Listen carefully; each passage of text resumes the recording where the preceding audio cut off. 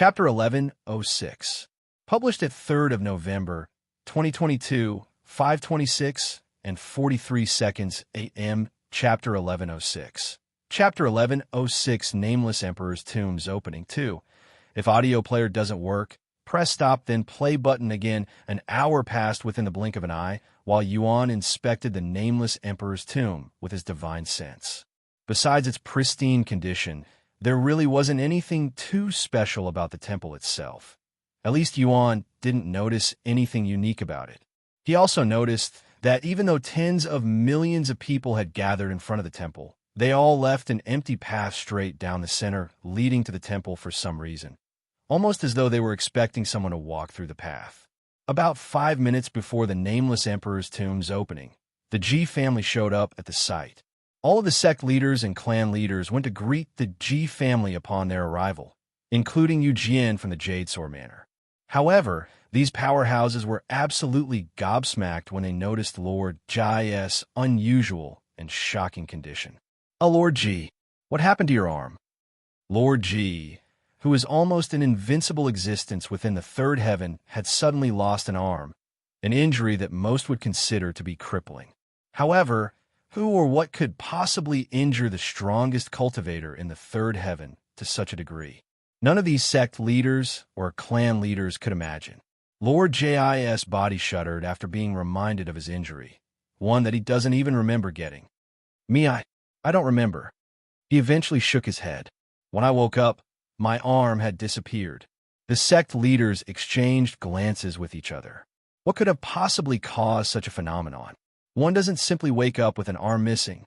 These experts all believe that Lord Ji had been attacked while he was asleep, as that was the only logical explanation, but such a thing was easier said than done. However, Lord Ji insisted that he doesn't remember anything, so the sect leaders and clan leaders had no choice but to drop the topic. I would normally give a speech, but as you can see, I am not in the condition to do so. Lord Ji spoke a moment later, and nobody there could blame him. Eventually, it was time for the Nameless Emperor's tomb's opening. Yuan could sense a sudden change in the atmosphere, almost as though the presence of an otherworldly expert just showed up. The temple suddenly began emanating a golden glow that would grow brighter with every passing second. Boom!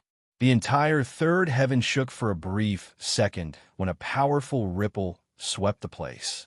Suddenly, like a ghost, the figure of a tall individual wearing exquisite white robes appeared in the empty path that all of the sects had purposefully avoided.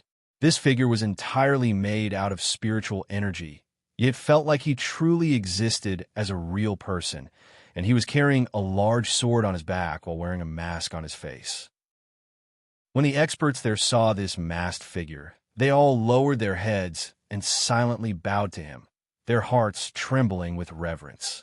Although nobody there knew this masked figure's true identity, they all had a good feeling that he was the Nameless Emperor, the master of this unfathomable tomb. Yuan's body trembled slightly when he saw this masked figure and the sword on his back. Empyrean Overlord. It only took a glance for him to recognize the sword and the masked figure. A few moments after he appeared, the masked figure began taking small strides towards the temple in the distance. As he slowly approached the tomb, not a single soul in that area dared to make even the slightest movements, and even the most powerful cultivator in this world, Lord Ji, had to hold his breath. Unbeknownst to most of the people there, several experts from the upper heaven were hidden amongst them, and they were just as awed by this masked figure's unfathomable presence despite being part of powerful families and sects in the upper heavens themselves. I have heard countless rumors about the Nameless Emperor's tomb and its unknown master, but I never really understood why even the experts in the ninth heaven are wary of this place until today. This masked figure, if he is still alive today, he would, without doubt, be one of the strongest cultivators in the nine heavens. How is he exuding such a powerful aura, even though he's just a phantom created entirely out of spiritual energy? Even the top experts in my family cannot emit such an aura while they are alive. This doesn't make any sense. After taking exactly 99 steps, the masked figure stopped his movements and proceeded to reach behind him to grab the Empyrean Overlord. The moment his grasp tightened on the Empyrean Overlord, all of the experts there suddenly felt a cold sensation around their neck, almost as though there was a real blade pressing against their skin at this moment. The experts tried their damned hardest to not swallow by accident, and their back was quickly soaked in cold sweat. The experts from the upper heavens even subconsciously grabbed their weapons when they sensed this chilling sensation, but they quickly released their hands when they realized the situation. His sword chi is so profound that our body, our very soul, had instinctively reacted defensively even though it wasn't directed at us. Even the current Sword Emperor would look like a sword apprentice compared to him. Why does such an existence exist in this world? What is the heavens thinking, allowing such a thing to happen? While the experts from the upper heaven were in deep thoughts, the masked man suddenly made his movement and swung his sword vertically at the temple. A beautiful arc of sword light was created by the swing, and it flew straight at the temple. Shah! Almost as though the sword light ripped through space itself, a massive portal suddenly appeared in front of the temple. The Nameless Emperor's tomb was finally open, but nobody there dared to move, as the masked figure had yet to disappear. Thus, the tens of millions of people there patiently waited for the masked man to disappear after opening the tomb like he usually does. However, what happened next shocked everyone there. If you find any errors, broken links, non-standard content, etc., please let us know so we can fix it as soon as possible. Tip: you can use left, right, A and D keyboard keys to browse between chapters. Chapter 1107, published at 1st of November, 2022, 1:09 and 26 seconds p.m. Chapter 1107. 1107 if audio player doesn't work. Press stop then play button again. What's going on? Why isn't he disappearing like he normally does after opening the tomb? Lord G and all of the experts there wondered inwardly when the masked figure continued to stand in front of the temple even many moments after opening the tomb. Everyone there was puzzled by the situation, but none of them dared to approach the tomb until the masked figure completely disappeared, even if they had to wait hours. Moments quickly turned into minutes. The atmosphere there had become almost suffocating, with everyone nervous about this phenomenon. The Nameless Emperor's tomb has existed for millions of years, with many experts there experiencing the tomb's opening over a dozen times, yet nobody there had seen or heard about this kind of situation. Did the Nameless Emperor's tomb have a sudden malfunction? Was there something different about this year's event? Nobody there could say for sure, nor were they willing to find out, as even the slightest mistake could cost them their life as long as the masked figure remained. Fuck, I don't feel this kind of pressure even inside the tomb. Sect leader Xiang cursed inwardly, feeling like he's already aged 100 years in these few short minutes. Suddenly, a voice resounded in the area. This voice was calm, soothing to the ears, and as gentle as feathers, yet there was a strikingly domineering feeling to the tone that demanded complete obedience. It took you long enough to get here. How long are you going to keep us waiting? Hurry up and get this over with so that you can continue your journey, which is just starting if you just made it here. Me to everyone's absolute shock, this voice came from the masked figure. Although everyone doubted their ears at first, they quickly realized that nobody but the masked figure could possibly have the audacity to speak in such a tense situation. The Nameless Emperor spoke? What's he talking about? Has he been waiting for someone this entire time? Who? Lord G was baffled. He has seen the Nameless Emperor over 100 times in his lifetime, but this is the first time he's heard the Nameless Emperor's voice. Meanwhile, Tian Yinyu was baffled for another reason. His voice. It sounds oddly familiar, like I have heard it before. She moved her eyes to glance at Yuan without turning her head. Right? It sounds exactly like Xiao Yang's voice, albeit a little more mature. Or am I just imagining things? She didn't want to jump to conclusions, so she disregarded such thoughts for now. Shortly after the Nameless Emperor spoke, his body made of spiritual energy began to disperse until there was nothing left. Normally, the people there would instantly rush into the Nameless Emperor's tomb after the Nameless Emperor's disappearance, but nobody there made any movements even after he was gone this time. Even though you're telling me to hurry, I won't be able to enter the tomb for another 5 days. Sorry. Yuan shook his head inwardly. Eventually, the experts started snapping out of their daze, and they finally started sending people into the Nameless Emperor's tomb. I will see you later, Xiang, Tian Yinyu said when it was their sect's turn to enter. Stay safe. We will meet in 5 days if nothing goes wrong. Yuan continued to wait outside the tomb until he saw Tian Yinyu enter the Nameless Emperor's tomb with his own eyes. Once he confirmed this, he turned around and disappeared from the scene. Disciple Tian, what happened to your friend? I thought he was going to enter the tomb with us. Yu Jian, who had been keeping his eyes on Yuan, asked Tian Yinyu and Tian Suyin when he noticed that he didn't enter with them. Something came up for him, so he'll enter at a later date. Tian Yinyu explained. I see. How unfortunate. I would feel a lot safer if I knew that he was in here. Yu Jian shook his head, seeing how much the sect leader held a junior in such high regard. Tian Suyin could only shake her head inwardly and admit that she felt the same way. The Jade Sword Manor would continue traveling in the Nameless Emperor's tomb as a whole sect for a little longer before everyone split up into smaller groups, dispersing in every direction. Tian Yinyu followed her mother and others that were going to the same destination, quickly making their way towards the Nameless Stone Warrior. Meanwhile, Yuan returned to Meishio and the others to let them know of the situation since he had a few more days before the meeting with Su Jiechi. There's a good chance that I might not leave the Nameless Emperor's tomb for a while, so I'm going to leave behind some things for you guys just in case you want to leave the Cultivator's Haven and explore Third Heaven by yourself. Exploring the Third Heaven without you? That's suicide for cultivators at our level. Chu Liuxiang said with a bittersweet smile. How long do you think it will take? Meishio asked. At most 6 months, but I really hope it won't take that long. Half a year. Do you think we'll reach at least Spirit Grandmaster in that amount of time? Legion C asked. With your talents and resources, I have no doubt that you'll reach at least Spirit Lord. Yuan smiled. By the way, even though I won't be with you, just know that you're still being protected no matter where you are. What do you mean? Meishio raised an eyebrow. I will tell you about it at tonight's dinner table. All right. Later that night, at the dinner table, Yuan would tell Meishio and the others about the Nameless Emperor's tomb and his new friend Dongyi. However, he didn't tell them everything about Dongyi, such as how Dongyi was a servant from one of his past lives, as that would have made things complicated. Though, he did tell Meishio and Chu Liuxiang since they were already aware of his past lives. Over the next 5 days, Yuan would spend them in the real world with most of his time being spent in the training field or the bedroom. 5 days passed in the blink of an eye, and it was time for his promise with Su Jiechi to be fulfilled.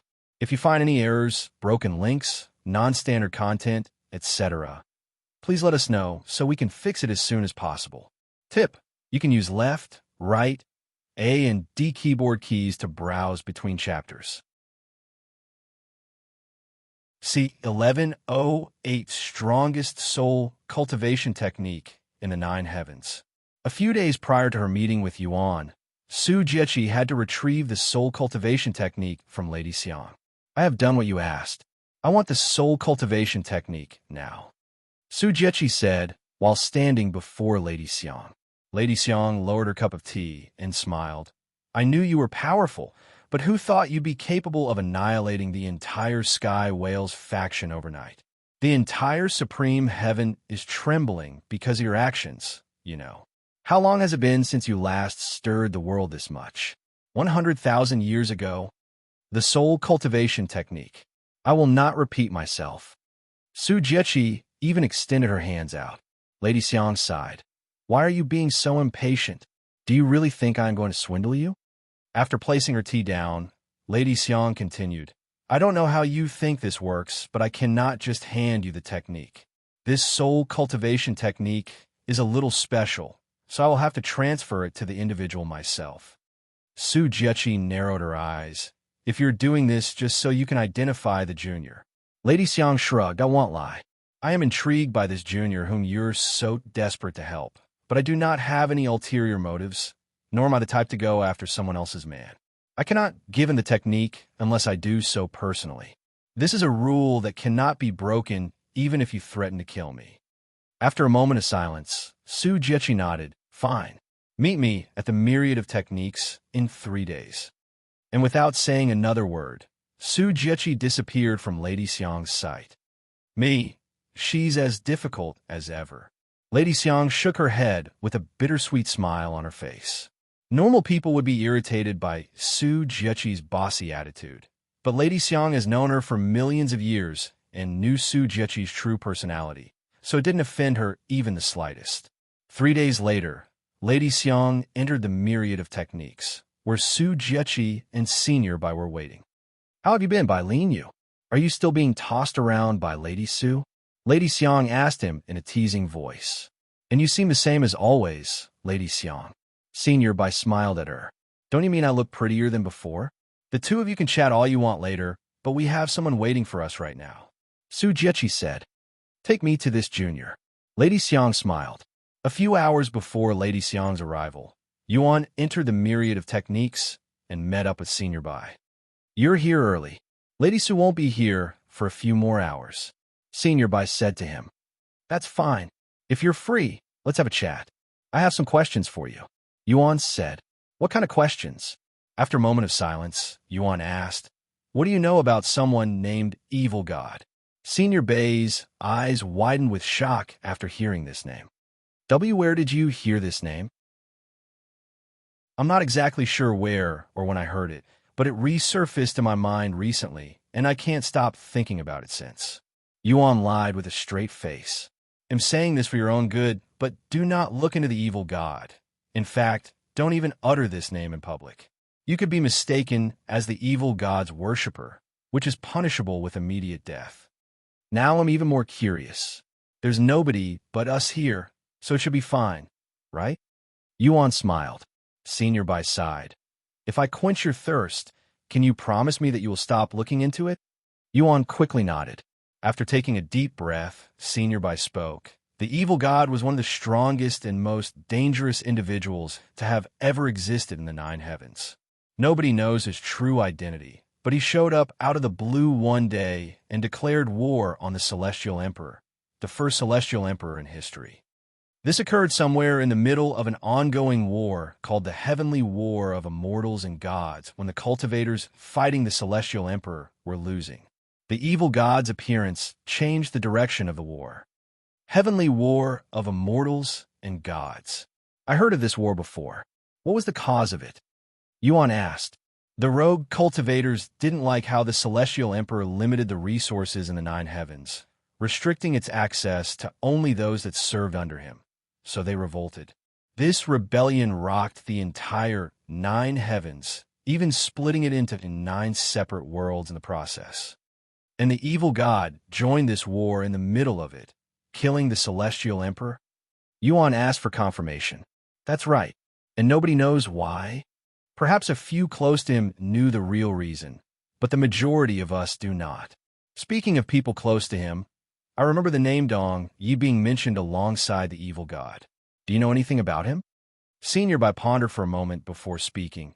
If I remember correctly, Dong Yi was the commander of the evil god's shadow army, one of the most fearsome groups of assassins within the 9 heavens. Yuan would continue to ask questions about the evil god, and Senior Bai would answer them to the best of his knowledge. A few hours later, Senior Bai said, All right, it's about time. I'm going to get Lady Su now. Okay, thank you for your time. Remember your promise. Yuan nodded with a smile. I know. I won't look into the evil god anymore. Senior Bai left the Myriad of Techniques the next moment. A few minutes later, Yuan could sense Senior Bai's presence reappearing nearby, alongside 2 other presences, one of which that he did not recognize. Who is that? Yuan wondered to himself as he gazed at the unfamiliar beauty that was following Senior Bai and Su Jiechi.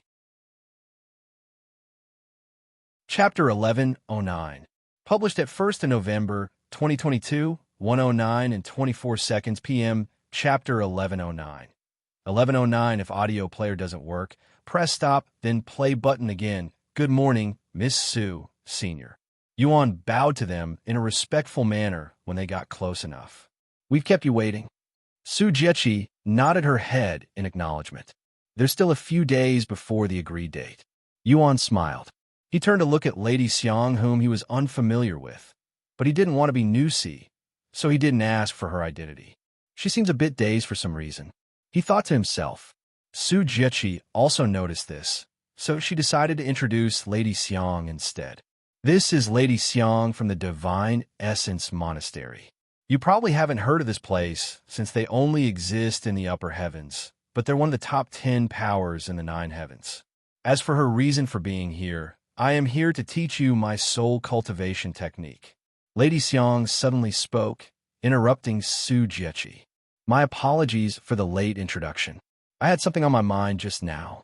I am Xiang Biyu, the current holy maiden of the Divine Essence Monastery. You may address me as Sister Biyu. Senior Bai and Su Jiechi looked at Lady Xiang with raised eyebrows.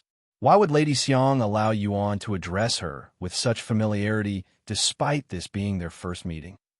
Lady Xiang continued without pausing. In my possession is what I believe to be the strongest soul cultivation technique in the 9 heavens. So Lady Su went to the right person if that's what you are looking for. Tell me, why are you seeking such a powerful technique when you're just a mere spirit king? Did you not stop to think that you might be biting more than you can chew? Yuan smiled and said, I was just looking for a suitable soul cultivation technique. It was Miss Su who offered to find me the best one she could find. There's no way I could refuse such an offer. As for whether or not I can chew it, I guess we will find out once I bite into it. Lady Xiang glanced at Su Jiechi for a second, but didn't say anything. Fortunately for you, unlike most soul cultivation techniques out there, my soul cultivation technique doesn't discriminate against one's cultivation, so anyone can learn it as long as they qualify. However, that is easier said than done, as there have only been 3 people since ancient time that have managed to learn this soul cultivation technique. Only 3 people? Yuan was surprised to hear this, but he was also excited. After all, the harder it was to learn something, that something is usually more unique and powerful. If you do not have what it takes to learn this soul cultivation technique, there's nothing I could do for you. It just means you are not fated to learn it. Lady Xiang said a moment later. She turned to look at Lady Su and continued, As I have mentioned before coming here, if he doesn't learn it, don't expect any compensation, as this was part of our deal. I am well aware. Su Jiechi nodded. Lady Xiang returned to Yuan and smiled. She destroyed an entire faction just to get you this chance, young man. Try not to waste it, even if you don't really have a choice. You did what? Yuan looked at Su Jiechi with wide eyes. Don't misunderstand. Even though it was part of the agreement, the Celestial Overlord have a duty to deal with any demon worshippers. So I would have dealt with them the moment I learned that they were demon worshippers, even if it wasn't part of the agreement. Whatever you say, Lady Su. Lady Xiang proceeded to glare at Yuan with a serious look on her face. Are you ready? She asked. I am. He nodded. Let's go. Su Jiechi suddenly said to Senior Bai, who nodded in silence. The two of them proceeded to leave Lady Xiang and Yuan alone. Since Lady Xiang only promised to teach Yuan the soul cultivation technique, it was only natural for everyone else to leave.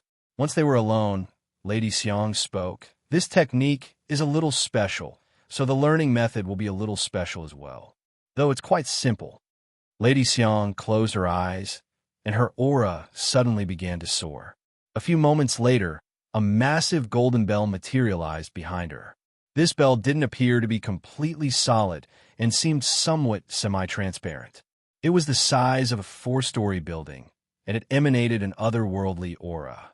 Upon closer inspection, Yuan could see tiny words engraved onto the front of the bell, exactly 1,000 words.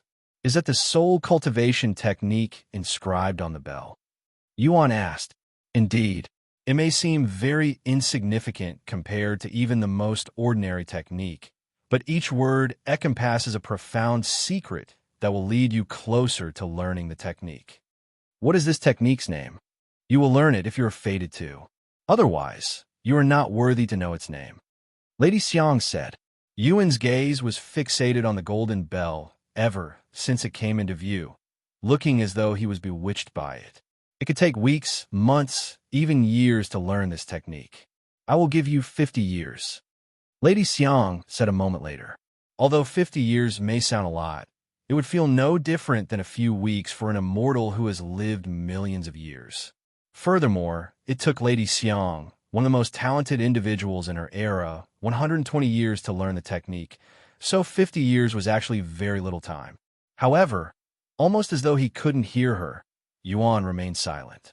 Lady Xiang continued speaking regardless. Once you think you have comprehended the technique, ring the bell with your spiritual energy. Even a little is fine. Once you do, the bell will ring, and each ring will signify your understanding. So the more times it rings, the more you'll comprehend it. I doubt you'll be able to learn this technique in 50 years, but there's no need to worry because I will. In the midst of Lady Xiang's thoughts, Yuan suddenly lifted his finger and pointed it at the bell. And before Lady Xiang could even wonder what he was thinking, Yuan released a strand of spiritual energy that flew straight at the bell.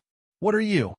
Lady Xiang exclaimed a shocked voice after seeing his seemingly reckless actions. But she had no time to be shocked, as Yuan would surely be dead before the bell could even finish ringing once. If you find any errors, broken links, non-standard content, etc., please let us know so we can fix it as soon as possible. Tip: you can use left, right, A and D keyboard keys to browse between chapters. Chapter 1110, published at 1st of November, 2022, 1:09 and 22 seconds p.m., Chapter 1110.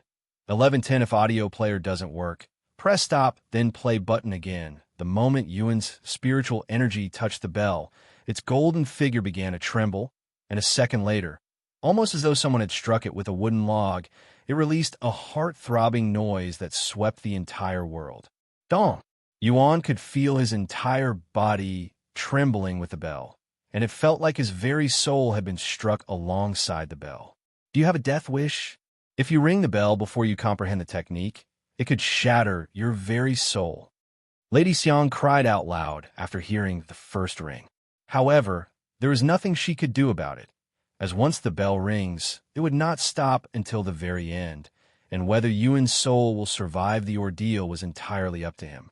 Don't worry, I have already comprehended the technique. Yuan spoke in a calm voice as the first ring continued to echo. The sound of each ring lasted 9 seconds, so he had some time until the next one. What in heaven's name are you talking about? That's impossible. It took me 120 years to comprehend the technique while you've just started. Lady Xiang didn't want to believe it. She couldn't. In fact, nobody in the 9 heavens would believe Yuan's outrageous claims. However, Yuan wasn't lying, almost as though he was fated to learn the technique, or he learned the technique in advance, had instantly grasped the meaning behind the words on the bell at glance, and comprehended the technique the following second. It was so unbelievably easy that even Yuan doubted it at first, hence why he went ahead and rang the golden bell, as he suddenly had this uncontrollable urge to do so, which was probably affected by the technique head just comprehended. With that being said, while he's comprehended the technique, he hasn't actually learned it yet. How much of the technique he learns will entirely depend on the amount of times the bell resounds. Thus, the more the bell rings, the more he will learn the technique. 9 seconds after the first ring, the bell rang for a second time, sounding even louder than the previous. Dong! Yuan could feel his entire body being pushed back by the noise, as well as the invisible force that was pressuring his internal organs and his very soul. Despite that, it didn't really affect Yuan too much, and the pressure on his soul was nothing more than just that. He wasn't hurt by the pressure, nor did he feel like his life was threatened by it. Therefore, Yuan stood tall and endured the second bell for 9 more seconds. After the second ringing ended, the bell resounded for a third time, but not before the golden bell itself grew in size. And in the blink of an eye, the golden bell nearly doubled in size. Dong! Lady Xiang swallowed nervously as an expression of disbelief was plastered all over her face. He's withstanding the pressure from a bell. Did he really comprehend the technique in that short of a time? How many times will the bell ring for him? Lady Xiang recalled her experience learning the technique and facing the bell. After spending 120 years trying to comprehend the technique, she managed to make the golden bell ring a total of 6 times out of a possible 9. Dong! The golden bell rang for the 4th time, and it had grown so large that it was almost as big as Yuan's god of war's astral arts avatar. Yuan had closed his eyes and sat down long ago, and his understanding for the soul cultivation technique deepened with every ring. Eventually, the loud noise sounded no different than music to his ears, and his body felt like it was being embraced by the goddess of sounds. Dong! Dong!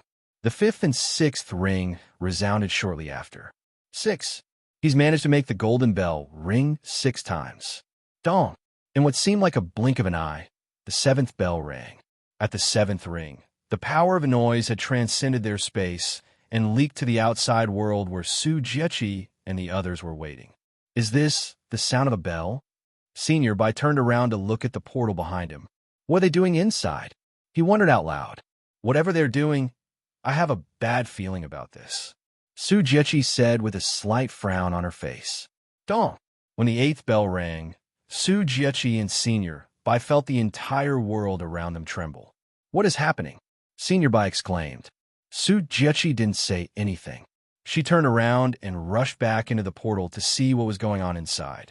Senior Bai quickly followed, and to their absolute surprise, there was a massive golden bell inside Senior Bai's world, and it was big enough to cover the entire place. What in heaven's name are we seeing? Senior Bai uttered in a voice of disbelief. Despite the loud noises, neither Senior Bai nor Su Jiechi were affected by it, as the pressure was mostly focused on Yuan, so the most they felt was their heart beating louder than usual. E8 rings. Lady Xiang could be seen trembling in shock, even from a distance. Su Jiechi immediately approached her and asked, "What the hell is going on here?" Lady Xiang turned to look at her with wide eyes before speaking in a dazed voice. He's managed to make the bell ring 8 times. What is that even supposed to mean? Su Jiechi frowned. It means a new legend is about to be born, she exclaimed with a wide smile on her face. Dong!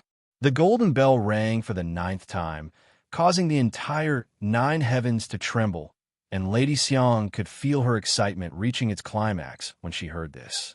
However, little did Lady Xiang know that this was just the beginning. After the golden bell rang 9 times, it suddenly rang again for the 10th time. Dong! Lady Xiang always believed that the golden bell could only ring a maximum of 9 times, but Yuan had managed to surpass that and ring it 10 times. If you find any errors, broken links, non-standard content, etc., please let us know so we can fix it as soon as possible. Tip: you can use left, right, A and D keyboard keys to browse between chapters. C1111 The 9 Heavens Trembles. After the 10th ring, the golden bell fell silent, but both Yuan and Lady Xiang could somehow tell that it wasn't completely over yet. Tell me what's going on? Su Jiechi asked them, as she was completely clueless to the situation. Once one comprehends the soul cultivation technique, the golden bell will ring a certain number of times with 9, 10 rings being the maximum. And the more times you manage to make it ring, the stronger your understanding of the technique will be. In other words, the more it rings, the better. Lady Xiang explained in a dazed voice, and she continued, "For reference, I made the bell ring 6 times when I comprehended the technique, and I was considered a genius that would appear only once every few million years." After swallowing nervously, she said, "Your little friend here has managed to make the bell ring 10 times. That kind of talent is frightening. I cannot imagine what kind of monster he'll be like in the future." Although it might be a bit rude to call Yuan a monster, Lady Xiang could not think of another term to call him by, and his talent was truly monstrous. "So what happens now?" Su Jiechi asked. Lady Xiang shook her head. "I don't know. The golden bell should have disappeared after it stopped ringing, but it's still here for some reason, so it might not be the end just yet. As for what might happen, I cannot even begin to imagine." After a brief moment of silence, Su Jiechi spoke while staring at Yuan, who was still sitting there with his eyes closed. "How are you feeling?" Me, however, almost as though he couldn't even hear her, Yuan remained silent. Su Jiechi didn't try to speak to him again, fearing that she might disturb his trance. Thus, both Su Jiechi and Lady Xiang would patiently wait for Yuan to wake up. Yuan would not move a single muscle for the next 24 hours, and neither did Su Jiechi or Lady Xiang. They would stare at Yuan's face intently, their thoughts unknown. Senior Bai was still waiting outside the portal, feeling a little nervous about how silent it was. Fortunately, that silence would not last too long, as the 9 heavens would soon experience another turmoil. Once 24 hours had passed, Yuan suddenly opened his eyes, but they seemed empty, almost as though he was still unconscious.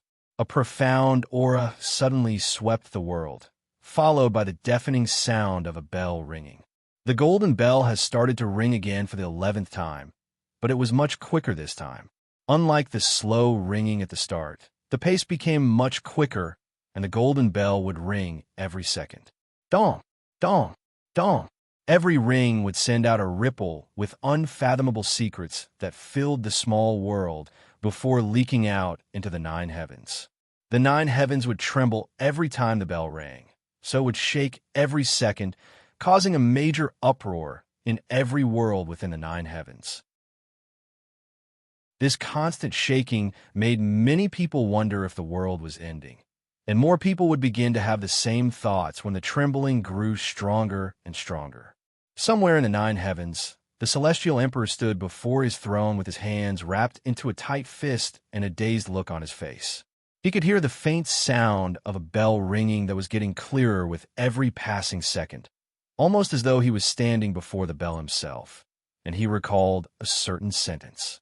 When the glorious bell of supremacy resounds, a new ruler is born, and the 9 heavens will tremble as it enters a new era. Have you returned once again to trample on this world's peace? Why won't you give up? No matter how many times you reincarnate, you cannot escape the fate bestowed upon everyone born under this heaven. It's impossible to win. The Celestial Emperor had a tired and somewhat defeated look in his eyes. Back in a myriad of techniques, Yuan could feel something deep within his body being loosened, being awakened. As the bell approached its 90th ring, Yuan finally understood one thing. This has nothing to do with the soul cultivation technique. This is a key to a lock within me. Something inside me is being unsealed. Although he didn't know what was being unsealed, he somehow knew that it would help him face whatever was inside the Nameless Emperor's tomb. Once the golden bell rang a total of 99 times, it would stop for a few seconds before resounding one more time. When the golden bell rang for the 100th time, it shattered into countless fragments. These fragments did not immediately disappear, and instead transformed into golden swords that pointed at Yuan. Each of these swords had unique symbols engraved into them, but neither Su Jiechi nor Lady Xiang could read them. As for Yuan, even though he couldn't read them, he could somehow understand them. Whoosh! These countless golden swords suddenly flew at Yuan, entering his body without harming him in the slightest. Once Yuan absorbed all of the golden swords, he took a deep breath before closing his eyes and entering into another trance. This trance didn't last as long and ended a few minutes later. When he opened his eyes, it was pure gold and glistening like stars in a starry night, giving an otherworldly feeling to his existence. Both Su Jiechi and Lady Xiang subconsciously swallowed nervously when they saw his eyes, feeling as though they were before a divine entity despite being godlike existences themselves. "I think it's over," he spoke in a calm voice a moment later. However, the goddesses were still in shock and trying to process what had just happened. "H, how do you feel?" Lady Xiang asked him a moment later. "I feel fine." "Just fine? Do you feel any different?" To her surprise, Yuan shook his head. "No, I don't feel any different." "How is that even possible?" Lady Xiang muttered in a dazed voice. C1140 Lady Xiang's offer. "I don't believe it." Su Jiechi suddenly spoke with a cold expression on her face. "You just learned the strongest soul cultivation technique known in the 9 heavens, not to mention that spectacle just now. There's no way you don't feel any different." Yuan shook his head with a bittersweet smile. Why would I lie to you? I truly don't feel any different. Perhaps the effects will start showing later, but I can't sense anything different about my body at this moment. Neither Lady Xiang nor Su Jiechi could argue with his logic, especially when they still cannot comprehend what had just occurred. Then I would like to make a suggestion. You should stay here for a little longer so that I can monitor your condition. Lady Xiang then said, I'm sorry, Lady Xiang, but I have somewhere to be, and I already broke my promise once. I cannot disappoint my friend a second time. I hope you can understand. If I feel any different, I will let Senior Bai know. Lady Xiang frowned, clearly unhappy, which was to be expected. However, what Yuan didn't expect was what she would go on to say. That's not right. I told you to address me as Sister Bu. Lady Xiang revealed her reason for being displeased, leaving Yuan speechless. Su Jiechi then spoke. You don't need to report anything if you don't want to. We just wanted to make sure your body is unharmed after enduring the Golden Bell for so long. Me, if it is considered rude to question a cultivator about their gains after they consumed a treasure, the same logic applied to cultivation techniques. Anyways, about the soul cultivation technique. Do you have it? Lady Xiang asked a moment later. Yuan silently nodded. Lady Xiang took a deep breath before speaking.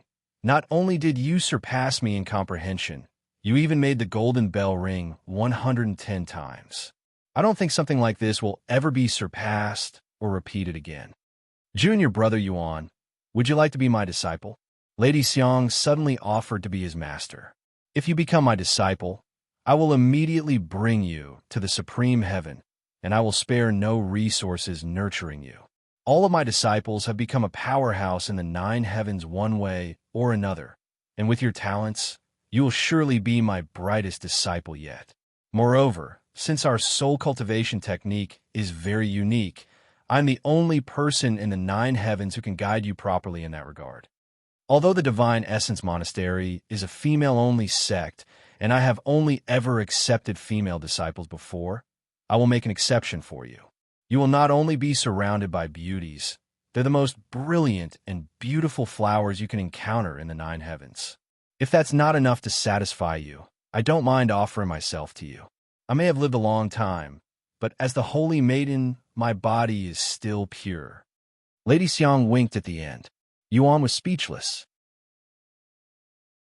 How did the conversation go off the rails so fast within a single sentence? Hey, what nonsense are you spouting? It'll kill you. Su Jiechi interrupted with a cold look on her face.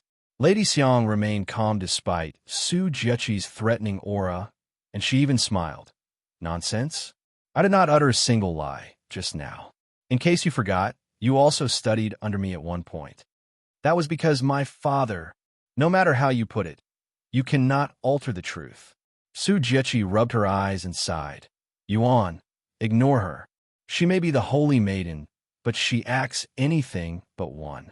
Even if she is the only person in this world who can teach you about the soul cultivation technique, I have a feeling that you won't need it. In fact, you might even be the one guiding her in the future. How can you say such a thing in front of a junior right before my presence? Little Chi, to make things fair, how about I reveal some of your embarrassing secrets? Lady Xiang spoke with a cold look on her face.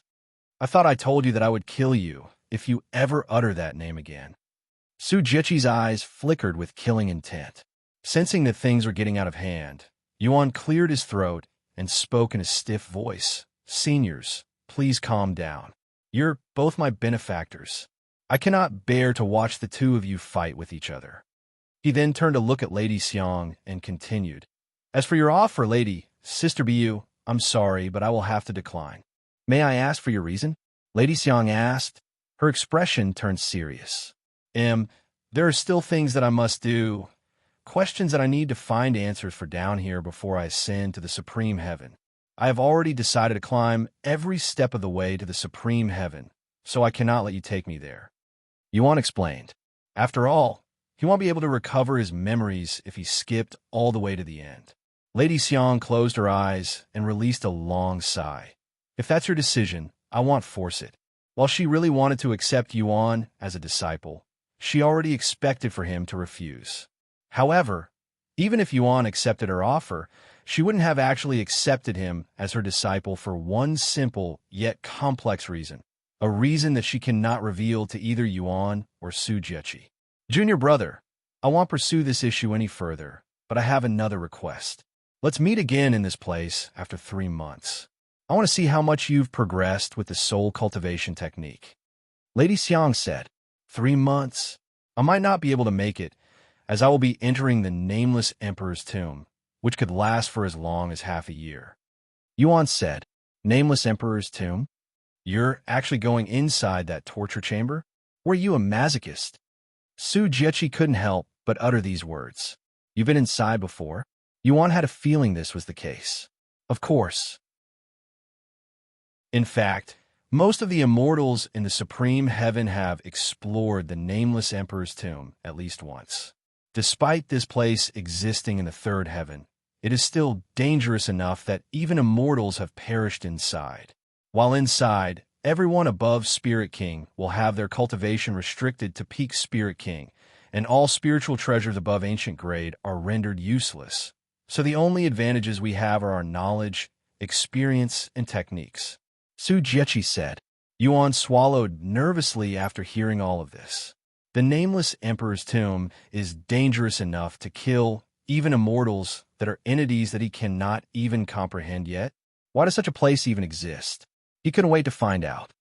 Now that I know you're planning to explore the Nameless Emperor's tomb, I cannot leave you empty-handed. Lady Xiang suddenly said, Here are some life. Right as Lady Xiang prepared to pull out life-saving treasures for Yuan, Su Jiechi stopped her and said, What are you doing? Have you forgotten our position? If we interfere too much, it could have the opposite effect and harm him instead. Lady Xiang wanted to argue, but she couldn't. Fine, I won't give him any life-saving treasures, but I won't let him go inside without anything. Lady Xiang said with a stern look on her face. Even though he's not my official disciple, he still learned my soul cultivation technique, so he is technically one. C1113, Lady Xiang's blessing. Come over here, junior brother. Lady Xiang gestured for Yuan. You may not need this, but it's better to be safe than be sorry. Yuan nodded, and he approached her while anticipating what she was going to give him. Once he was right in front of Lady Xiang, she said, Close your eyes. Yuan didn't question her request and closed his eyes. The following moment, he would feel something soft and small pressing against his forehead, which prompted him to open his eyes. When he opened his eyes, Yuan could only see a pair of luscious breasts hovering right in front of his face, causing him to raise an eyebrow. Su Jiechi's mouth was wide open at this moment as her shocked eyes were glaring at Lady Xiang, who was giving Yuan a kiss on the forehead. As the holy maiden, her actions right now would be considered a taboo, and it would surely create an uproar if the public knew of it. The kiss didn't last long, only 3 seconds, but it felt like 3 hours to Su Jiechi. Perhaps it would have lasted longer if Su Jiechi didn't intervene. Are you done yet? Lady Xiang removed her lips from Yuan's forehead with a satisfied smile on her face. I've just given you a blessing. It will automatically activate if it senses that you're in grave danger. I hope it will never activate, though. Thank you. Yuan smiled back, not thinking too much about the kiss on the forehead. Sometime later, Su Jiechi spoke regarding your other request about your physique. Unfortunately, I didn't have time to get the manual since I came here immediately after getting the technique. When you return in 6 months, I will also be here with the manuals. I understand. Thank you, Miss Su. Before you leave, there's one more topic that needs to be discussed. Su Jiechi then said, What is it? Su Jiechi proceeded to tell Yuan about the situation in the Supreme Heaven and how many powerful sects, factions, and clans had sent down people to hunt for a certain individual. Yuan began sweating when he heard this information. Even though Su Jiechi said that they didn't know the true identity of this criminal yet, he knew right away when she mentioned heaven's judgment, and he pondered if he should tell her the truth. Honestly, even though I'm telling you this, I'm not telling you to hunt this criminal. Even if you come across this person, you aren't obligated to catch him. There are plenty of people who are capable of dealing with a mere criminal in third heaven. Though, You will receive a lot of good karma if you do, so there's that. I understand. I will try my best to catch him if I see him, Yuan said with a stiff smile on his face. Here, take this jade slip. It will burn if you're close to the criminal, who had been branded by heaven during the judgment. Su Jiechi handed Yuan a black jade slip. Yuan silently stared at the jade slip with a dazed look on his face. He was wondering why the jade slip had no reaction even though he was right in front of it. Not that he had any complaints, as this situation worked in his favor. After accepting the jade slip, Yuan left the myriad of techniques shortly after. So he's already left, huh? I still have something to give him, but that will have to wait until our next meeting now. Senior Bai mumbled after learning that Yuan had left. He'll return in 6 months after the Nameless Emperor's tomb. Su Jiechi briefly explained the situation. Nameless Emperor's tomb. Even with his talents, I cannot help but feel a little worried. Senior Bai shook his head. The Nameless Emperor's tomb could be considered one of the most difficult legacy tombs in the 9 heavens. After all, why are you still here? Su Jiechi turned to look at Lady Xiang, who was still lingering around for some reason. Lady Xiang did not immediately respond and silently stared at her. After a moment of silence, she asked in a low voice, judging by how you're acting around that young man, don't tell me you can't see the resemblance? What are you talking about? Su Jiechi looked genuinely puzzled by such a question. Unbelievable. Lady Xiang sighed. Actually, now that I think about it, you weren't there to see his growth, so it's not that surprising that you don't see it. What the hell have you been mumbling about since the beginning? You are acting weird today. Very weird. If you don't understand it, then I won't bother.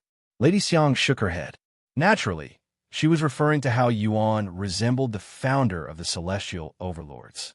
Unlike Su Jiechi, who was picked up by the founder when she was just a little girl, Lady Xiang had been with him since much earlier, as early as his teenage years. The resemblance is so uncanny that I thought I'd somehow traveled to the past. Lady Xiang sighed inwardly as she recalled her memories that are so old they could be considered ancient. As she reached the exit, Lady Xiang turned around to look at Su Jiechi again. He's probably already part of the Celestial Overlord, right? She asked. Naturally. Su Jiechi spoke in a manner that made it seem like there was no other option. Then I will give up recruiting him to my faction for now. Though, I will acquire him through other ways. Don't say I didn't warn you. Lady Xiang waved at Su Jiechi as she entered the exit, leaving Su Jiechi no time to respond. Lady Su, what happened? The 9 heavens shook non-stop just now. This is the second time it's happened. I don't think this is a coincidence anymore. After a moment of silence, Su Jiechi mumbled, it's definitely connected to Yuan. As for why it's happening, I don't have the slightest clue, nor is it our business. I'm leaving now. C1140 Heaven's Indomitable Soul. After leaving the myriad of techniques, Yuan immediately began making his way back to the Nameless Emperor's tomb. On his way there, he would think about the new cultivation technique that had just acquired. As he couldn't wait to experience the technique, Yuan decided to use the technique while he was on the move to see how it worked. Immediately after he activated the technique, Yuan could feel his body absorbing the spiritual essence around him, almost like how cultivators absorb qi when they cultivate. However, spiritual essence was different from spiritual energy. Unlike spiritual energy that will inevitably have impurity, spiritual essence is completely pure, so the cultivator won't need to cleanse its purity after absorbing. Furthermore, spiritual essence itself is much stronger than spiritual energy, making it the ideal resource for all cultivators. However, one does not simply cultivate spiritual essence normally. In order to absorb spiritual essence, one must be able to sense spiritual essence, something that is only doable after they become an immortal.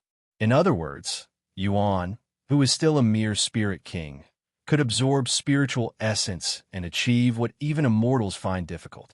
That's not all. Not only could he absorb spiritual essence, but he can even convert it into his soul strength, something only those that have learned Heaven's Indomitable Soul technique could achieve. There is even a popular saying in the supreme heavens that says a single drop of spiritual essence is more valuable than a whole sea of spiritual energy, as spiritual energy essentially becomes useless to immortals, who can only grow through spiritual essence.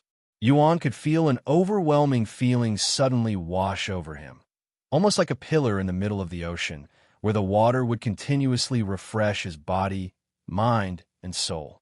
+2, 021 soul strength, +3, 000 soul strength, +2, 391 soul strength. Every few seconds, his soul strength would increase by the thousands.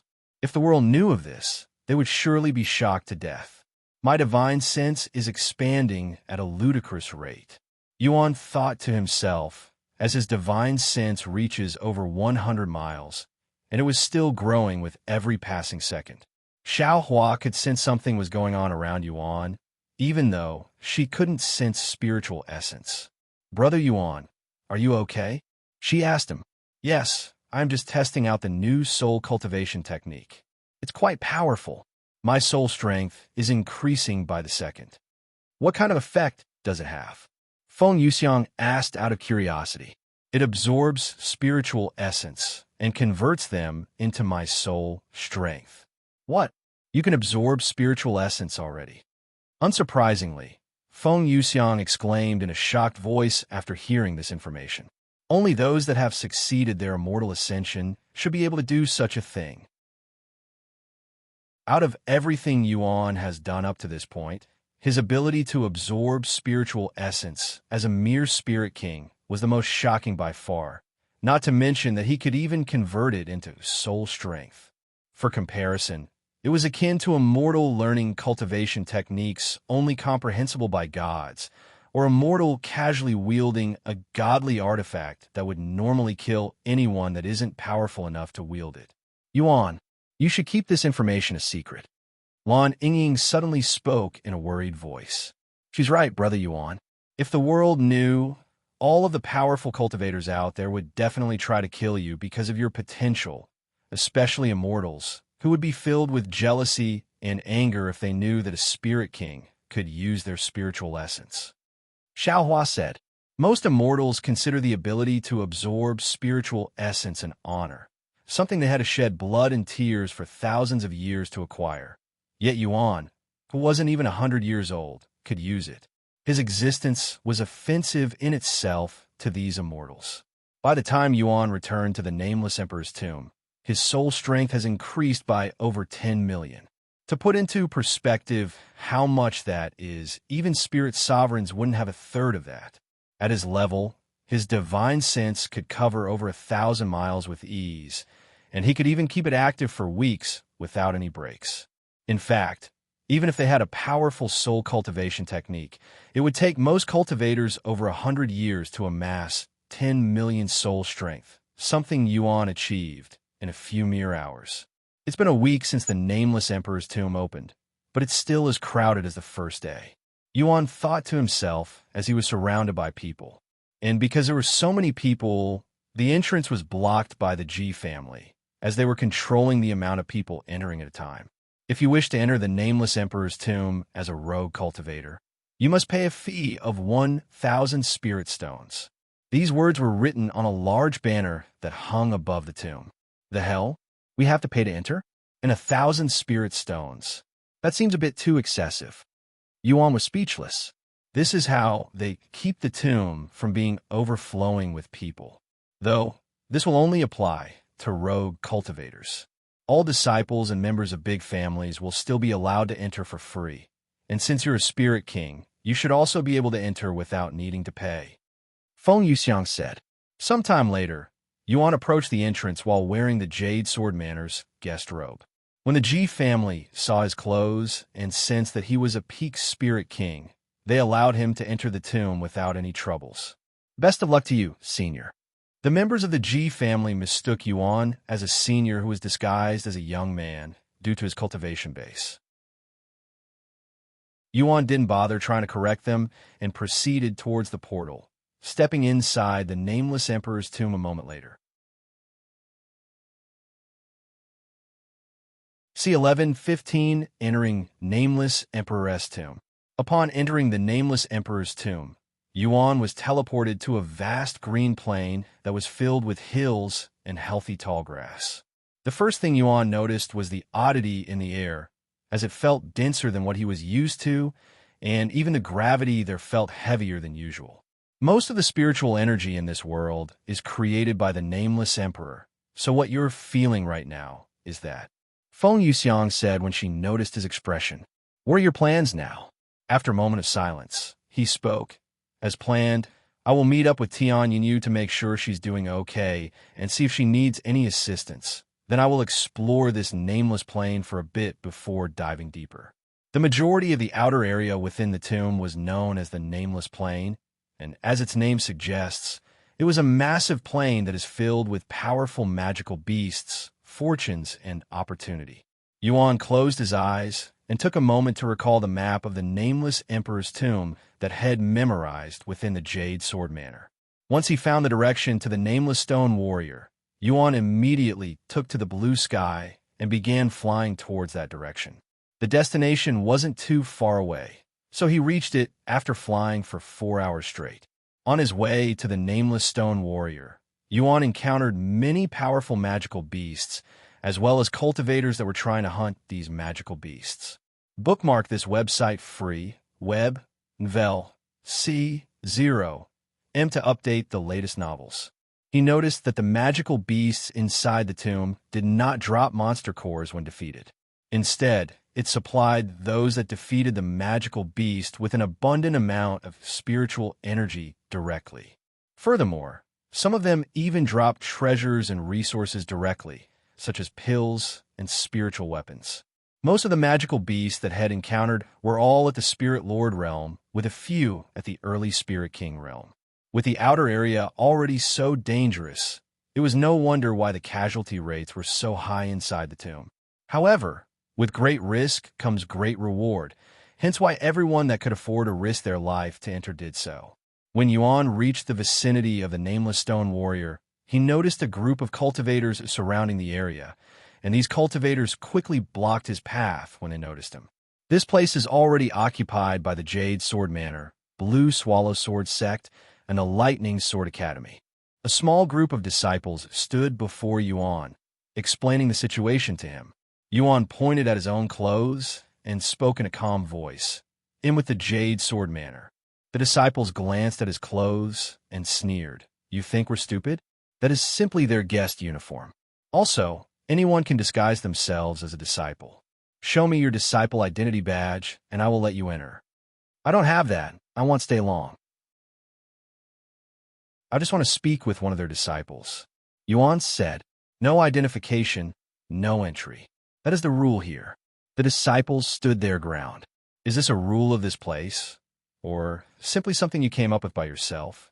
One of the disciples smirked. In this place, the strong make the rules. Is that so? Yuan turned silent after this point. The Nameless Stone Warrior is a place where people go for enlightenment. If I cause a commotion here, I might disturb them. After pondering for a bit, Yuan retrieved Yu Jian's medallion and showed it to these disciples. What about this? It was given to me by sect leader Yu Jian himself. The disciple squinted at the medallion before giving a scoff. I don't recognize it, so I'm not going to accept it. Yuan shook his head. You're making this difficult for no reason. One last chance. We can do this the easy way or the hard way. You dare threaten us? The disciples immediately became heated. Yuan released a sigh, and right before the disciples could even take their first step, Yuan silently activated Heavenly Domain. All of the disciples around him instantly fell to their knees as a tyrannical pressure bore down on them. Help! These disciples could feel their bones cracking and muscles tearing apart just from the pressure alone, their bodies screaming in pain. Within seconds, blood flowed from their eyes, nose, and ears. Oops! Yuan quickly retracted the Heavenly Domain when he saw this, as he wasn't expecting such an outcome. I barely used my spiritual energy, yet I nearly killed them. My soul strength has grown so exponentially in such a short time that I don't know my own strength anymore. I need to be careful now if I don't want to accidentally kill someone. Yuan swallowed nervously. What is going on here? A loud voice suddenly boomed in the vicinity, causing Yuan to shift his attention to the group of elders approaching his direction. Once the elders arrived, they immediately began inspecting Yuan to try and identify him. A few of the elders there were from the Jade Sword Manor, so they immediately recognized his esteemed guest uniform. Furthermore, Yuan was still holding their sect leader's medallion. Who are you, and why did you attack my disciples? An old man, wearing a blue uniform, stepped forward and questioned Yuan with an angry expression, while the other elders went to treat the disciples by feeding them a healing pill. Yuan quickly explained himself, but the elder did not seem to be satisfied by it. Yuan couldn't blame the elder, as he had nearly killed the disciples. However, before the situation could get any worse, Yu Jin showed up to the scene after being notified by the elders from his sect. After speaking with the elder from the Blue Swallow Sword sect, Yu Jin managed to calm the situation. I have settled things for now, so you can enter, but that is only for now. They might try to trouble you later, and I can't protect you then. Yu Jin sighed. That's fine. Thank you for the assistance. Yuan showed him a calm smile, almost as though he couldn't care less about it. He entered the area with Yu Jin a moment later while being glared at by the disciples that had nearly killed. C1140 Nameless Stone Warrior. A few minutes after his incident with the Blue Swallow Sword sect, Yuan could see a massive statue of a masked figure standing in the distance. This figure was clearly the Lord, and he was holding his sword straight in front of him like some kind of knight. Once he got closer, he could see hundreds, if not thousands of people sitting around the statue while staring at it intensively, as if they were trying to poke holes in the statue with their gaze alone. He quickly found Tian Yinyu and Tian Suyin. They were both sitting towards the middle of the group, located directly behind the statue, which is considered to be the worst spot there, as they were unable to see the Lord or the sword clearly from such an angle.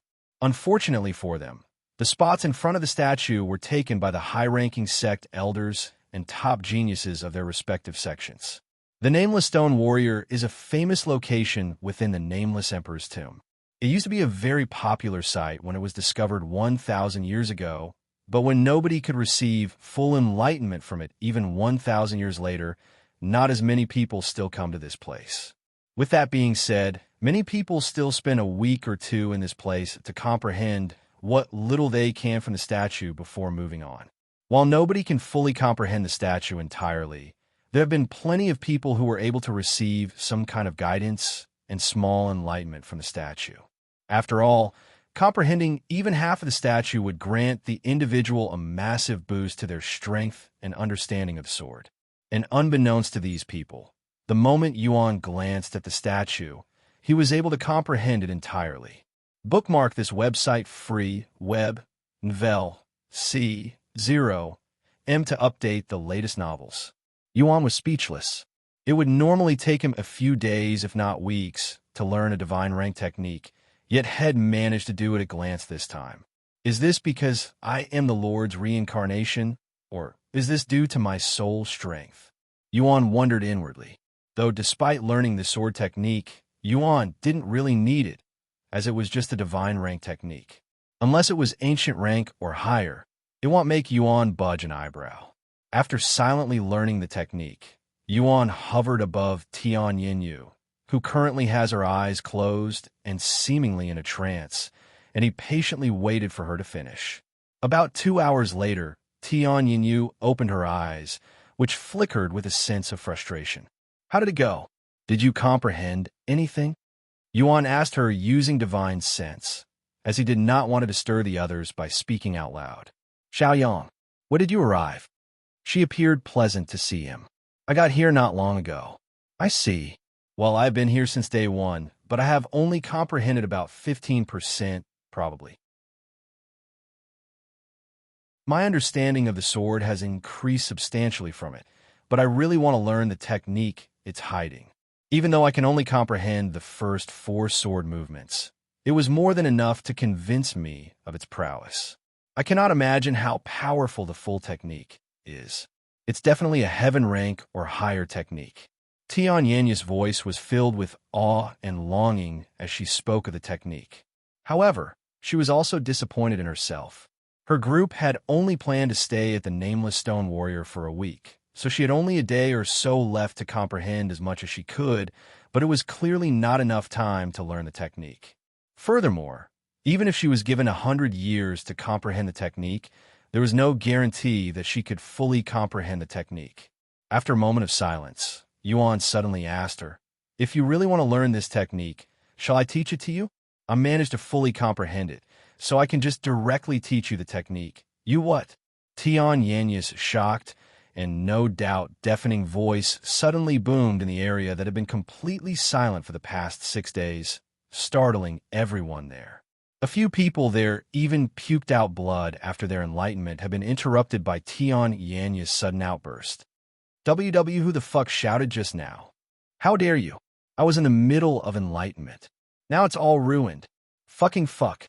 I was also very close to enlightenment as well. Identify yourself, you bastard. Let me fucking kill you." Everybody there started cursing out loud. To nobody's surprise, Tian Yanya's accidental outburst had caused a huge commotion. Shit. Tian Yanyu began sweating profusely when everybody there learned that it was her who screamed and disturbed their peace, their gazes so sharp it could kill. "You idiot." Tian Suin was shaking her head while rubbing her eyes at Tian Yanyu, as she instantly understood the gravity of the situation.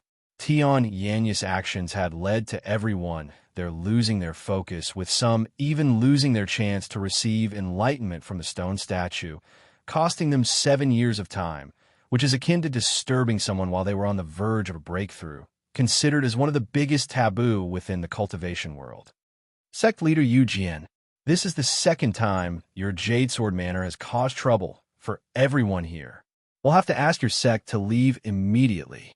The Blue Swallow Sword sect and the Lightning Sword Academy began pressuring Yu Jian and his sect to leave. However, some people there were not satisfied with just this punishment, especially those that had their enlightenment interrupted. "That bitch who just shouted needs to be punished separately. She nearly crippled some of us just now, so it would only be fair if we did the same to her. Yeah, cripple her cultivation." Tian Yanyu turned to look at Yuan, her only hope, with despair on her face. Yuan sighed. "It hasn't even been half a day since I entered the tomb, and I've already encountered 2 incidents. The future's looking bleak." Sometime later, Yuan's voice boomed. "Everyone, please calm down." He mixed his spiritual energy in the voice, causing it to ring in everyone's head, making it impossible to ignore or miss. The chaos halted for a moment as everyone there shifted their gaze from Tian Yanyu to Yuan. "I would like to apologize on behalf of my friend, as I am somewhat responsible for her outburst. I also understand your anger and frustration, so I am willing to teach everyone here the complete technique of this stone statue as compensation. What do you say?" Yuan's words kept the place dead silent for many moments, as nobody there dared to believe their ears just now. In order to have the complete technique of the Nameless Stone Warrior, one must have fully comprehended it, something that hasn't been done since its discovery 1,000 years ago, so it was natural for the people there to doubt Yuan's words. Knowing this, Yuan acted swiftly and retrieved his sword. Then, he began moving according to the movements head comprehended from the Nameless Stone Warrior in front of his audience, leaving everyone there speechless.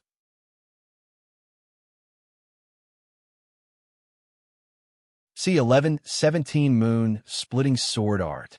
After performing the moon-splitting sword art flawlessly in front of everyone there, Yuan stopped and patiently waited for their response.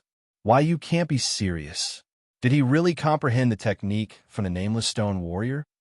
"I comprehended about 30% of the technique, and from my understanding, his earlier movements matched the technique perfectly, not to mention how flawlessly and fluidly they flowed afterward."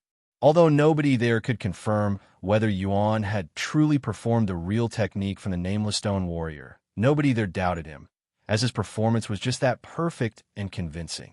Moon-splitting sword art. Yuan spoke in a calm voice that sounded as clear as thunder. That is the name of the technique left behind by this nameless stone warrior. It is a divine rank technique. Countless eyes widened with shock after learning about the technique's rank. Forget about divine rank techniques. Even heaven rank techniques are still considered very valuable in the third heaven. So only top sects and families like the 7 legacy families would have divine rank techniques, yet Yuan was willing to teach everyone there's such a valuable technique as compensation. It was almost too good to be true. This must be what they call a blessing in disguise. Those that had their enlightenment interrupted by Tian Yinyu and nearly became crippled no longer blamed Tian Yinyu. In fact, they even praised her for giving them this opportunity. Yuan's voice resounded again a moment later. I will display this technique 2 more times for a total of 3 times. Whether you can learn it or not is entirely up to you. If you have any problem with my friend's mistake just now after I share this technique, I will have other ways of dealing with it. Do I make myself clear? Bookmark this website free, web, novel, C1140 to update the latest novels. Although Yuan's voice sounded calm and gentle, it was actually filled with hidden killing intent. This bastard. Now that I look at him closely, he's a peak spirit king. Is his young appearance just a disguise, or is he truly that talented? Makes sense, considering that Head managed to comprehend this nameless stone warrior when nobody else could for over 1,000 years. Yuan started executing the moon-splitting sword art for the second time a few moments later. When that happened, all of the cultivators there sealed their mouths, cleared their mind, widened their eyes, and even refused to blink to make sure they didn't miss a single detail. Once he finished performing the moon-splitting sword art, Yuan proceeded to stand there for half an hour without moving a muscle, allowing the cultivators there to do their thing. Are you sure you should be doing this, young master? Feng Yuxiang asked him while they waited. What's the problem? Well, first of all, you're giving away a high-grade divine rank technique for free. Even worse, most if not all of them are not qualified to even learn this technique. What if the legacy tomb decides to punish you? Feng Yuxiang expressed her worries. Yuan smiled. What's wrong with sharing something that is mine to begin with? It's just a divine rank technique. Also, I truly feel guilty for what happened to them today, not to mention the disciples that I nearly killed by accident. And, as ID already said, even if I show them this technique, it's not like all of them are capable of actually learning it. Once 30 minutes had passed, Yuan lifted his sword into the air again and began performing the technique for the 3rd and final time. The area became even more silent as the cultivators there tried their best to burn the sword technique into their memories. At the end, Yuan said to them, "Now, if you still have any problems with my friend, raise your hand." Nobody there dared to move a single muscle. Good. Then I hope you'll all gain something from this sword technique. Even though everyone there has memorized the technique movements, they were still required to actually understand and perform the technique by themselves. This could take months, even years, but only time will tell. However, there was a method that could bypass this, and that is to have someone who already fully comprehends the technique to transfer their knowledge and understanding to another person, allowing them to essentially skip the majority of the process. Give me your forehead, Yuan said to Tian Yinyu after returning to her side. Tian Yinyu didn't question him and leaned forward. Yuan poked her head, transferring the entire moon-splitting sword art manual as well as his understanding for the technique into her head. This is... Tian Yinyu was shocked by what Yuan had just done. I don't know what else to say besides thank you, she muttered in a low voice. Yuan smiled. Go ahead and try it. Tian Yinyu nodded and immediately retrieved her sword. She closed her eyes and began moving her body a moment later, performing the moon-splitting sword art with seemingly no effort. When the others saw what had happened, they immediately became envious of Tian Yinyu, who was receiving all of the special treatment.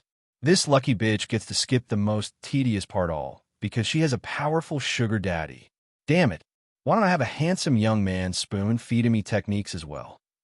Although I'm not as pretty as her, I am not that far behind. Yuan noticed Tian Suyin staring at him and smiled. If you'd like, I can perform technique transfer for you as well. Tian Suyin swallowed nervously. Although she was an immensely prideful individual, she couldn't pass up such an opportunity, as this would save her years of effort. If you don't mind. She nodded with a somewhat rosy face. After receiving the technique from Yuan through technique transfer, Tian Suyin entered a trance-like state as she was filled with awe after learning the complexity and prowess of the sword technique, which is now her strongest technique. Tian Yinyu couldn't help but chuckle after seeing her mother in such a state. Meanwhile, the others could only swallow their envy and try their best to understand the technique by themselves.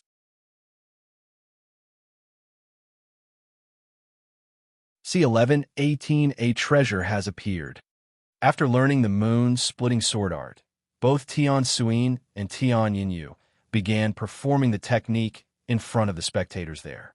The two of them started at the same time while standing only a few meters away from each other. The spectators quickly noticed that their movements were perfectly in sync, almost as though their mind and body were linked to each other at this moment. The daughter and mother pair danced side by side with a sword in their hand, mesmerizing the spectators. Not only was their sword technique awe-inspiring, the wielders were also fine beauties themselves. But compared to when Yuan performed the technique, they were still lacking in many ways. As expected of a divine rank technique, what profound movements! Even with his assistance, it will take a few years for me to fully grasp this technique. Tian Suyin released a deep sigh after she finished her sword dance. She turned to look at Yuan with a perplexed expression on her face. Just what is his motive? Why is he helping us like this? Tian Suyin just couldn't stop suspecting Yuan, who came out of the blue and started assisting their family with an obviously fake pretense. As a cultivator who has experienced many hardships, she was the type to be skeptical about everything. However, Yuan's actions have left her utterly speechless. She thought at first that his goal was to impress her daughter, Tian Yinyu, but that possibly seemed to be less likely as she spent more time watching him, as he doesn't look at her with lust or anything similar. Furthermore, if he truly had ulterior motives, why is he going through so much effort to achieve it when he clearly has enough power to get whatever he wants? Maybe he's genuinely just trying to help us? Tian Suyin was beginning to get a headache just thinking about this matter, so she decided to stop for the time being and continue watching Yuan. Once Tian Yinyu finished her sword dance, she withdrew her sword and turned to look at Yuan with a satisfied and bright smile on her pretty face. I really cannot thank you enough for this, Xiang. What are you going to do now? Yuan then asked. Well, we were planning to check out the other sites to see if we can comprehend those, at least until a treasure appears. Every time the Nameless Emperor's tomb opens, treasures would appear in random areas. This has been happening for so long that it makes one wonder if there's an unlimited amount of treasures within the tomb. And when a treasure appears, a war would break out between multiple factions. At least 3 treasures will appear every opening, with 9 treasures being the most that have appeared. Tian Yinyu explained. Is that so? Just as Yuan opened his mouth, someone there shouted, "A treasure has appeared!" Everybody there turned to look at the person who just spoke while the sect leaders and elders went to gather more information. Where is the treasure? When did it appear? What kind of treasure is it? The man quickly answered their questions. A sword treasure appeared near the Stone Sword Valley around 4 hours ago, and it's at least divine grade. Divine grade sword. This is going to cause a bloodbath, and it's even the very first treasure this year. Tian Yinyu sucked in a cold breath of air after hearing this information. Let's go. We must get there before it's too late. The sect leader of the Blue Swallow Sword sect shouted at his disciples, and without any hesitation, they all flew towards the south. The Lightning Sword Academy quickly followed. Let's also go. Even though there's a good chance that we won't get it, we must try. Sect leader Yu Jian said to his disciples. What are you going to do, Xiaoyang? Tian Yinyu asked him. I will come along with you for this one. Great. Thus, Yuan followed the Jade Sword Manor to the Stone Sword Valley, which took them just a little under 3 days to arrive. Once they arrived at the location, they could see thousands of cultivators that came before them crowding the place. The The Stone Sword Valley is a vast land that had countless stone swords of various sizes stabbed into the ground, making it seem as though it was a graveyard for swords. And hovering a few hundred meters in the air within the Stone Sword Valley was a beautiful sword with a red blade. However, this blade was protected by some kind of aura, making it impossible for anyone there to acquire it yet. In the Nameless Emperor's tomb, the saying "first come, first served" doesn't exist. When a treasure appears, it will be in this unobtainable state for anywhere between 3 to 7 days, allowing everyone the chance to acquire it. Hence why the Jadesore Manor and many other sects bothered to travel to this area despite the time it took them to arrive. What a beautiful sword! Tian Yinyu mumbled in a dazed voice as her eyes were glued to the sword in the air.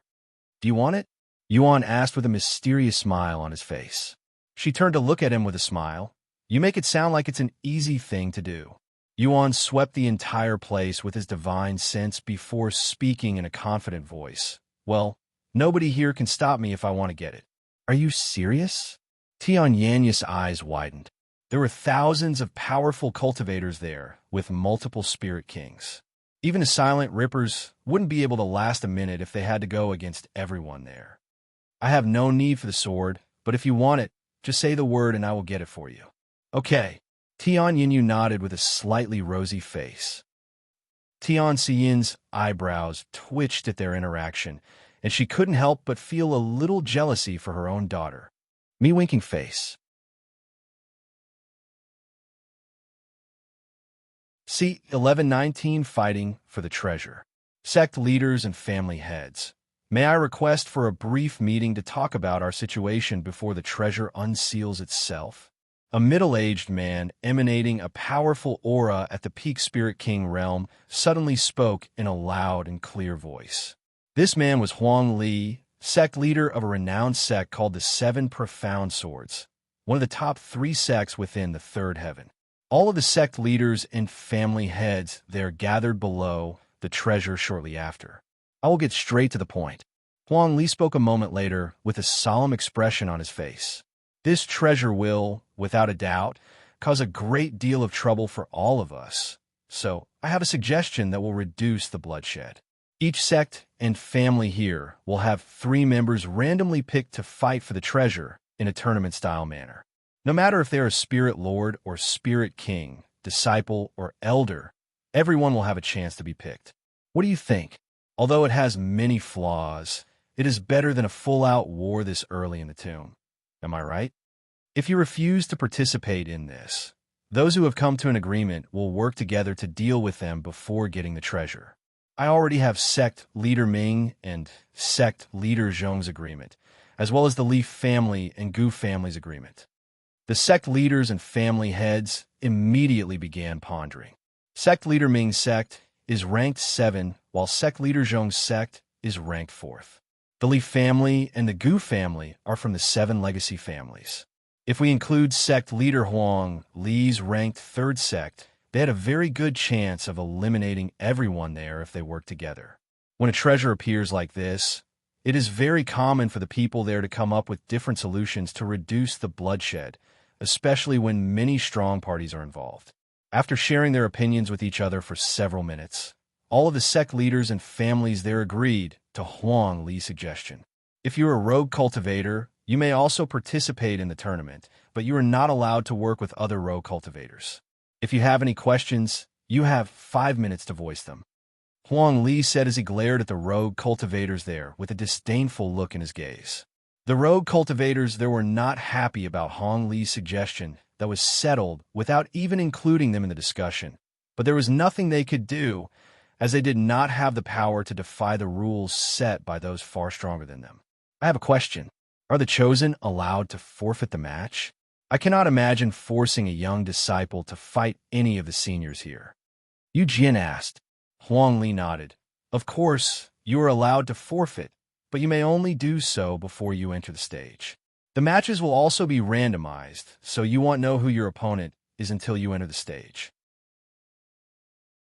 Furthermore, we are not allowed to pick the participants, so everyone that is present here can be chosen to fight, regardless if they are a disciple or sect leader. If you cannot accept this rule, You may sit out. What about those that arrive after the participants are chosen? Another person asked. They won't be allowed to participate. If they dare to intervene, we will all work together to get rid of them. Half an hour later, once all of the sect leaders and family heads spoke to their respective people, everyone there agreed to Huang Li's suggestion. Then I will now begin the selection. Huang Li retrieved a talisman and showed it to everyone there. This treasure will randomly pick 3 people within a certain group. I will allow any sect leader and family head to inspect this treasure beforehand to make sure there is no foul play here. Yu Jian and others began taking their turn inspecting the talisman.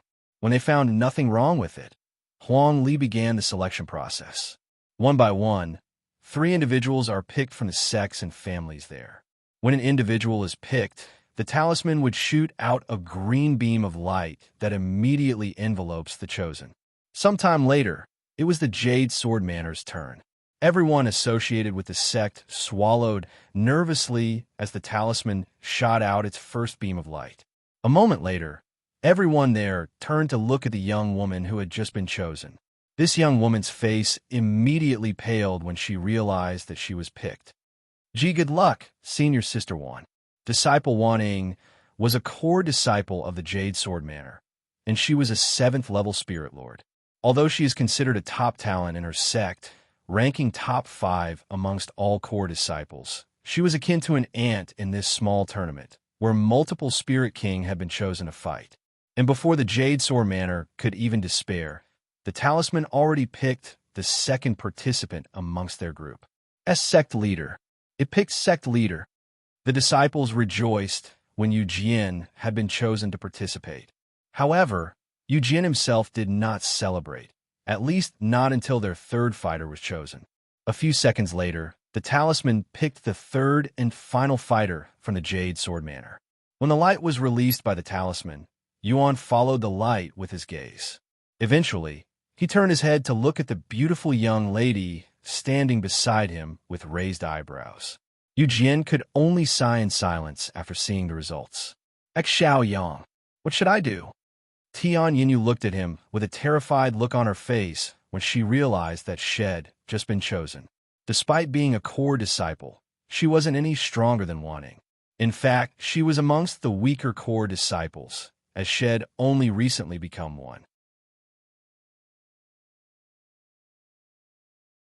Chapter 1120, published at 29th of November, 2022, 4:48 and 9 seconds p.m. Chapter 1120.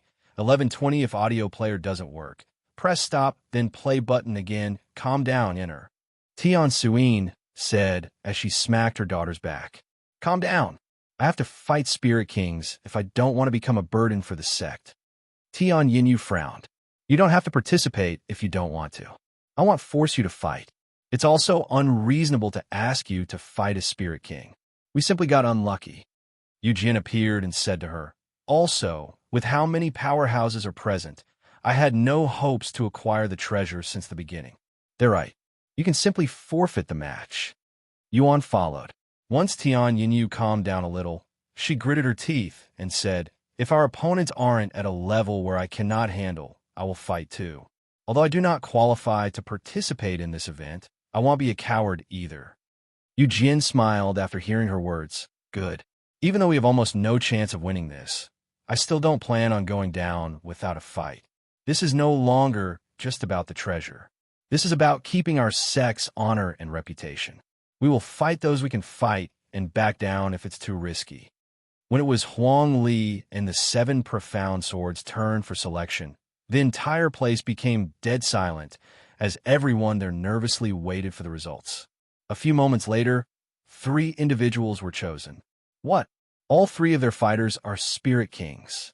They even have 2 peak Spirit Kings. Fuck, I bet they cheated. How is cheating even possible? Their talisman had been inspected by every senior here. Many people suspected that Huang Li had cheated, but without any proof, nobody there dared to voice their complaints fearing retaliation. All the top sects and powerful families went last in the selection, and shockingly, all of them had insane luck with at least 2 Spirit Kings in their team. It was clear to all of the small sects and families there that these powerful factions had worked together and manipulated the results somehow, giving themselves a massive advantage. Those shameless old bastards never intended on giving us a chance. Xiang gritted his teeth in anger after seeing the results. So we never stood a chance from the beginning? Huh? Why am I not surprised? Tianyin sighed. Pretty much everyone that wasn't part of the lucky group silently cursed Huang Li and the others for their shameless actions. However, there was nothing they could do about it. In the first place, they had no solid proof of foul play, and everything was circumstantial at best. Even if they had proof that Huang Li had cheated, who was bold enough to say it out loud? Who would dare to raise their voice against the top sects and the 7 legacy families? Nobody was foolish enough to throw away their life in such an unwinnable situation, so they could only suck it up and endure it for now. How despicable! Tianyin muttered in a mosquito-like voice. I can't say I'm surprised, though. Yuan was the only person there who could smile at this moment. I would expect this kind of tactic from other sects, but for the 7 profound swords and the 7 legacy families to do this. I'm speechless. Tian Suyin sighed. They must really want the sword. Yuan continued to smile. The selection eventually came to an end, and acting like he was innocent, Huang Li immediately started the tournament. The 2 sects or families that will be fighting will also be randomized. The talisman will now choose 2 sects to fight. Huang Li said as he poured some of his spiritual energy into the talisman, causing 2 beams of light to appear, picking 2 parodies from the dozens of groups there. Once you step onto the stage, you can no longer forfeit, just like a real death match. This is not like your usual playground. There is no room for mercy here. If you value your life, forfeit now. Huang Li said to them. The 2 parties stared at each other. I forfeit. Me too. Both parties forfeited all 3 of their matches. What's the point of risking our lives when we don't even have a chance to acquire the treasure? Who's dumb enough to do that? Many people had this thought inside their mind. Since Huang Li and the top factions manipulated the whole thing, they no longer had any motivation to participate in the tournament for the treasure. The next several matches also resulted in forfeits from both sides. How boring. Huang Li sneered with an arrogant look on his face. With everyone that doesn't have at least 2 Spirit Kings in their team forfeiting, the tournament progressed with barely any pauses. Eventually, it was the Jade Sword Manor's turn to enter the stage. Our opponents also have 2 Spirit Lords and 1 Spirit King. Do you 2 want to fight despite knowing that it is a pointless fight? Xiang asked Tianyin and Wanning. I want to fight, Wanning said with a resolute expression on her face. Even if you might be paired up with the Spirit King and die? Even if your efforts won't be rewarded? Xiang asked. Wanning nodded. What about you, Disciple Tian? Xiang shifted his attention to her. It's going to be a difficult fight for you even if you aren't paired with the Spirit King. Nobody will blame you for forfeiting. Tianyin remained silent. She wanted to try out her new sword technique, but she wasn't prepared to risk her life over something like this. However, she also couldn't refuse, as she didn't want to feel like a coward. If you want to fight, go ahead, Yuan suddenly said to her. Huh? Tianyin looked at him with a puzzled face. Why you? Are you telling my daughter to die? Tian Suyin immediately began fuming. Relax. As long as I am here, nobody can kill her. Yuan smiled. He turned to look at Tianyin and continued. Don't you want to see how powerful your new technique is? I do. She nodded in a dazed manner. Then do it. I will protect you no matter what. I promise. After her recent experience with Yuan, Tianyin had gained blind faith in him. So she didn't even question how he was going to protect her before so many experts. All right, I will fight, she said in a resolute voice the following moment. Are you serious? How can you believe him so easily? Tian Suyin was still doubtful. Because he promised. Tianyin responded with an innocent smile, leaving her speechless. And before Tian Suyin could say anything else, Tianyin approached the stage. I'm sorry, Xiang said to Tian Suyin before going after Tianyin. If my daughter dies here because of you, I swear I will kill you with my own hands. Tian Suyin glared at Yuan. And I won't resist if that really happens. Yuan said with a confident expression on his face. Do you plan on acquiring that sword for her, young master? Feng Yuxiang suddenly asked him in a curious voice. It would pair up nicely with her new technique, don't you think so? Yuan chuckled. You're spoiling her too much. I'm a little envious. Feng Yuxiang could only shake her head inwardly. If you find any errors, broken links, non-standard content, etc., please let us know so we can fix it as soon as possible. Tip: you can use left, right, A, and D keyboard keys to browse between chapters.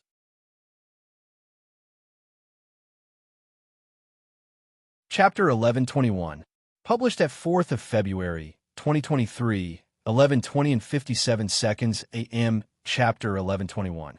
Chapter 1121, Fighting for the Treasure. 3. If audio player doesn't work, press stop, then play button again. Chapter 1121, Fighting for the Treasure. 3.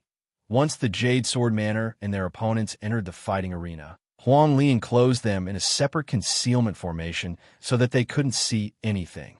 Shortly after they entered the formation, Huang Li's talisman released a beam of light that shone into the formation, enveloping whoever it was pointing at with a slight glow. However, nobody but the 3 people inside the formation knew who was chosen. You have 10 seconds to decide whether you want to fight or forfeit. Remember, you will forfeit your chance to surrender once you exit the formation and enter the stage. Huang Li's voice resounded in their ears. Sect leader, I will fight.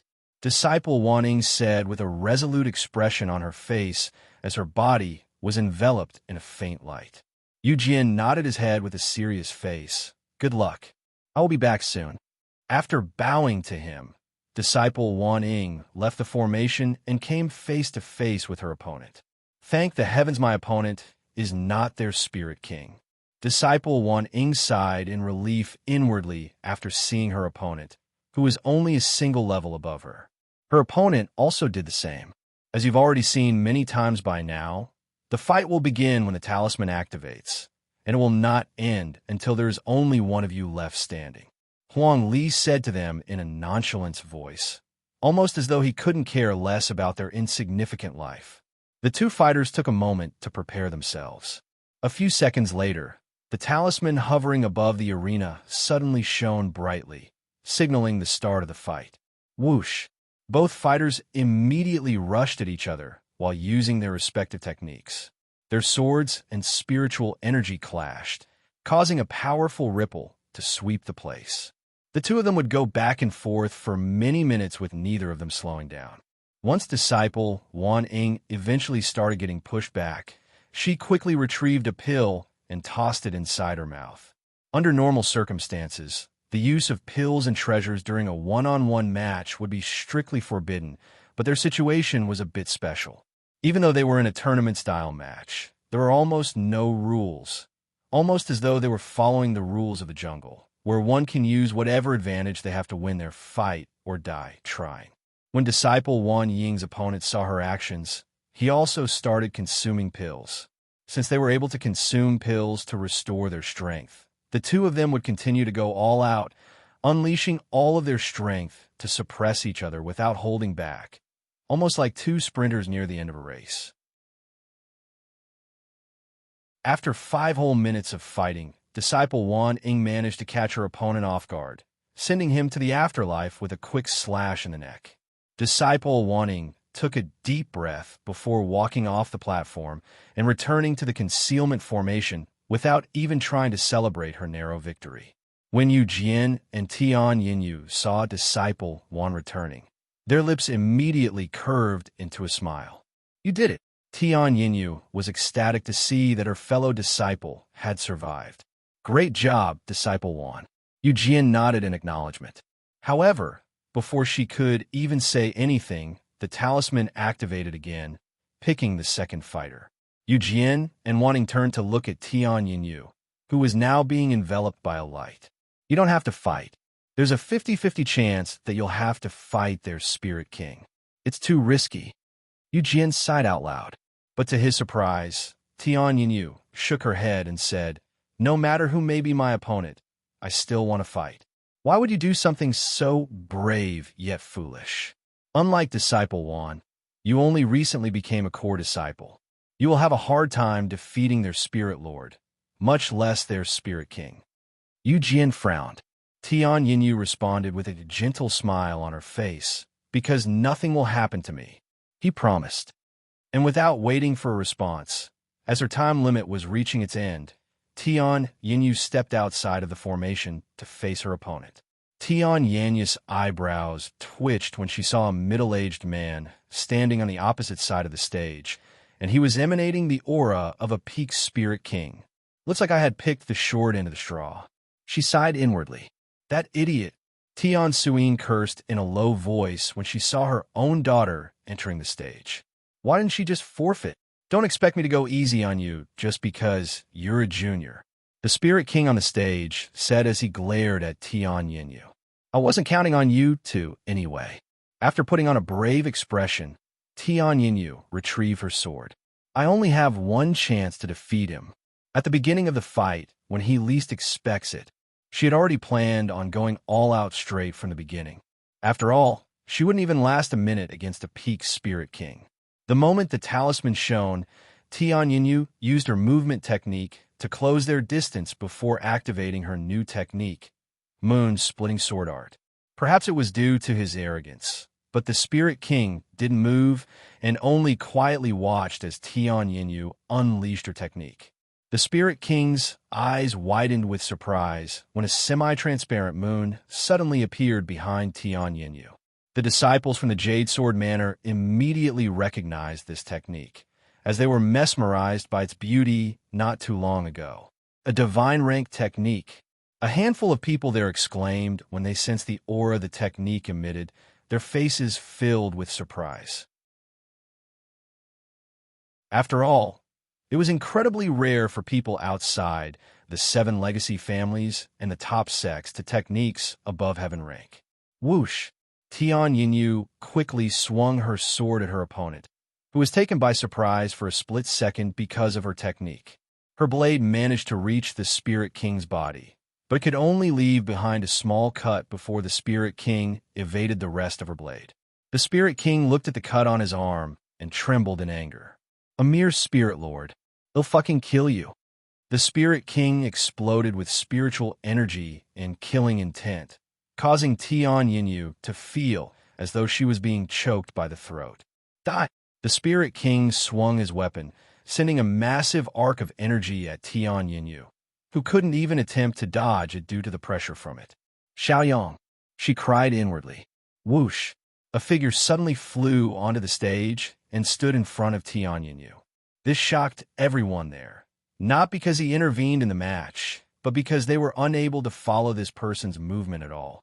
After appearing on the stage, Yuan causally waved his hand at the incoming blade of energy, destroying it the moment his skin touched it, almost as though the blade of energy was nothing more than empty air. What? The Spirit King exclaimed in a shocked voice after witnessing this, even feeling a little scared. If you find any errors, broken links, non-standard content, etc., please let us know so we can fix it as soon as possible. Tip: you can use left, right, A and D keyboard keys to browse between chapters.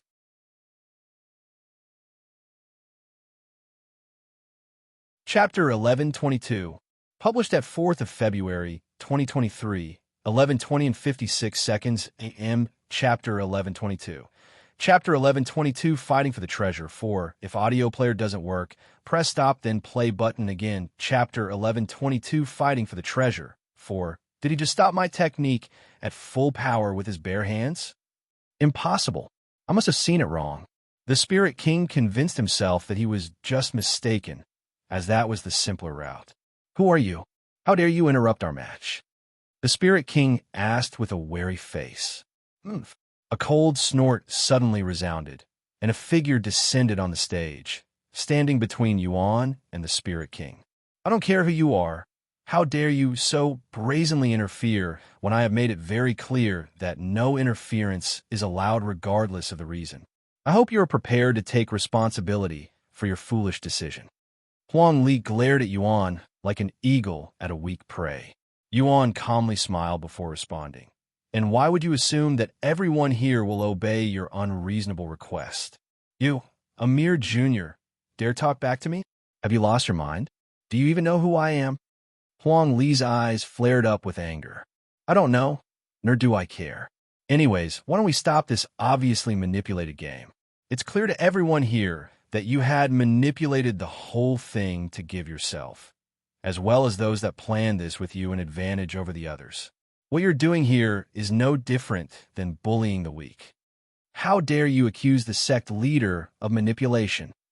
Someone there suddenly shouted. Are you also claiming that the 7 legacy families here are bullying the weak? Someone from one of the families shouted. How interesting. Do you have any evidence to back up your preposterous claims? Another figure descended on the stage as he asked Yuan. This individual was Li Mao, a high-ranking elder of the Li family, one of 7 legacy families. What if I don't? Yuan narrowed his eyes in a challenging manner. Then I will kill you on the spot for uttering nonsense and trying to ruin our reputations. Li Mao glared at him. Yuan smiled. You're going to kill me for interfering with the match anyway. Damn right. Huang Li muttered right as he appeared beside Yuan while swinging down his sword. Without moving for his spot, Yuan lifted his arm in a casual manner, and he would catch the incoming sword with nothing but 2 fingers the following moment. Wah! This shocked everyone there, especially Huang Li. Even though he didn't exert all of his strength, it was still strong enough to kill anyone below the 5th level of Spirit King with ease, yet some unknown junior had managed to catch it with his bare hands. Yuan turned to look at the shocked Huang Li and spoke in a nonchalant voice. Unlike you, I don't want unnecessary bloodshed, so I will give you a chance to back down before things get. However, before Yuan could even finish his sentence, another sword was already flying at him from his blind spot. Yuan knew about the second attack, but he didn't do anything about it and allowed this person to slice his neck. My heavens! The person who attempted to sneak attack Yuan was left speechless when his sword was stopped at his target's neck, but there didn't appear to be anything blocking the sword. Yuan, still with his sword pressing against his neck, turned to look at Li Mao's terrified face and spoke, I hope you understand the difference in our strength and not do anything. Once again, before he could finish his sentence, another figure descended upon him. This time, it was a middle-aged man wearing the Gu family's uniform, and he was also using a sword technique. Roaring Blade, the strength of a peak Spirit King using a heaven-ranked sword technique, descended upon Yuan's defenseless figure. At least let me finish my sentences. Yuan's eyes suddenly flickered golden for half a second before returning to normal. Thud! The middle-aged man suddenly stopped his attack mid-air and collapsed on the floor while his sword bounced away. Seeing this, both Huang Li and Li Mao instinctively jumped back, landing beside the unconscious body on the stage. What did you just do to him? Huang Li roared at Yuan. He must have used a spiritual technique. Li Mao gritted his teeth. Don't worry, he's not dead. At least not yet. Yuan said, since you care so much about this event, let's do it like this instead. Starting from now, anyone here can challenge me to a match, and if they win, they will get to take the treasure above. If nobody can defeat me before the treasure is unsealed, I will take it for myself. Of course, to make this fair, I will allow you to team up. I won't mind, even if everyone here attacks me at once. However, after a brief pause, an immense pressure that trampled on the people and their spirits appeared out of thin air. If you decide to fight me, you will forfeit your life. You have been warned. The entire place fell silent, with the only thing that could be heard being the sound of their own hearts beating anxiously. Who are you? Huang Li muttered in a low voice after a long moment of silence. Yuan couldn't help but show a mocking smile. I thought you didn't care about my identity? Huang Li gritted his teeth. He's never felt such humiliation before. How dare you mock me? Die! Huang Li swung his sword at Yuan with a divine rank technique. Profound sword art, final strike. The sword flying towards Yuan had overwhelming pressure that could be felt even miles away. Yuan could only sigh inwardly as he retrieved his Empyrean overlord before swinging back. The following moment, Everyone there watched with wide eyes as Huang Li's body was sent flying off the stage and into the crowd. Huang Li coughed up a mouthful of blood as he stared at Yuan with a look of disbelief on his face. What are you all waiting for? Attack him. He snapped at his own disciples, who hesitated to attack. After all, what can they do when even their own sect leader couldn't win? If you find any errors, broken links, non-standard content, etc., please let us know so we can fix it as soon as possible. Tip: you can use left, right, A and D keyboard keys to browse between chapters.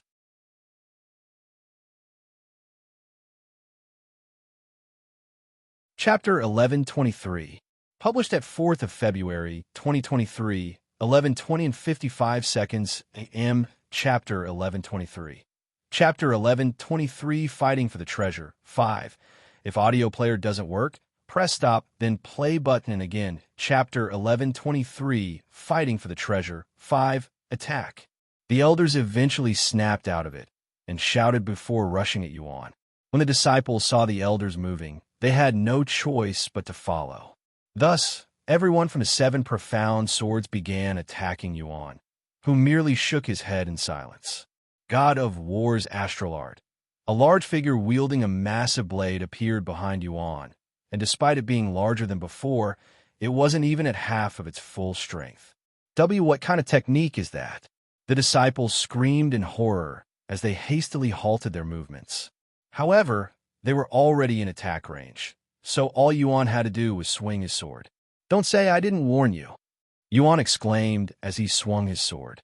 A powerful force that seemed to be strong enough to sweep away even mountains clashed against the disciples, and without any resistance, the 7 profound swords disciples were sent flying like swatted flies. In a single attack, over half of their disciples were gone. This shook the cores of those watching. Yuan turned to look at his avatar and mumbled, "Even 20% is still a little too strong." His soul strength has grown so much in such a short amount of time that he was having trouble controlling it.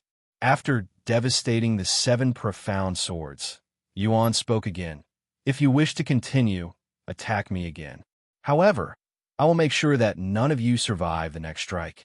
The disciples that survived the attack trembled on the spot, and their already lacking motivation disappeared completely.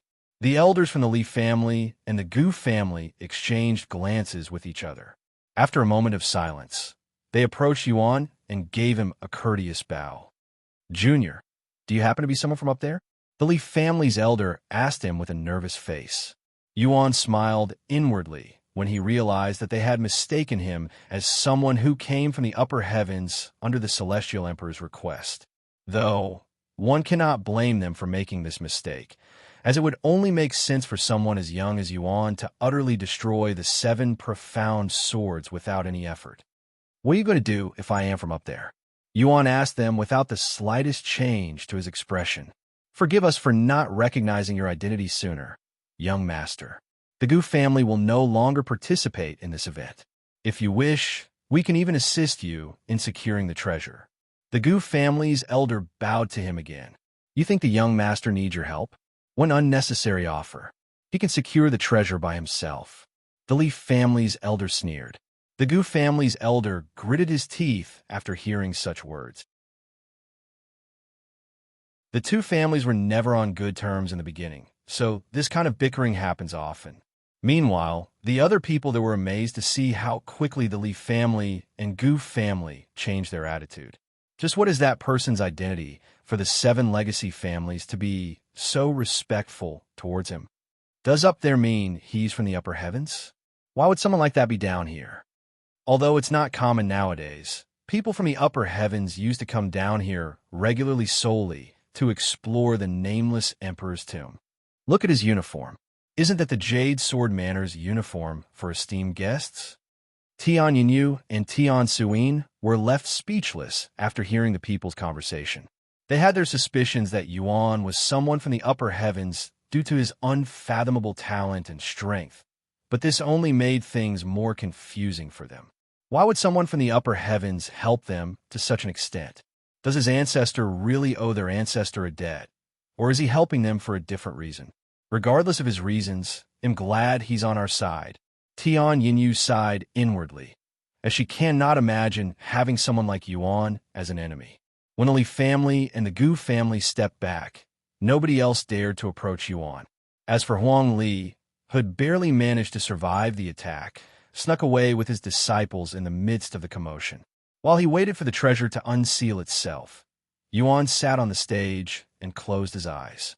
He's cultivating out in the open like this? Is he bold or insane? Even if he's powerful, to act so defenseless before so many people. What a mad lad. Arrogant bastard. Despite Yuan cultivating out in the open, nobody there actually dared to attack him. About 2 hours later, news of another treasure appearing not far away began spreading, and those at Yuan's location immediately scrambled to the new location for obvious reasons. Shortly after the news reached their location, everyone, including the Jade Sword Manor, left the scene, leaving Yuan alone with the treasure, which is unheard of within the Nameless Emperor's tomb. Why didn't you leave with your sect? Yuan stopped his cultivation to ask Tian Yinyu, who had stayed behind even after her sect left to fight for the next treasure. I just didn't want to leave you alone, she calmly said. How about you? Yuan turned to look at Tian Suin, who also stayed behind for whatever reason.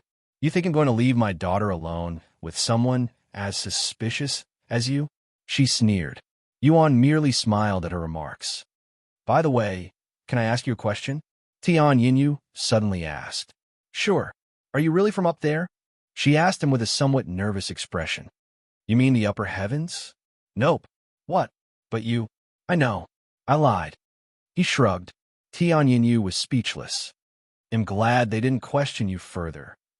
Suddenly, the treasure in the air began pulsating with powerful ripples. Does this mean it's unsealing? Yuan asked. Yes. The very next moment, the barrier protecting the sword shattered, and the sword began descending towards the ground. However, Yuan didn't move even after the sword was lying on the ground. What are you waiting for? Tian Suin asked him with raised eyebrows. I have no use for it. You can have it, he calmly said, causing her eyes to widen with shock. If you find any errors, broken links, non-standard content, etc., please let us know so we can fix it as soon as possible. Tip: you can use left, right, A and D keyboard keys to browse between chapters.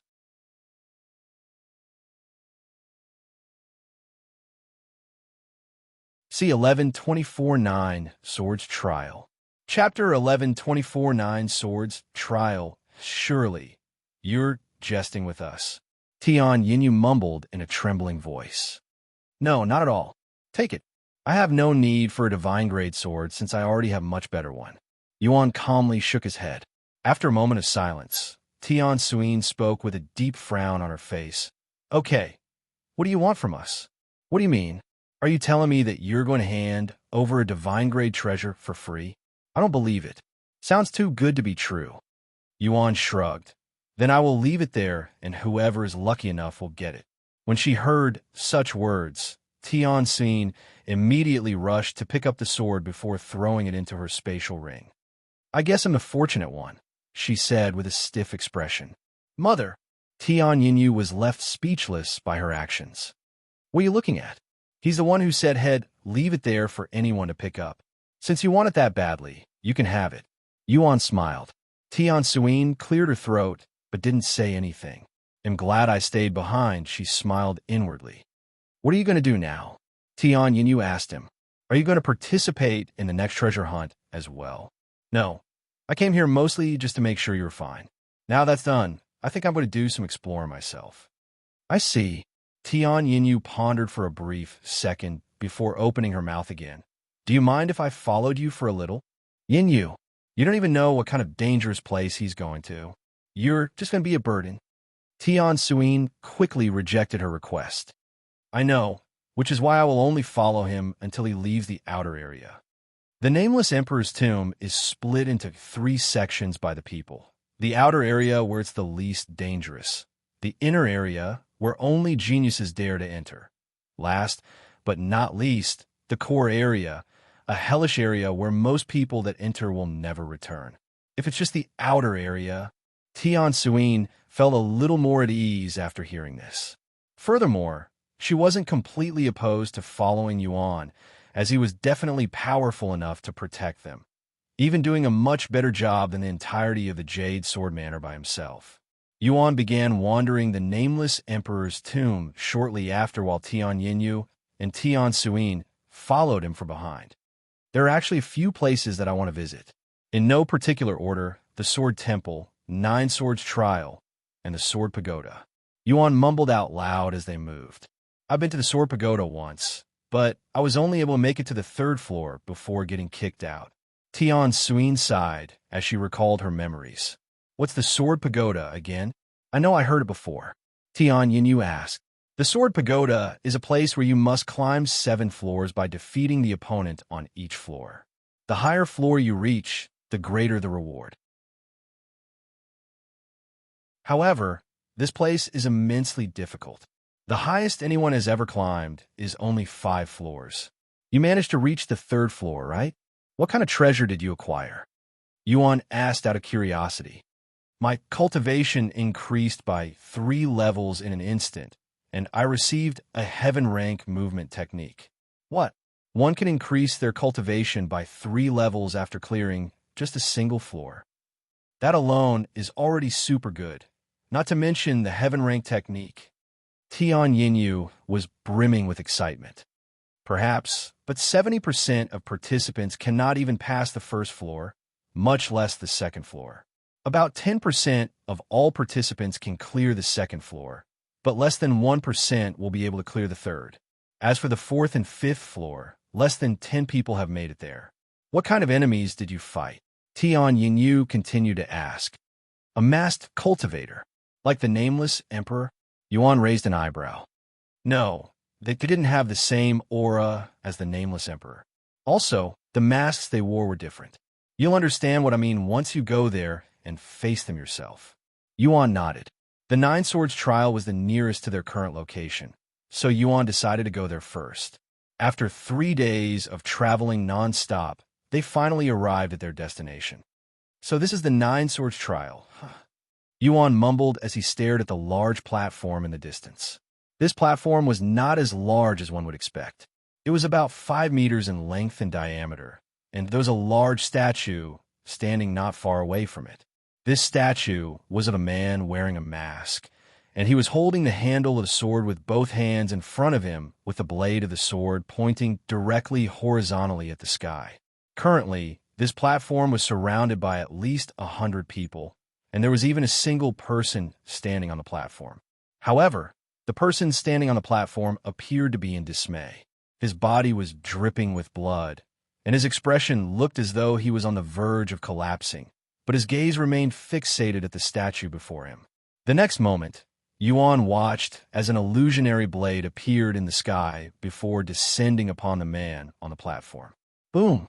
The attack caused the surrounding land to tremble, while the people around the platform were pushed back by the force. Once the dust settled, one could see that the man on the platform had been cleanly sliced in half. However, nobody there seemed to be surprised, almost as though it was a common sight. A few more moments later, the corpse and blood on the platform vaporized into the air, leaving not even a trace behind.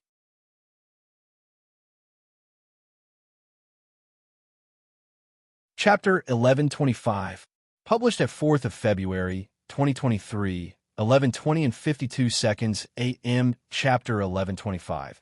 Chapter 1125 Nine Swords Trial. 2. If audio player doesn't work, press stop, then play button again. Chapter 1125 Nine Swords Trial. 2. How gruesome. Tian Yinyu mumbled in a low voice after seeing what had happened to the man on the platform. Do you have any experience at this place, senior? Yuan suddenly asked. Does it look like I have a death wish? This place has one of the highest death rates in the outer area. No matter how good the reward is, it's simply too risky for me. Let's get a closer look. Yuan approached the crowd. I told him that he was biting more than he could chew. He should have stopped after enduring the 3rd strike. Yuan listened to the conversations being held by the people there. What a waste of talent. He was a disciple from the Thousand Saber Manor, right? Yeah, he was one of their top 10 disciples, too. What a pity. A pity indeed. By the time Yuan arrived at the platform, another individual was already on the platform and preparing for the trial. There will be a total of 9 strikes. A familiar voice suddenly resounded in the area. Yuan turned to look at the statue, where the voice was echoing from. The more strikes you survive, the better the rewards. Once the sword appears, it will not disappear until it strikes the platform. You may step out of the platform at any time. The first sword will descend in 5, 4, 3. When the voice counted down to 0, a massive sword appeared in front of the statue and slashed at the individual on the platform. This sword bore immense pressure that could split even a mountain. The man on the platform was at the 5th level of Spirit King, yet he could barely keep his eyes open before the pressure. Boom! The ground shook once again as the massive sword struck the platform. Once the dust settled, the people could see that the man had survived the strike, but his arms were already bleeding. The second sword will descend within 5. 5 seconds later, another sword appeared, and it was clearly a size larger than the previous. The second strike is about 1.5 times stronger than the first. Xiang mumbled as the sword descended on the man for the second time. Boom! The ground shook slightly harder this time. When the spectators could see the man again, it was clear to them that he was already at his limit, as both his arms were broken with the bones sticking out and all. The third sword will descend within. Before the voice could even finish his sentence, the man jumped off the stage. The following moment, orbs of light would emerge from the statue, entering the man who had just endured 2 strikes. The man's aura immediately spiked as his cultivation rapidly strengthened, reaching the 7th level Spirit King in the time it took to take a deep breath. Furthermore, his injuries were completely healed. Heavens, his cultivation increased by 2 levels just like that. Since when did cultivation become so easy? Yin mumbled in a dazed voice. If you think it's so easy, why don't you get on the stage and try it yourself? Suin sneered at her ignorant remarks. I will watch for a little longer. She quickly responded. Yuan agreed with her and proceeded to watch several more people challenge the 9 swords trial. So the strength of each strike differs from person to person. As expected, this place tests one's potential, not their achievements. He mumbled in a low voice. In the end, out of 15 participants, 2 people had managed to endure 2 strikes. 4 people endured 1 strike, and the other 9 people died from the first strike. Are you going to participate? Yuan turned to look at Tian Yinyu. Can you guarantee that I won't die? She asked in response. I can't. Yuan answered without hesitation. Then I won't. As enticing as the reward is, this is a little too risky even for me, especially when the trial is different for everyone. What about you? You're going to participate, right? He nodded. Yes, I'm going to participate. Good luck. Tian Yinyu didn't bother saying any unnecessary words since she knew that it would only be a waste of breath. She trusted Yuan and his strength, and that was all that mattered. After waiting for several more people to go, Yuan finally decided to enter the stage. Even though my cultivation won't increase from this, my instincts tell me that there's something more important than that here. Yuan took a deep breath before retrieving the Empyrean Overlord.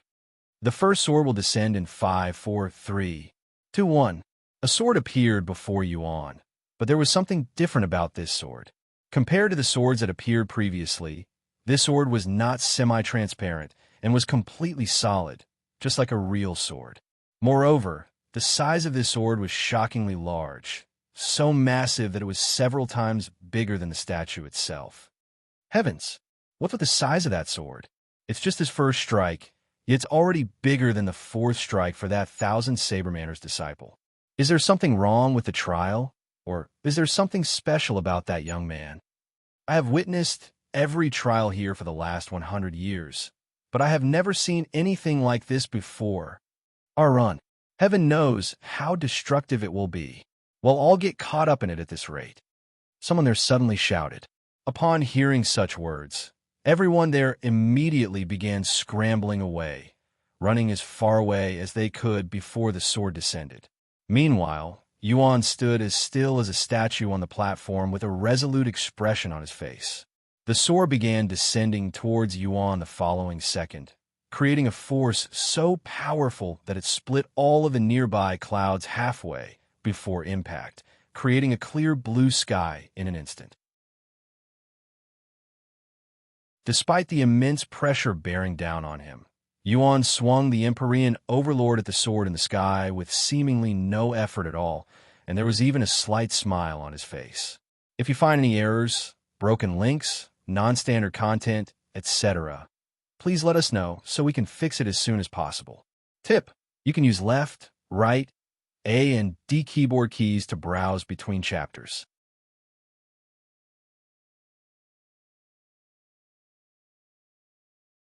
Chapter 1126.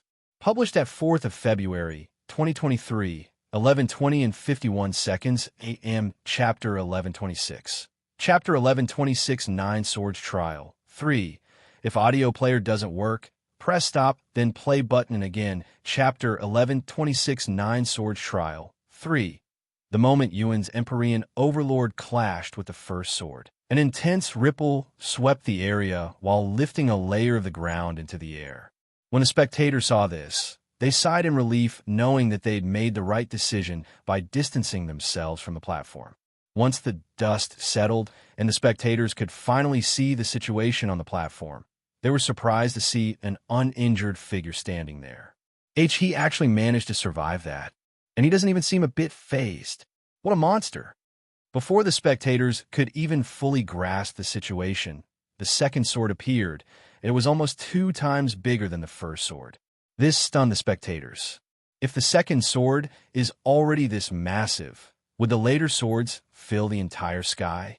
A few seconds later, the second sword descended from the sky, creating an even stronger ripple. Boom! The entire ground shook, and everyone could feel themselves being lifted off the ground for a brief second. Good Lord! The sword may be twice as big, but the strength is at least 3 times stronger than the previous sword. And this is only the strength of the second sword. There's no way he's going to survive the next one. After blocking the second strike, Yuan could feel a slight, tingly sensation in his hands, but such a thing could be neglected completely. The second strike is already this powerful. What's the 9th strike going to be like? Yuan couldn't help but wonder to himself. The third strike will descend within 5, 4, 3. Yuan quickly cleared his mind and focused on the situation at hand. Yuan swung the Empyrean overlord upwards, clashing with the colossal sword in the sky. Clang! The spectators that believed they were in a safe distance were quickly swept up by the force and sent tumbling even further away. By now, the entire platform was shattered, and there were fissures all around the area, looking as though a war had taken place there. Once the dust settled, the people were able to see Yuan's condition, and to nobody's surprise, he wasn't in perfect shape this time. The clothes around his arm were torn, and his arm was soaked in blood.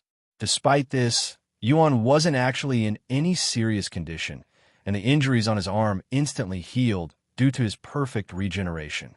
However, Yuan would be lying if Head said that he wasn't nervous about the remaining 6 strikes. I haven't felt this nervous in a while. He smiled inwardly, feeling a sudden urge of excitement coursing through his profound veins. When the 4th sword appeared in the sky, Yuan swallowed nervously. As expected, the sword had grown in size, and it was even emitting sword chi this time. If I want to defeat this trial, I will need to use more than just my raw strength. That sword is exuding sword chi. This is my first time seeing this. I have never even heard about this before. As the 4th sword descended, Yuan's eyes flickered with a profound light, and his aura exploded outwards. Vanishing Ghost's soundless blade. The Empyrean overlord was cloaked in a thin yet dense layer of sword chi before it was sent flying at the incoming sword. Boom! Hundreds of sword lights scattered in all directions from the sword chi's impact, terrifying the spectators who scrambled to dodge it. A few were not so lucky and were struck by the sword light. Fortunately, nobody lost their lives, but their bodies were badly injured, and it was as though they were struck by a real sword. Mother, are you okay? Tian Yanya's heart skipped a beat when she noticed Tian Suyin's arm bleeding. "I'm fine. It's just a scratch." She nodded. "Anyways, let's get further away. Something tells me that this will only get worse. We'll die at this rate." The spectators scattered like flies once again. That one was painful. Yuan sighed inwardly after blocking the fourth strike, which had cost him both of his arms. Most would consider Yuan to be crippled now that both of his arms are broken, but within seconds, his perfect regeneration kicked in and restored his arms to its original state. This monstrous healing ability terrified the spectators, who were beginning to wonder if Yuan was even human.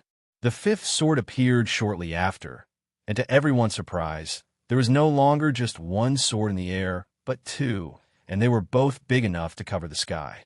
Heavens! There are two swords now? There's no freaking way this is possible. The spectators were in a daze as their eyes stared blankly at the covered sky. Yuan took a deep breath after seeing this. "Young master, I don't doubt your abilities, but this is..." Xiang spoke up in a worried tone. "I'm not giving up when I'm not even halfway through the whole thing," Yuan said with a nervous smile on his face. "Why are you pushing yourself this hard? What could possibly be worth risking your life?" "I don't know, but I will find out soon." Yuan could only hear a defeated sigh from Xiang before he swung the Empyrean Overlord at the two swords in the sky that was descending at the same time. "Young master, brother Yuan." Those watching from within his body cried out loud when they saw his arms flying off his body. Yuan gritted his teeth as intense pain circulated throughout his body. "This isn't as bad as when I first experienced body tempering," he muttered as his arms quickly regenerated. "Holy shit, did you see that?" His severed arms regenerated almost instantly. What kind of technique is that? The spectators were more impressed by his regenerating abilities than his strength that endured the fifth strike. Of course, most of them were terrified, as they doubted whether Yuan was human or actually a demon in disguise. "Impressive!" A calm voice suddenly resounded in the area, catching everyone off guard. "If you find any errors, broken links, non-standard content, etc., please let us know so we can fix it as soon as possible." Tip: you can use left, right, A and D keyboard keys to browse between chapters.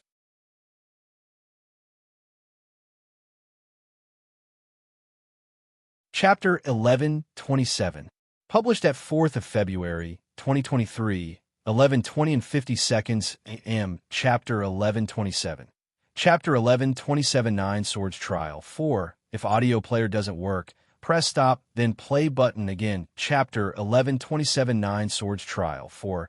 Yuan looked around after hearing this familiar voice, and he quickly noticed that a figure had suddenly appeared in front of him.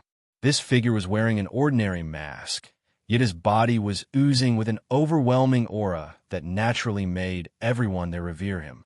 That's the Nameless Emperor. The Nameless Emperor has shown up. A few spectators quickly recognized this masked man's identity. "What do you want?" Yuan calmly asked him. "Nothing much. I'm just here to congratulate you for surviving through half of my 9 swords. Only 8 people have achieved this before you, so you're the 9th. A fitting number, don't you think?" And he continued, "However, do you know how many people have survived the 6th sword? 0. If you wish to survive more than 5 strikes, you'll need to do more. Think outside the box. I will give you 5 minutes to think. That is if you still want to challenge me." The masked figure disappeared into the air as suddenly as he appeared. "Think outside the box, huh?" Yuan turned to look at the statue and recalled the previous 5 strikes.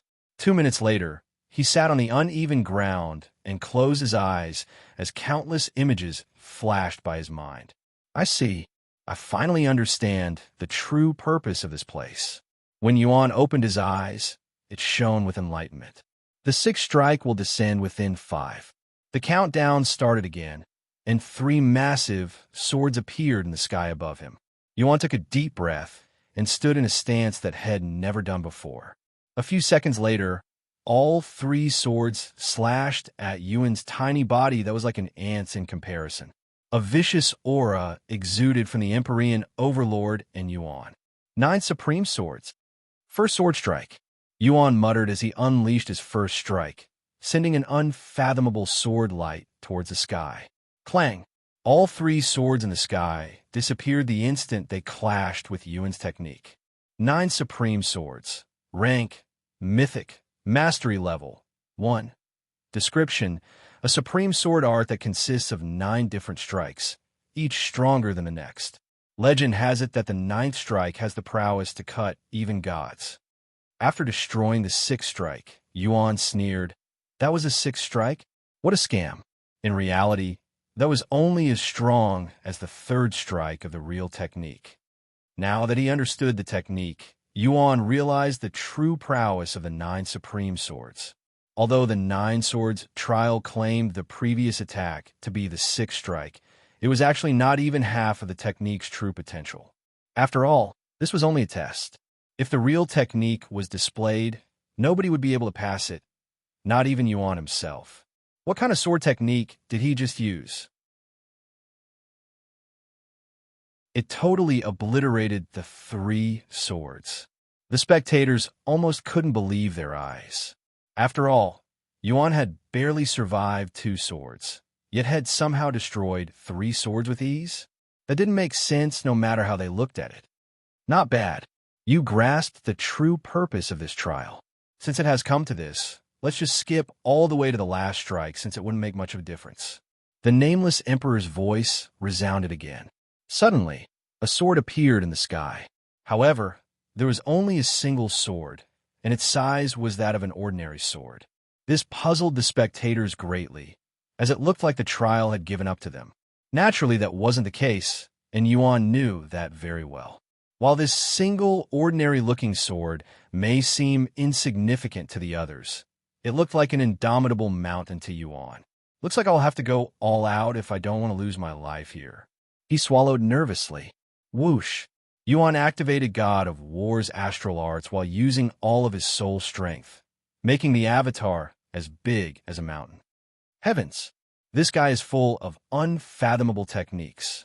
The spectators fell to their butts after seeing his avatar that covered the sky more than the swords did. Whenever you're ready, the Nameless Emperor spoke again.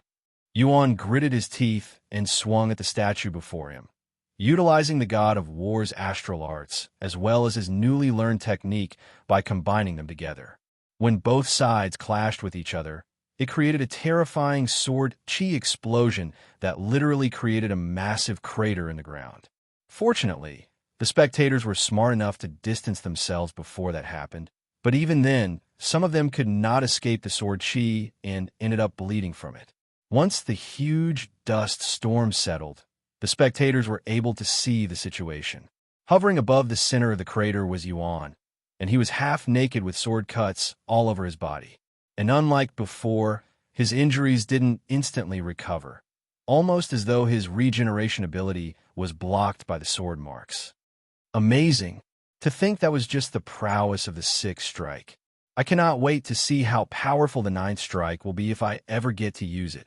Yuan couldn't help but praise the technique. Although the technique was mythic rank, just like the God of War's astral arts, it was entirely different in terms of prowess. Though, one could argue that both techniques serve a different purpose. While the God of War's astral arts is a unique technique that enhances the prowess of other techniques, the 9 Supreme Swords is a technique meant purely for destruction, just like the heaven-splitting sword strike. Congratulations, you have passed the trial flawlessly. The Nameless Emperor appeared before Yuan again. Take this, it's your reward. He extended his hand with his palms open, offering Yuan whatever was on it. A silver key, Yuan mumbled in a dazed voice as he gazed at it. His reward for passing this ridiculous trial was just a mere key. If you find any errors, broken links, non-standard content, etc., please let us know so we can fix it as soon as possible. Tip: you can use left, right, A and D keyboard keys to browse between chapters.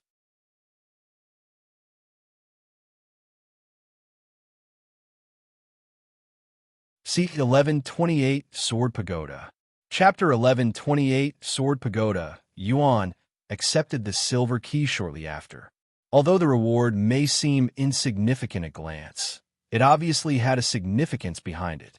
Of course, Yuan saw the 9 supreme swords as the real reward for this trial, so he didn't think too much about it.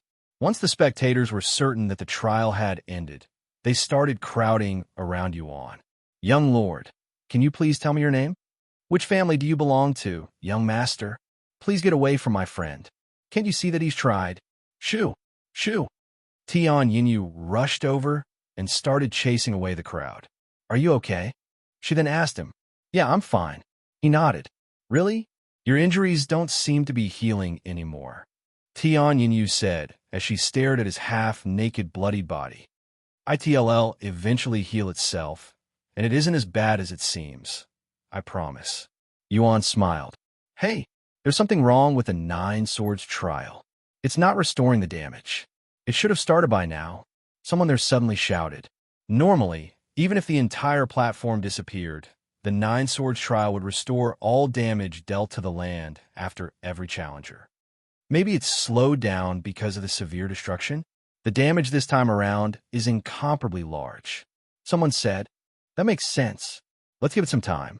Unbeknownst to these people in the world, Yuan would become the last person to partake in the 9-sword trial because it never repaired itself no matter how long passed, as it no longer had a reason to exist. "All right, let's head to our next destination, the Sword Pagoda," Yuan said. "Seriously? You should at least clean yourself before you go anywhere," Tian Suyin said with a slight frown on her face. "I'll clean myself when we come across some water as we go there."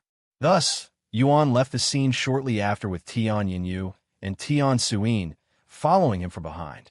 Some of the people there tried to follow him, but they quickly gave up after receiving a threatening glare from Yuan. On their way to the Sword Pagoda, Yuan stopped at a river to quickly wash his blood-stained body. "Are you really peeking at a man washing himself? When did you become this pervert?" Tian Xin scolded Tian Yinyu when she noticed her daughter was taking peeks at Yuan in the river. Shut up. Who's peeking at him?" "I looked for a second because I noticed that his body had healed from the sword cuts." She stuttered while defending her honor. Tian Suyin couldn't help but also take a look after hearing her daughter's words. "You're right.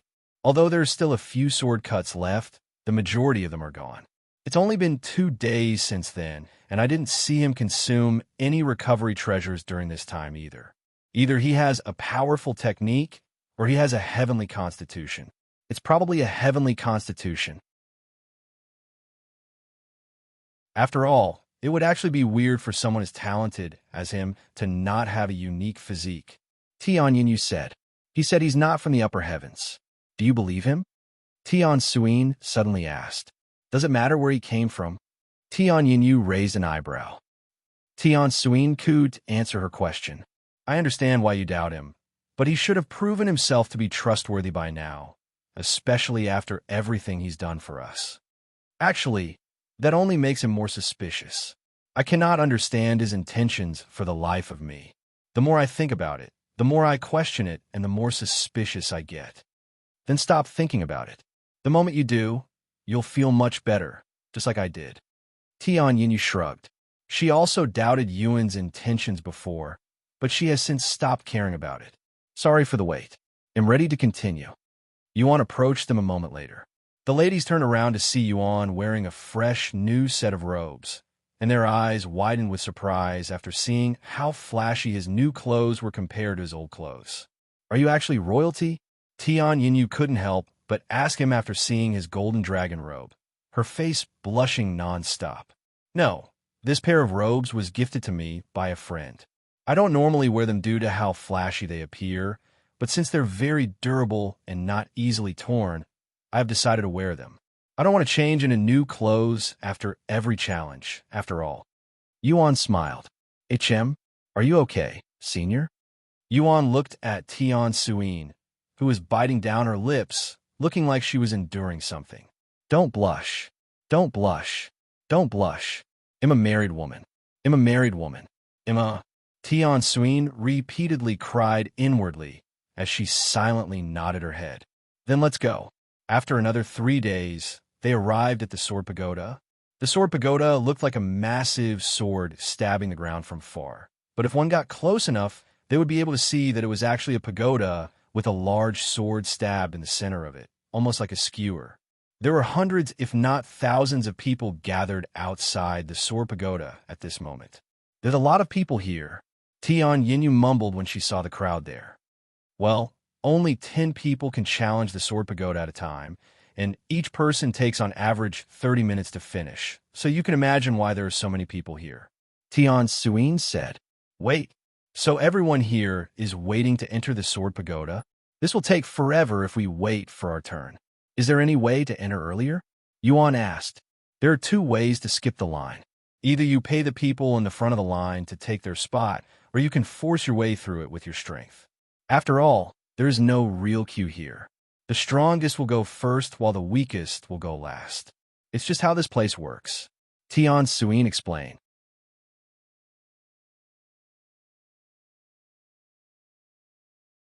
Chapter 1129, published at 4th of February, 2023, 11:20 and 48 seconds AM. Chapter 1129. Chapter 1129 Sword Pagoda. 2. If audio player doesn't work, press stop, then play button again. Chapter 1129 Sword Pagoda. 2. I will go ahead. The 2 of you should stay back. I will probably make a few enemies in this place, and I don't want to trouble you too, Yuan said as he stared at them with a serious expression. "That's only natural. I have already used my chance in this place, so I cannot enter it even if I wish for a second chance." Tian Suin shrugged. "Every individual is only allowed 1 chance, and this rule is consistent across every trial within the Nameless Emperor's tomb. So if one had entered Sword Pagoda already, they wouldn't be able to challenge it again even if 100 years passes. I will come back to challenge it once I am more prepared.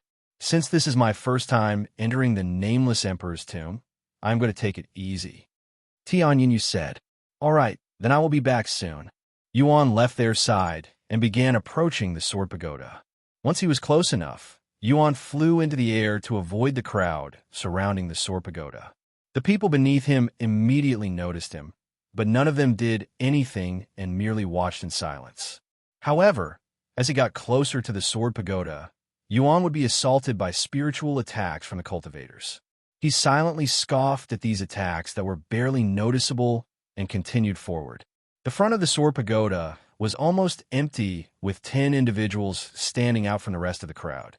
There was a good gap between these 10 individuals and the rest of the crowd, and their aura was much more intense than the others, except for 1 individual. It was obvious that these 10 individuals would be the first ones to enter the Sword Pagoda. When Yuan landed before these 10 individuals, they all turned to look at him, and some of them even openly sneered in a mocking manner. "Hey, brat, are you blind?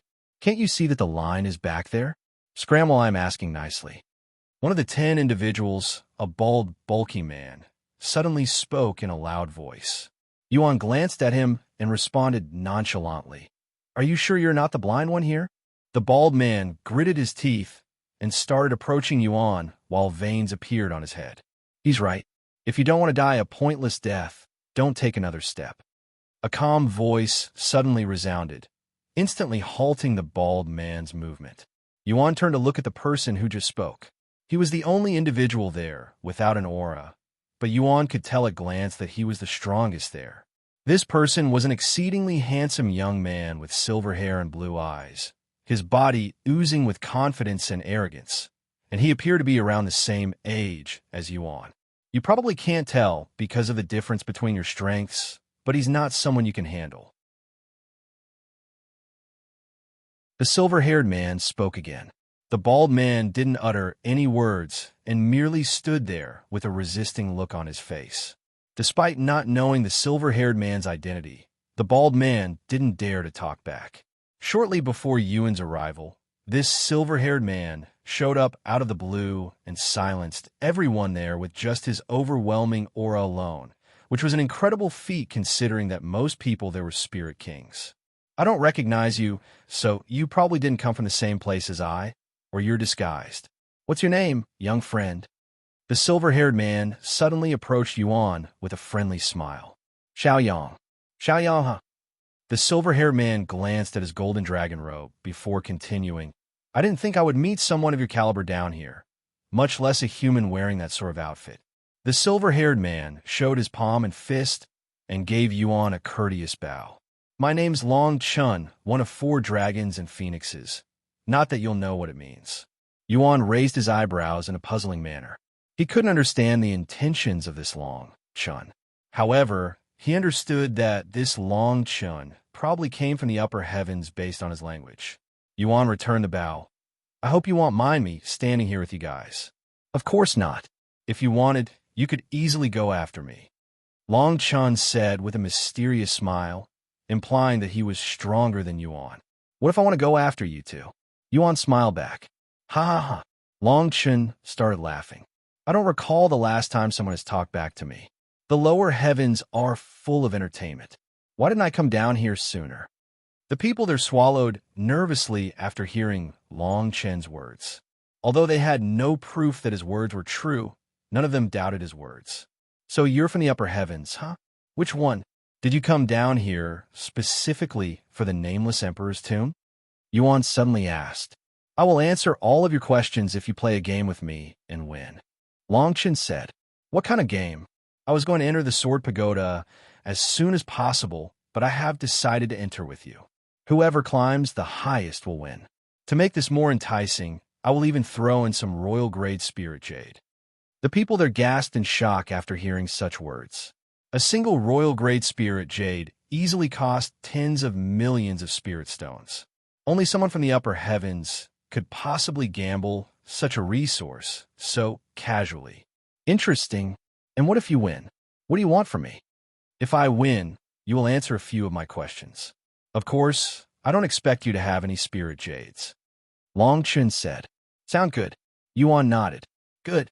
The doors to the Sword Pagoda suddenly opened, and a figure was flung out of it like trash the very next second. When this happened, the doors that had been closed this entire time remained open, at least until the next participant entered. Long Chun was supposed to enter the Sword Pagoda at this moment, but he didn't, and nobody dared to steal the spot, so they all just stood there in silence. If you find any errors, broken links, non-standard content, etc., please let us know so we can fix it as soon as possible. Tip: you can use left, right, A and D keyboard keys to browse between chapters.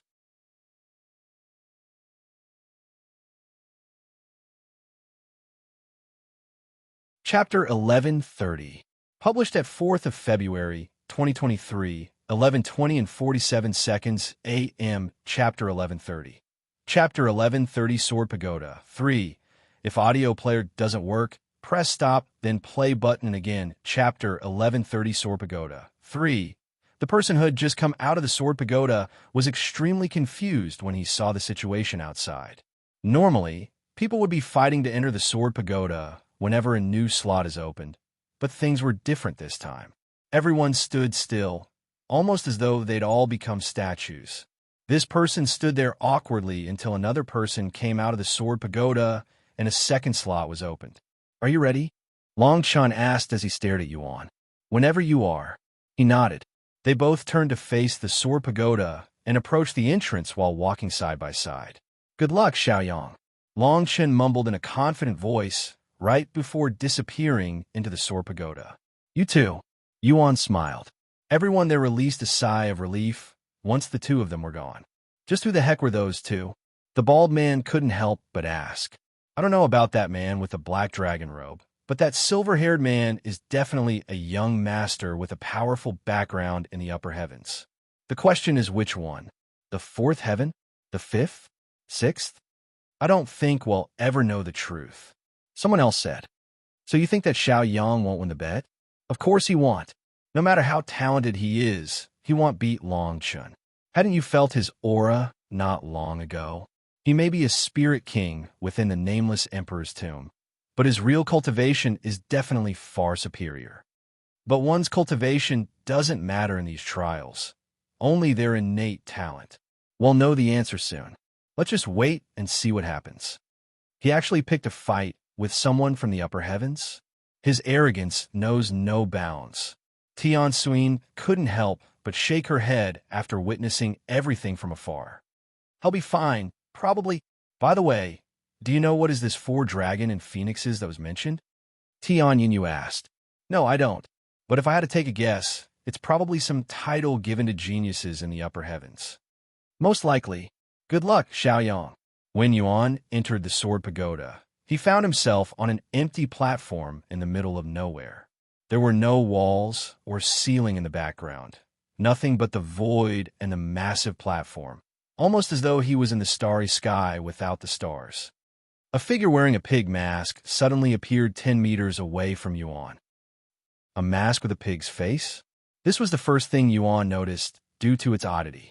I sense more than one soul within you. Unfortunately, they are not allowed to assist you even though they are your servants.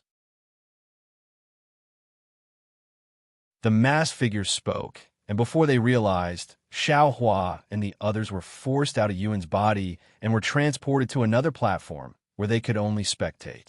Brother Yuan, young master, don't worry about me. I was going to do this by myself, anyway. Yuan smiled at them. He turned to look at the masked man and asked, "What now?" Before we begin, allow me to tell you the rules of the Sword Pagoda. First and foremost, if you die here, you will die for real. However, you are allowed to quit at any time during the trial. There are 7 total floors in the Sword Pagoda.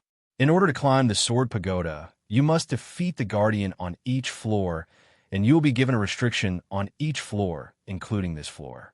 These restrictions will carry over to the next floor, so you will have a total of 7 restrictions placed on your body by the time you reach the 7th floor. Statistically speaking, only 1 in 10,000 will pass the first floor, 1 in 100,000 will pass the second floor, and 1 in a million will clear the third. However, after the 3rd floor, you're more likely to encounter a miracle treasure during a stroll than to pass them. Now onto your weapons.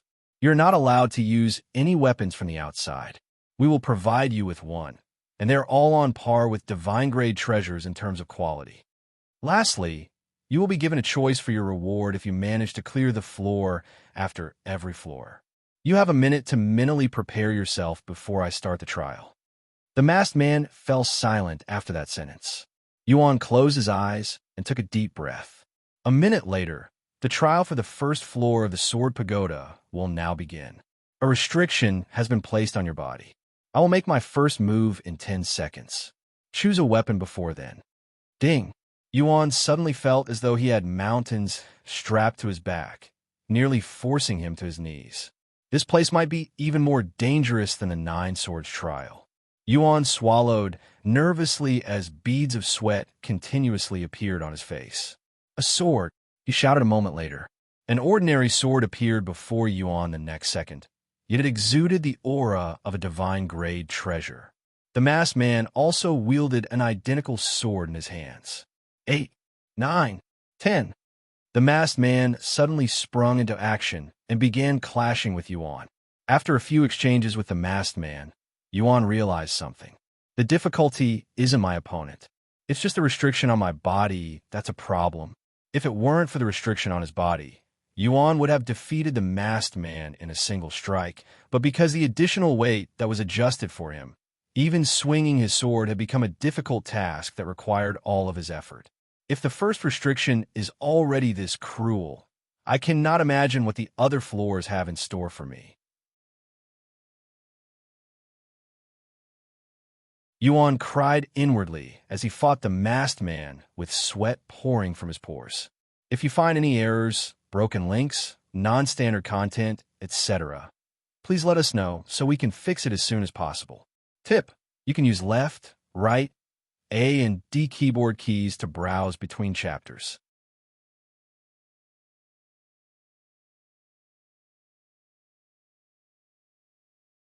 Chapter 1131. Published at 4th of February, 2023, 11:20 and 45 seconds a.m. Chapter 1131. Chapter 1131 Sword Pagoda. 4. If audio player doesn't work, press stop, then play button again. Chapter 1131 Sword Pagoda. 4. I've never seen the young master struggle so much in a fight.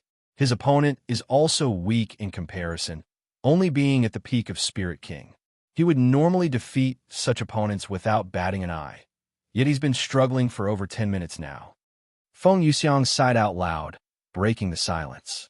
Lan Yingying shook her head. Can you blame him? His movements are sluggish and stiff, almost as though there's something weighing him down.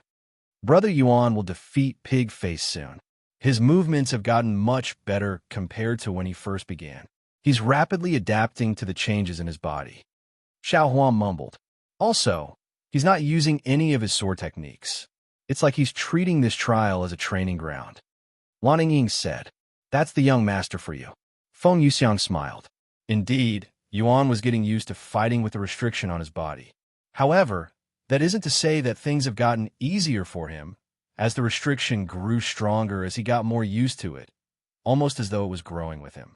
After another 10 minutes of non-stop clashing, Yuan finally managed to defeat the masked man without using any of his sword techniques.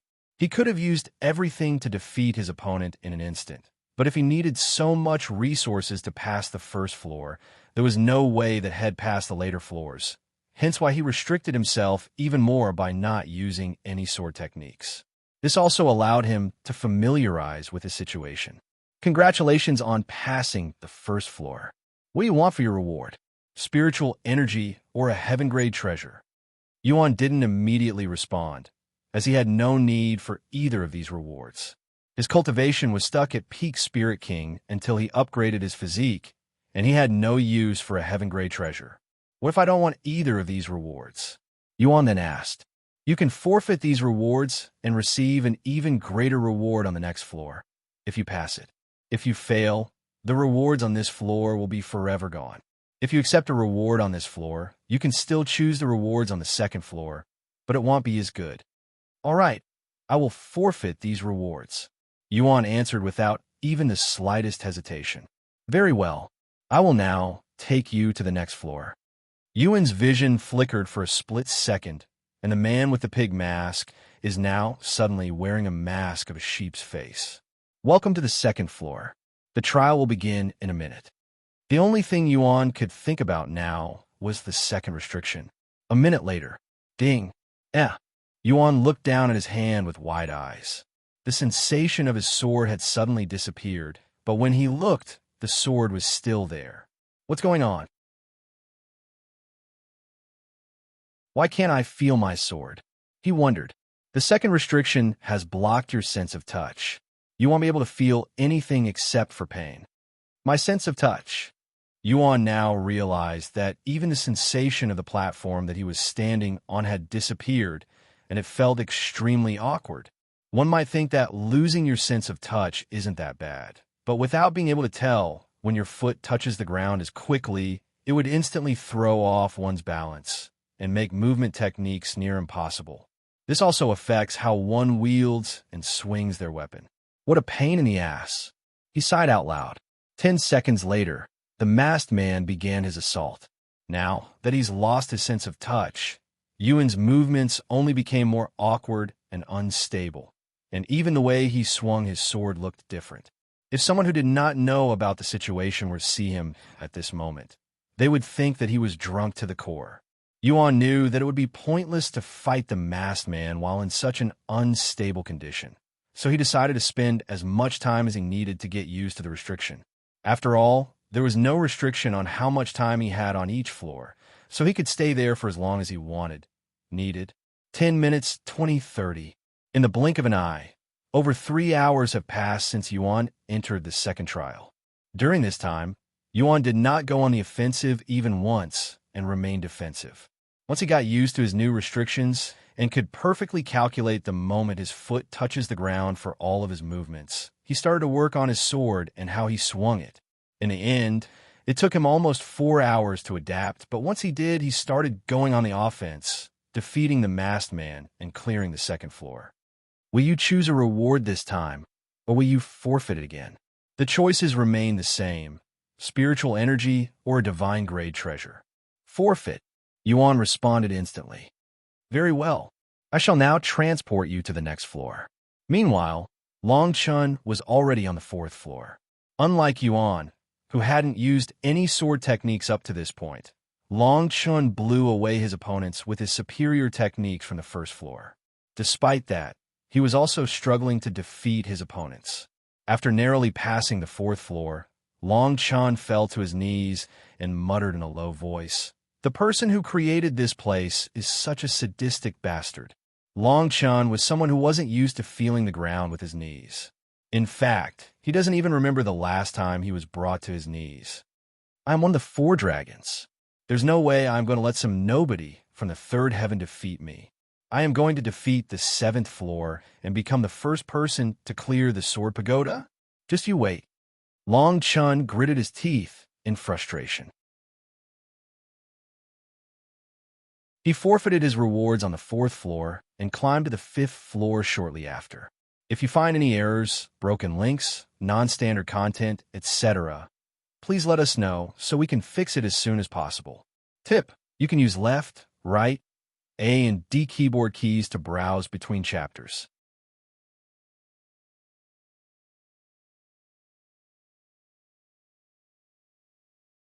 Chapter 1132. Published at 4th of February, 2023, 11:20 and 43 seconds AM. Chapter 1132. Chapter 1132 Sword Pagoda 5. If audio player doesn't work, press stop, then play button again. Chapter 1132 Sword Pagoda 5. Look, someone's managed to enter the 5th floor. The spectators were in awe after seeing a sword light appear on the 5th floor. There were currently 10 light sources shaped like a sword within the sword pagoda, each representing a challenger. There were 6 sword lights on the 1st floor, 2 on the 2nd floor, 1 on the 3rd, and 1 on the 5th floor. It must be that silver-haired man from the upper heavens. What if it's that Xiang? Impossible. If you saw what I saw a few days ago at the 9 Swords trial, you wouldn't say that. Someone suddenly said, "What did you see there?" That Xiang. He managed to survive all 9 sword strikes from the 9 Swords trial. In fact, he came here right after passing it. This person who had witnessed Yuan's greatness at the 9 Swords trial revealed this information to these people. What? Such information greatly shocked everyone there, as they were all aware of the 9 Swords trial. Are you sure you're not farting? There's no way someone could have defeated that gruesome trial. If you don't believe me, you can go check the 9 Sword trial. It's probably in ruins right now. He's not lying. I was also there to witness it. Someone else there said. Thus, the name Xiang began spreading in the Nameless Emperor's tomb. Upon entering the 3rd floor, Yuan was given another restriction. The already dim world suddenly turned pitch black, almost as though Head entered the void. Yuan's body trembled as it instinctively knew what had just happened. The restriction on the 3rd floor had removed his ability to see, turning him blind and causing his bad memories to resurface at the same time. However, Yuan didn't despair, as he wasn't completely blind. In fact, he could still see perfectly. This is thanks to his divine sense, which allows him to see things even better than what he could with his bare eyes. Yuan began fighting with the masked man who had a rooster mask shortly after. Since this floor's restriction was pretty much ineffective against him, it allowed him to fight at the same pace as the previous floor. This restriction that forces one to constantly use their divine sense may not affect Yuan, who essentially has unlimited soul strength due to his soul cultivation technique, but it was deadly to the others, who will inevitably exhaust themselves from constantly using their divine sense, forcing them to rush through each floor as fast as possible. 2 hours later, Yuan defeated the 3rd floor. Will you choose a reward this time, or will you forfeit it again? You can choose between spiritual energy or 10 divine-grade treasures. 10 divine-grade treasures? Just how many treasures are in this place? Yuan wondered inwardly. I will forfeit my rewards. He spoke a moment later. I understand. Then I shall send you to the 4th floor. Waiting on the 4th floor was a figure with a goat mask. The very next second, Yuan lost all sensation in his left arm. So I can only use one arm now, huh? These restrictions are getting more ridiculous. He couldn't help but utter out loud. This is just the beginning, said the masked man before approaching Yuan with a movement technique. Although his cultivation remains at the peak of Spirit King, his movements are getting better, and he's also more aggressive than the previous guardians. Now that I only have one arm to fight with, I can no longer fight without any techniques. Fortunately, my dominant arm wasn't restricted. Vanishing Ghost's Soundless Blade. Due to the increased weight on his body and his crippled arm, he was unable to use his technique at full power. I can only exert about 20% of its power in my current state. Yuan sighed inwardly after seeing the effects. However, even at 20%, it was still quite effective against his enemy. Meanwhile, the people outside the sword pagoda watched as the sword light on the 5th floor disappeared. The door to the sword pagoda opened, and a silver-haired young man was sent flying out the next moment. Damn it! I was so close to defeating the 5th floor. Long Chun gritted his teeth in frustration. After cursing inwardly, Long Chun began sweeping the crowd with his divine sense in search for a certain individual. I don't see him. Is he still inside the sword pagoda? Long Chun looked at the sword pagoda to see 5 people on the 1st floor, 3 on the 2nd floor, and 1 person on the 4th floor. He turned to look at the group of people in the front and asked them, "Hey, did that Xiang come out already?" They shook their heads. "No, you were the first to come out." "Then he's definitely on the 4th floor." Long Chun narrowed his eyes at the light within the sword pagoda. After taking a deep breath, he spoke in a loud voice supported by his aura. "Starting this point forth, nobody will enter the sword pagoda until Xiaoyang comes out. I will slay anyone that dares to disobey." What? It was an unreasonable demand from Long Chun, but nobody there could defy him. Who the hell do you think you? Some of the newer people there that didn't know Long Chun wanted to fight back, but they were quickly stopped by the others. Don't mess with him. He's some big shot from the upper heavens, and he can kill you with just his aura alone. When the newer people learned this information, they immediately gave up on arguing and became silent. One of many unspoken rules in the 9 heavens is that one should never mess with someone from a higher realm, because messing with even a servant could result in one's entire family being slaughtered, much less a big shot like Long Chun, who was exuding the aura of a young master from a powerful background. Thus, nobody else would enter the sword pagoda after Long Chun came out. Eventually, everyone else besides Yuan were outside, leaving him alone inside. If you find any errors, broken links, non-standard content, etc., please let us know so we can fix it as soon as possible. Tip: you can use left, right, A and D keyboard keys to browse between chapters.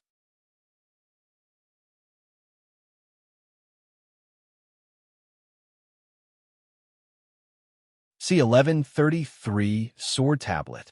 Chapter 1133 Sword Tablet. Fuck. What's taking him so long? He's been on the 4th floor for 2 hours now. The spectators were getting impatient, as most of them had only expected to wait at most another half an hour before Yuan got kicked out of the sword pagoda. Even Long Chun couldn't help but wonder what was going on inside. What's he doing inside? The 3rd floor forces one to use divine sense due to the restriction, so it wouldn't make sense to prolong the fights. Even if he's not using his divine sense, the Guardian should be attacking him relentlessly, giving him no time to rest. To spend so much time on one floor, there's no way he's getting past the 4th floor. After another hour of waiting, the sword light on the 4th floor finally moved to the 5th floor. This shocked everyone there. He actually managed to beat the 4th floor after spending 3 whole hours there. No way. Long Chun, who knew very well about the restrictions, was even more baffled than the others. As someone who climbed to the 5th floor, he knew better than anyone there how unforgiving the sword pagoda was, and for Yuan to endure 3 hours on the 4th floor was nothing short of a miracle. What happened in there? I really want to see it. Long Chen's hands curled up in a fist. Oh, if it isn't the Silver Dragon, why are you just standing out here? Aren't you going to challenge the sword pagoda? A voice that Long Chun recognized suddenly resounded. He turned around to see a group of individuals approaching him from a distance. Of course, just like Long Chun, they were all from the upper heavens. "I already went inside," he said in a calm voice, trying his best to hide his emotions. "Really? Then why are you still here?"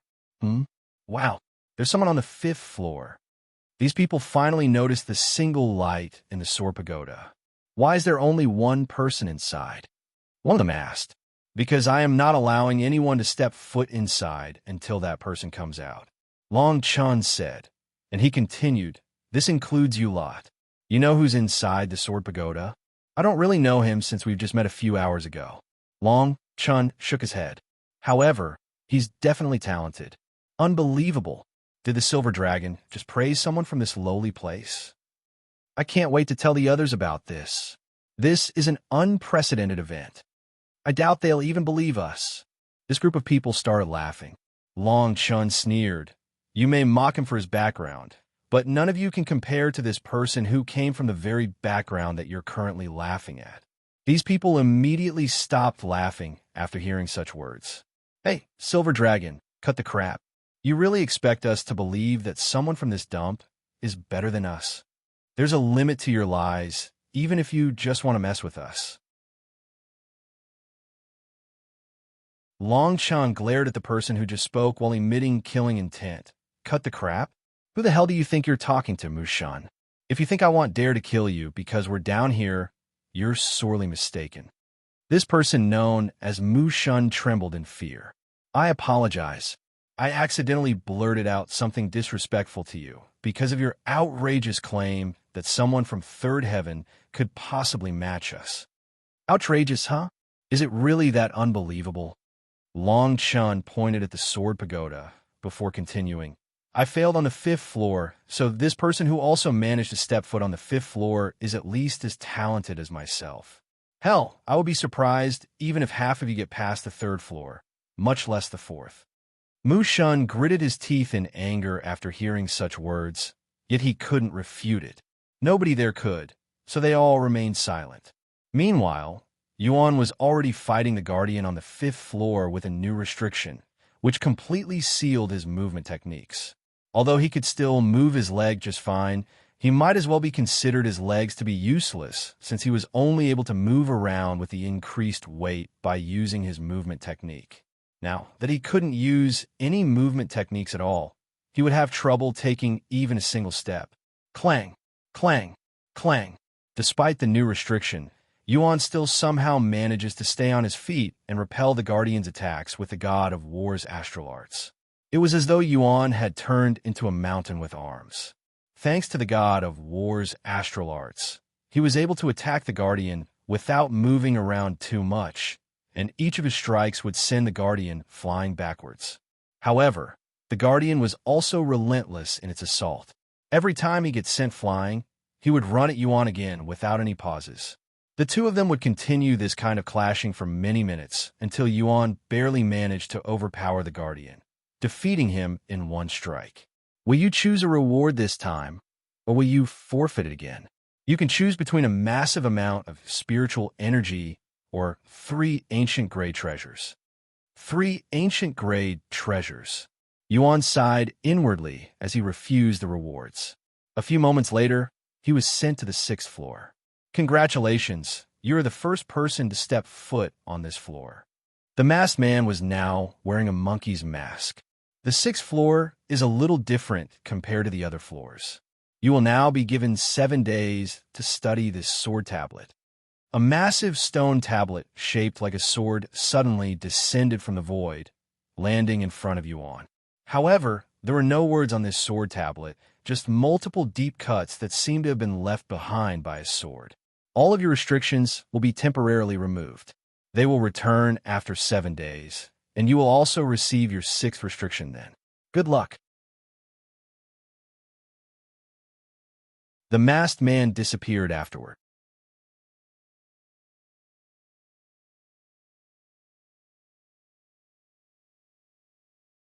C1134 Studying the Sword Tablet.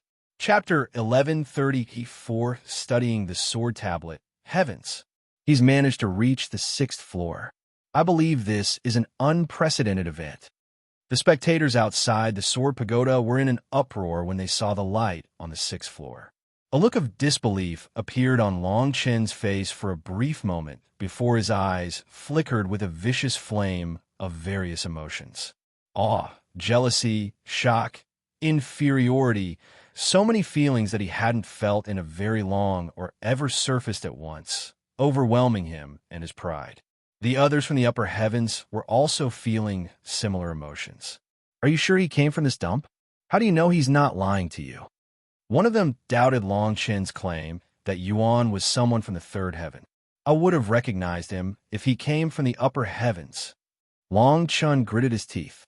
He could have easily disguised himself. Unless he consumed a pill made by the god of alchemy himself, there's no way I wouldn't realize it.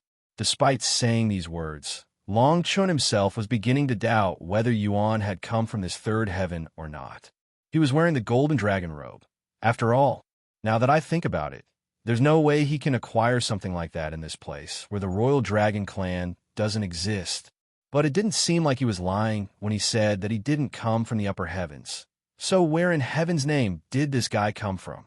While the spectators were still trying to get over their shock, Yuan was sitting before the sword tablet, silently staring at the sword marks on it.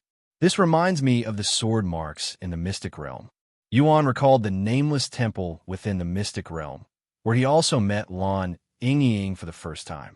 Inside the temple was a tablet with sword marks, and he learned sword aura after studying the tablet. The sword marks on that sword tablet. Lan Yingying mumbled in a low voice as she found the sword marks to have a familiar feeling to them. Do you recognize the sword tablet? Feng Yuxiang asked her out of curiosity. Not the sword tablet, but the sword marks on it. Although the pattern is different, the marks are almost identical to the ones on the Lord's tablet. Lan Yingying proceeded to tell the others about her first meeting with Yuan and about the temple that she had spent the majority of her life taking care of. So, it has something to do with sword aura, huh? I wonder what the young master is going to learn this time. Feng Yuxiang mumbled with an anticipating look on her face. Yuan would spend the next 24 hours staring at the sword marks without any breaks. Meanwhile, the people outside the sword pagoda were confused and filled with curiosity as to what was happening on the 6th floor, and the number of people outside had increased drastically once words began to spread. This could be a once-in-lifetime event, so people were rushing over to the sword pagoda. It's already been a full day since he entered the 6th floor. Just what is happening inside? This is the first time that someone has ever reached the 6th floor, so nobody can say for sure. Time passed quickly, and within the blink of an eye, 3 days have passed since Yuan entered the 6th floor. During the last 3 days, nothing significant has happened to Yuan. In fact, he was still trying to comprehend the sword marks. It's already been 3 days. Whatever secret is behind that sword tablet, it must be incredibly profound since it usually takes the young master no time to understand them. Feng Yuxiang sighed out loud. However, just as she finished her sentence, an explosive amount of sword aura suddenly gushed out of Yuan's body. One immense amount of sword aura. Xiao Huan mumbled in a dazed voice. Yuan's sword aura would only continue to intensify from that moment. On the 4th day, the sword aura around Yuan had become so dense that it could even be seen by one's bare eyes, and it took the shape of a sword, making it seem as though Yuan himself had turned into a sword. This is... Xiao Hua's eyes flickered with excitement when she realized what was happening. What is it? Share your insight with the rest of us. Feng Yuxiang noticed this and said to her. Xiao Hua sneered in a cute manner, silently refusing Feng Yuxiang's request. You little... Feng Yuxiang gritted her teeth in frustration, as she was really curious about Yuan's condition. Do you know anything? She turned to ask Lan Yingying, who was staring at Yuan with wide eyes. Lan Yingying shook her head. I have never seen anything like this before, but it feels familiar somehow. Meanwhile, there were now over 50,000 people surrounding the sword pagoda, all of them on the verge of insanity from the anticipation. Their curiosity piqued. Shit, what the hell is he doing in there? It's already been 4 days. Did he die inside or something? There's no way he's been fighting for the past 4 days. What do you think is really happening inside? Only time will tell. On the 5th day, Yuan finally closed his eyes and entered a state of trance. That's... Feng Yuxiang's eyebrows twitched upon seeing this familiar sight. He's experiencing enlightenment once again. Lan Yingying mumbled with a bittersweet smile on her face.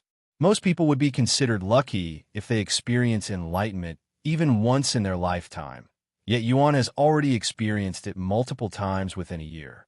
Towards the end of the 6th day, Yuan opened his eyes to be greeted by a notification. Enhanced Sword Aura. Enhanced Sword Aura. Description: only those blessed by the Sword God could comprehend Enhanced Sword Aura. Allows you to convert your soul strength into Enhanced Sword Aura. Significantly increases sword damage and sharpness.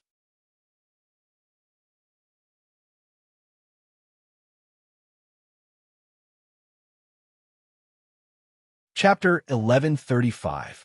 Published at 31st of January, 2023, 8:30 and 16 seconds p.m. Chapter 1135. 1135. If audio player doesn't work, press stop, then play button again. Chapter 1135. Enhanced Sword Aura. After comprehending Enhanced Sword Aura, which is basically a superior version of Sword Aura that uses his soul strength instead of spiritual energy, Yuan's Sword Aura had reached peak masterly level, and his understanding for the swords also increased significantly. Grand Sword Mastery. Description: very few sword masters have reached this level. Drastically improves your control with swords by 75% and increases all damage dealt with swords by 150%. Your enemies will feel more pain from your sword attacks as your damage increases. Your sword techniques will also have more impact. Requires no activation. Brother Yuan really did it. He's learned Enhanced Sword Aura.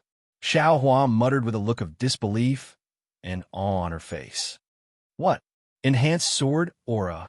Feng Yuxiang exclaimed with a terrified expression on her face. What's that? Lan Yingying asked with her head slightly tilted to the right. It's not surprising that you don't know about Enhanced Sword Aura, since that only exists in the upper heavens. Feng Yuxiang said, and she continued, anyways, Enhanced Sword Aura is basically the next level of Sword Aura. It's incomparably stronger compared to Sword Aura and incredibly hard to learn at the same time. Xiao Hua then spoke. Even in a place like the Supreme Heaven, where the most talented people in the 9 heavens gather, anyone that can comprehend Enhanced Sword Aura before they are 100 years old are considered peak prodigies. Brother Yuan isn't even 20 years old. It's that amazing. Lan Yingying turned to look at Yuan with a look of admiration on her face. There's a saying that if Sword Aura can cut mountains, then Enhanced Sword Aura can split the world into 2 parts. The fact that it hasn't even been that long since he learned Sword Aura is even more terrifying. Feng Yuxiang's body trembled before Yuan's unfathomable talent. If he's just your ordinary genius, that is. Lan Yingying smiled. He's the Lord's reincarnate, after all. Something like this should only be natural. Feng Yuxiang then said, I don't know anything about this, Lord, but if he can teach people Enhanced Sword Aura just by leaving behind a few sword marks, I cannot even begin to imagine the level of swordsmanship had achieved in his past life. By the way, since there's Enhanced Sword Aura after Sword Aura, I can assume that there is something even stronger than Enhanced Sword Aura, right? Lan Yingying suddenly asked. Xiao Huan nodded. Yes, but the amount of people that have reached such a level is so minuscule that it might as well be non-existent. Shortly after Yuan learned Enhanced Sword Aura, the masked figure returned. Congratulations on learning Enhanced Sword Aura. Your restrictions will return soon with an additional restriction. Yuan couldn't wait for the challenge to begin, as he was itching to use his newfound powers. The following moment, Yuan's enthusiasm dropped to 0 when all of the spiritual energy inside his body suddenly disappeared. The 6th restriction is Cultivation Restriction. Your Dantian and all of your spiritual energy has been sealed off, so you're no different than a mortal now. The masked man said to him. He was already partially crippled before this. Now that his cultivation is sealed, he has truly become a cripple. Yuan despaired for a second before suddenly recalling the description of Enhanced Sword Aura. My spiritual energy may be sealed, but my soul strength is untouched, and Enhanced Sword Aura uses soul strength. I still have a chance. If he hadn't learned Enhanced Sword Aura, even all of the talents in the world wouldn't help him pass this challenge. When Yuan held the Empyrean Overlord, he could immediately tell how drastically different the sword felt in his grasp compared to before learning Enhanced Sword Aura. Even though I don't have any spiritual energy, I feel like I could defeat any opponent with this sword in my grasp. Yuan's body began emitting enhanced sword aura, creating this weird effect in the air around him that made it seem like it was constantly being sliced by a sword. In fact, if one closed their eyes and tried to sense Yuan, they wouldn't even sense a human presence, but an entity, a sword. Yuan stared at the masked man with a tranquil expression.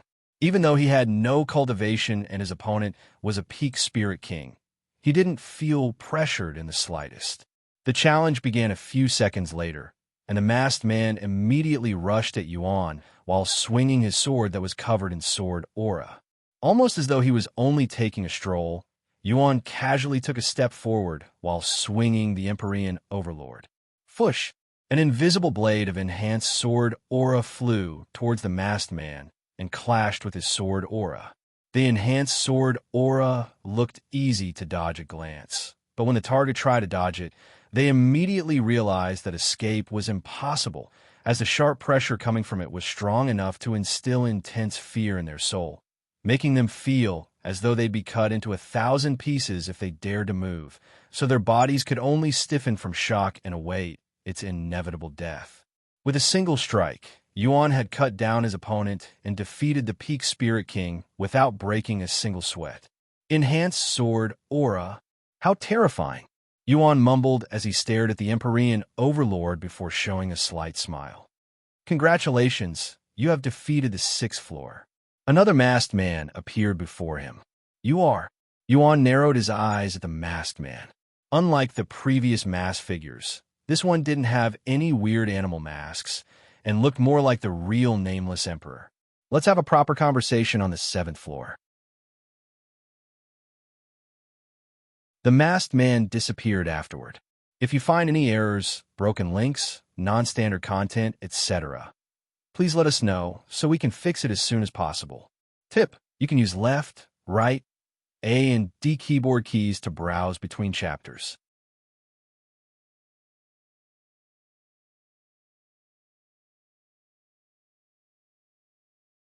Chapter 1136. Published at 31st of January, 2023, 8:30 and 15 seconds p.m. Chapter 1136. 1136. If audio player doesn't work, press stop, then play button again. Chapter 1136 Weapon Upgrade. Will you choose a reward, or will you forfeit again? You can choose between spiritual energy or a mythic grade treasure. A voice tempted Yuan shortly after the masked man disappeared. Mythic grade treasure. Yuan swallowed nervously. He would be lying if he said that he wasn't tempted. However, there was still one more floor in the Sword Pagoda. If he forfeits such a reward on this floor, he could only imagine what he'll acquire on the 7th floor. I will forfeit the rewards on this floor. He responded a moment later. Then I shall transport you to the 7th floor now.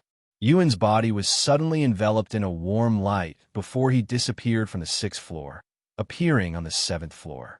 Outside the Sword Pagoda, over 100,000 people have gathered to witness the spectacle of Yuan reaching the peak of the Sword Pagoda. Heavens! He's alive, and he passed the 6th floor. That bastard really did it. He's reached the peak of the Sword Pagoda. The people there were all in awe. The Sword Pagoda is one of the most popular and renowned trials in the Nameless Emperor's tomb, so most of the people there knew the difficulty and its history. A legend is about to be born. Long live Xiang. Some people there even began revering Yuan, treating him as though he was a god. The group that came from the upper heavens were dead silent at this moment, but all of them were thinking about one thing with serious expressions, that they needed to recruit this person who seemingly has unlimited potential at all cost. Regardless if he passes the final floor or not, he's still going to become famous. Once the seniors in the upper heavens learn of his presence, they will all go crazy trying to recruit him. Long Chun could feel his heart throbbing with excitement, as it has been a while since a genius at Yuan's level has appeared. Meanwhile, Yuan stood before the masked man on the 7th floor. Welcome to the peak of the Sword Pagoda. Are you my opponent for this floor? Yuan asked as he tightly gripped his Empyrean Overlord. The masked man shook his head. No, you won't be fighting me. This will be your opponent. The masked man took a step to the side, clearing the path and revealing the object behind him. Yuan raised an eyebrow when he saw what the masked man was referring to. There was a large boulder made of an unknown substance that resembled crystal, and there was a wooden sword stabbed into it. "That's my opponent? What kind of joke is this?" Yuan asked him. "This isn't a joke. The condition to pass this floor is to pull out that wooden sword. As for your restriction, well, this test in itself is one. The rest of your restrictions will also be lifted. Good luck. Not that it matters at all. Seriously?" Yuan felt that it was a little anticlimactic, but he didn't complain. He quickly approached the wooden sword and wrapped his fingers around the handle. However, before he exerted any force, the masked man spoke. "Oh, before you attempt to pull the sword, I should warn you that you will only have one chance. If you fail, your body will explode and you will die." "What?" Yuan wanted to release the sword, but he subconsciously pulled his arms back without releasing his grip on the sword. Sha! The wooden sword was pulled out of the boulder without any resistance. Yuan stared at it with wide eyes. "Aha!" The masked man suddenly began laughing out loud, causing Yuan to raise an eyebrow. "I was just joking. You wouldn't have died, and the wooden sword has no meaning." "Explain." Yuan frowned slightly. "The moment you comprehended enhanced sword aura from the 6th floor, you've already completed the sword pagoda. There's no challenge on the 7th floor. Then what's the point of making a 7th floor?" The masked man snapped his fingers, causing a hole to appear in the middle of the room, and inside this hole was about 3 inches of black liquid. "Lend me the Empyrean Overlord for a moment," the masked man then said. Yuan summoned the sword and handed it over. The masked man looked at the sword with a nostalgic feeling in his eyes. "It's been a while, buddy." He then submerged the sword in the liquid. "What are you doing?" Yuan couldn't help but ask. "How do you feel about the Empyrean Overlord? Is it a good weapon?" Instead of answering his question, the masked man suddenly asked one. "Well, despite it being my second soul weapon, it's my most used weapon, and I have the most experience with it. When I wield it in my hands, it feels as though it becomes part of my body. It's powerful and easy to use. I don't have any complaints." "Is that so? What if I tell you that the Empyrean Overlord is actually still in a dormant state? That it's not at its full potential?" Yuan's eyes widened with surprise upon hearing such information. "The Empyrean Overlord was crafted by a good friend of mine. He used the best materials in the 9 heavens, and it took him over 10,000 years to complete it. It could even be considered the best sword in existence. However, its power would have been too potent for you to handle at the beginning, so I purposefully sealed its power until fate brought you here." "Wait, you're making it sound like you knew I was going to acquire it from the beginning and that I would come here." Yuan frowned. The masked man lifted his mask a little, revealing his smile. "Of course. That's just how our lives work. Fate isn't as random as it seems, especially when it's our fate. The Empyrean Overlord, the Nameless Emperor's Tomb, the Sword Pagoda, all of these things are connected. You didn't come here by chance. You were guided here." "By whom?" Yuan swallowed nervously. "You'll figure out yourself eventually."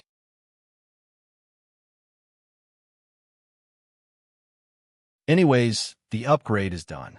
The masked man retrieved the Empyrean Overlord from the hole the following moment. If you find any errors, broken links, non-standard content, etc., please let us know so we can fix it as soon as possible. Tip: you can use left, right, A and D keyboard keys to browse between chapters.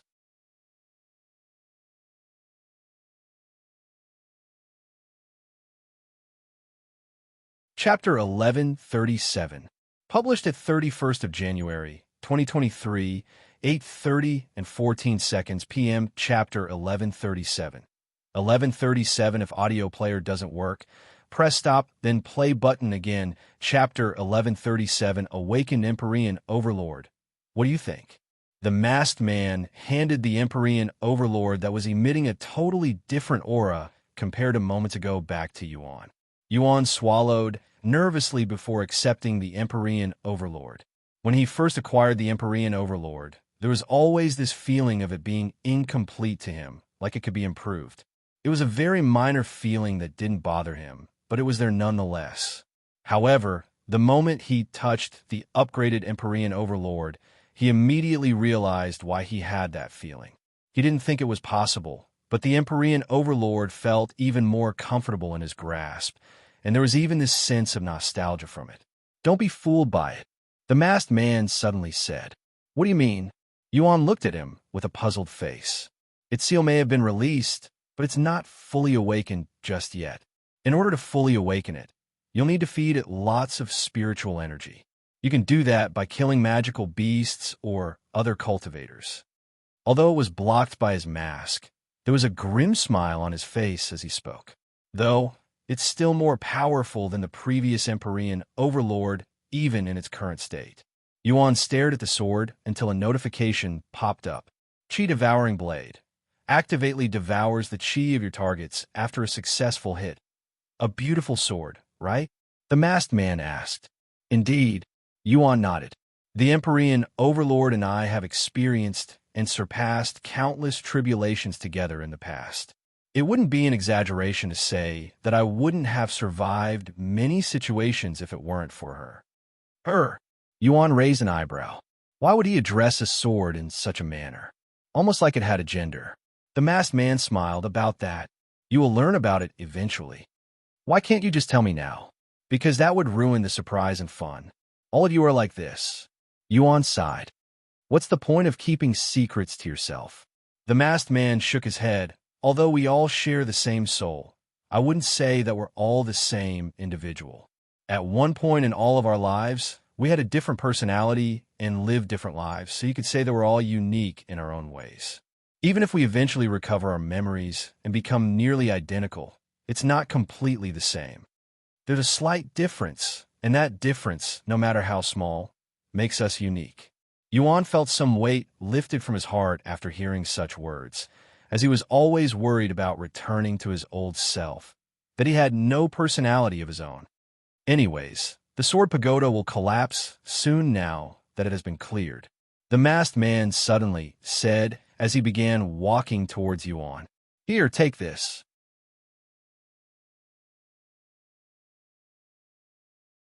The masked man handed a key to him. "What's this key for?" "I also received one from the Seven-Sword Trial."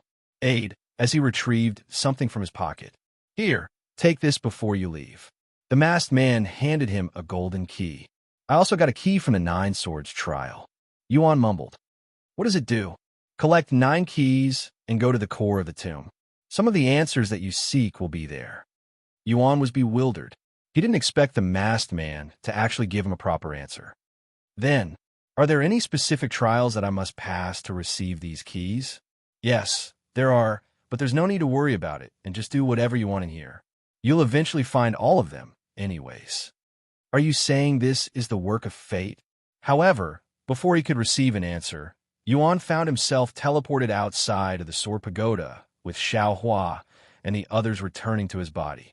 Once Yuan was outside, he could immediately feel countless gazes staring at him, causing his body to naturally tense up.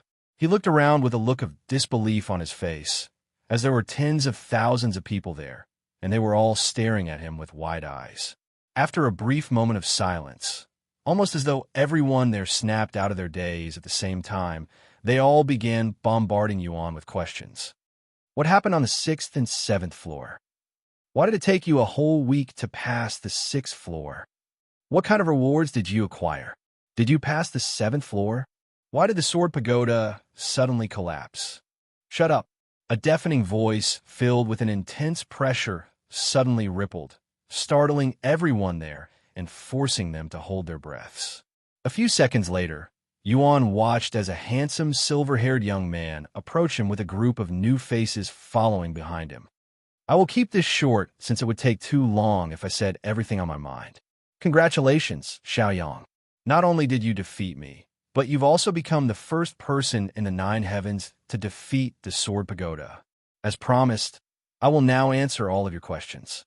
Long Chen said to him with a defeated smile. However, Yuan didn't say anything and merely extended his hand, almost as though he was asking for something. Long Chen chuckled when he saw this, as he immediately realized what Yuan wanted from him. He reached into his spatial ring and retrieved exactly 10 pebble-sized Royal Great Spirit Jade before placing them on Yuan's open palm. The spectators watched while salivating, as these 10 small Royal Great Spirit Jades were worth over 100 million spirit stones easily. If you find any errors, broken links, non-standard content, etc., please let us know so we can fix it as soon as possible. Tip: you can use left, right, A and D keyboard keys to browse between chapters.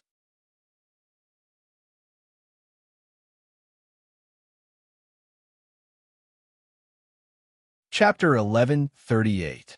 Published at 31st of January, 2023, 8:30 and 13 seconds p.m. Chapter 1138. 1138. If audio player doesn't work, press stop, then play button again. Chapter 1138. Silver Dragon thanks. Yuan said as he tossed the spirit jades into his spatial ring. Long Chun cleared his throat and spoke. Now as for the questions you had for me. Yes, I am from the upper heavens. Specifically, the ninth heaven. The surrounding people gasped in shock when they heard this information. He's someone from a supreme heaven. No wonder why his aura is completely different. A real big shot. I'm so glad I risked my life to come to the Nameless Emperor's tomb this year. To think I'd see someone who came from a supreme heaven with my very eyes. While the spectators there mumbled to each other, Yuan remained relatively calm as he asked, "Oh, I didn't think someone from such a place would be interested in the Nameless Emperor's tomb. Surely, you're not here for the treasures?" Long Chun chuckled. Of course not. The treasures here are as common as tableware in the supreme heaven. I can't tell you the exact reason why I'm down here, but I am searching for a specific individual. But since we're essentially looking with a blindfold on, I decided to spend some time in this place. As expected, he's here to look for me. Yuan sighed inwardly. I see. Then I won't bother you anymore. Good luck with your searches. Yuan was prepared to leave as soon as possible, since nothing good will come out of staying around these people who are on a manhunt for him. Wait a minute. How can you leave already? I still have so much to talk about. Longshin quickly stopped him. If you want to talk, we can do so another time. This place may mean nothing to you, but it means everything to me, and unfortunately, our time here is limited, so I won't entertain you anymore. Such insolence. I can no longer ignore your arrogance. Who do you think you're talking to? One of the individuals behind Long Chun suddenly shouted. Yuan glanced at this person and casually said, Now that you mention it, I don't know. Care to enlighten me? This bastard, stop. Long Chun glared at this individual with a serious expression. Ignore him, Xiang. Once again, I am Long Chun, one of 4 dragons and phoenixes. Most people in the upper heavens call me Silver Dragon. Silver Dragon? So you're a dragon? Yuan asked, his interest piqued. Long Chun shook his head. Silver Dragon is just a title, one given to those who have been recognized as the most talented in our generation. Amongst the 4 dragons and phoenixes, only 3 of them are actually from the dragon clan. With that being said, I do have some dragon blood in me. In the supreme heaven, the surname Long is mostly reserved for those in the dragon clan. After all, oh, so you're a half-dragon? Yuan asked with an intrigued look on his face. Hey, that's... The group behind suddenly had terrified looks on their faces when they heard the word half-dragon. Long Chen's eyebrows twitched as a reaction, but he remained calm. Since you're not from the supreme heavens, I cannot blame you for not knowing, but most people who do not have pure blood would charge at you for using that term. They consider it derogatory. Is that so? I will keep that in mind, and I apologize if I offended you. Long Chun shook his head. Anyways, I have had this question on my mind since I first saw you. His gaze lowered, staring at the golden dragon robe. Which dragon clan do you belong to? I don't belong to any dragon clan. What? Then where did you acquire that uniform? If it wasn't given to you by the dragon clan, I highly suggest you return it to them. If they learn that a human is walking around with the golden dragon robe, they'll hunt you down like a criminal on death row. Long Chin frowned. Then you don't have to worry. It was definitely given to me by the dragon clan. Although we're friends, I wouldn't say that I belong to their clan. Yuan said, unaware of the significance behind his outfit. Seriously? Which family would hand out the golden dragon robe to someone that isn't even part of the dragon clan?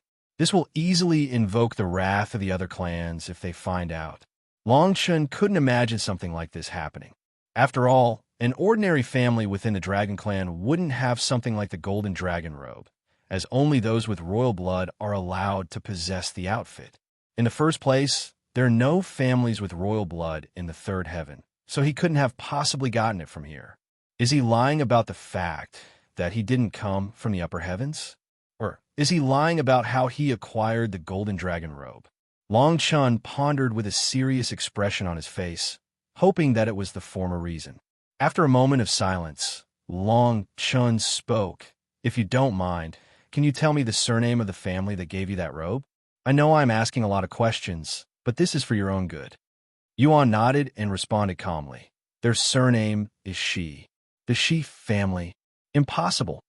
Long Chun cried out loud after hearing this unexpected information. Yuan raised his eyebrows and asked, "Why do you look like you just saw a ghost?"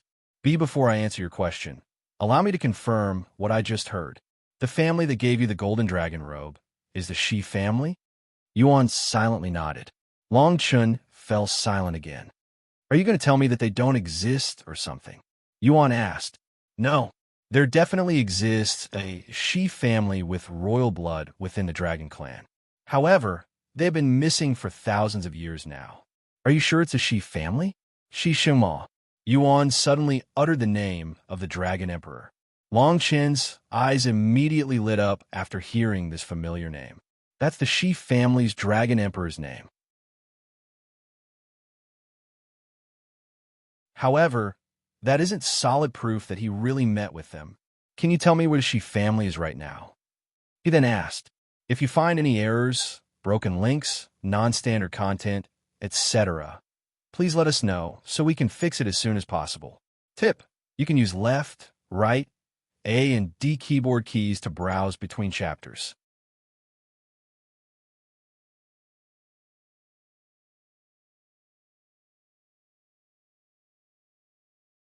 Chapter 1139, published at 31st of January, 2023, 8:30 and 10 seconds p.m. Chapter 1139. 1139 if audio player doesn't work. Press stop, then play button again. Chapter 1139 heading towards the Sword Temple. Sorry, but I cannot tell you their location. Although you say they're missing, they separated themselves from the rest of the world on their own accord, and they're living happily from what I saw. Yuan refused Long Chen's request without hesitation. They separated themselves? Why would they? Long Chen halted his mumble when he suddenly recalled the Shi family's history. The Shi family disappeared shortly after the Dragon Clan's war with cultivators many centuries ago. I guess they didn't want to deal with humans after what happened. He sighed inwardly, but this only created more questions for Long Chen. Why would a Shi family that despises humans give a human the golden dragon robe? This doesn't make sense no matter how I think about it. Anyways, I have entertained you for long enough. If you have more questions, save them for after we all leave this place. Yuan turned around and began walking away. How about I come with you? Long Chun started following him. He still had many questions and wanted to recruit Yuan to his side, after all. However, Yuan quickly turned around and held his arms up, pointing his palm directly at Long Chen's face. Please leave me alone. I already have enough company with me. Long Chun halted his steps and no longer followed Yuan. Yuan quickly escaped the crowd. There's too much attention on me. I will meet you guys a few miles ahead. Yuan notified the Tian family through divine sense as he flew away. I've never seen such an arrogant bastard before. He thinks he's above us just because he got lucky in the Sword Pagoda. I doubt he's actually that talented. The people behind Long Chun gritted their teeth in anger. How could someone from a backwater place like the Third Heaven possibly have more talent than us? He must have used some trick to beat the Sword Pagoda. Long Chun couldn't even be bothered by these people and merely remained silent, his eyes staring at the direction that Yuan disappeared to. Xiang, one mysterious fellow. Long Chen realized at this moment that he's never been intrigued by another individual to such an extent. Long Chun left the place shortly after, And when that happened, the other people at the Sword Pagoda went into an uproar. The Sword Pagoda has collapsed. What should we do now? I don't think there is anything we can do now. Heavens! He defeated not only the Nine Swords Trial, but also the Sword Pagoda. A legend is about to be born. I must let the others know. The name Xiang began spreading within the Nameless Emperor's tomb like a wildfire during a heat wave. When the big families and powerful sects heard of Xiang and his feats, they immediately decided to recruit him to their side. We must find this Xiang before the others and recruit him to our sect. A famous sect leader roared at his disciples. My daughter, I want you to meet with this Xiang and bring him to our family at all cost. A renowned patriarch said to his precious daughter with an urgent expression. But father, you already engaged me to the Ming family. Screw the Ming family. This Xiang takes priority. If the rumors are true, he'll definitely become a prominent figure in not just the third heaven, but the entire 9 heavens. Some people in the Nameless Emperor's tomb shifted their attention to Yuan after hearing his achievements, treating him as though he was another treasure in the tomb that must be acquired. However, since the rumors sounded too good to be true, most people doubted it and decided to ignore it. Meanwhile, a dozen miles away from the Sword Pagoda, Yuan regrouped with Tian Yinyu and Tian Suyin. You really dropped a lot of jaws back there, mine included, Tian Yinyu said as she stared at Yuan, still with a somewhat dazed look on her face. Tian Suyin remained quiet, her thoughts unknown. Tian Yinyu continued, I've been dying to ask you, what happened on the 6th floor? Why did it take you almost a week to pass it when the 7th floor didn't even last an hour? Oh, I was given a week to comprehend something. That's all. That's it. Although it's very different from the previous floors, it sounds boring. What about the 7th floor? What did it look like up there? Same as the other floor, empty and boring. What about the reward? You cleared the Sword Pagoda, right? Surely, the reward must be extravagant. Tian Yanyu's eyes were essentially glowing from excitement at this moment. Yuan shook his head. Besides this key, I didn't really receive much. Seriously? Tian Yinyu was baffled after hearing this, and she looked like a child who just had her dreams crushed. Didn't you also receive a key at the 9 Swords trial? What does it do? Tian Suyin looked at the key with interest. Her instincts told her that the key would lead to something special. Indeed, but I don't know its purpose. I only know that I have to collect 7 more before heading to the deepest parts of the tomb. That's impossible even for you. Not even half of the tomb has been explored since it was discovered. Yet you want to go to the deepest area? You'll just be walking to your own grave. Yuan smiled. I think I will be fine. After all, fate brought me here. Fate? What a lunatic. Tian Suyin shook her head inwardly. Anyways, my next destination is the Sword Temple. Yuan announced a moment later. The Sword Temple is located at the border of the outer area. ITLL take us 2 weeks just to get there, even if we travel there in a straight line without rest. Tian Suyin said. Yuan nodded. You don't need to follow me there if you don't want to. I don't want to waste your time, either. Nonsense.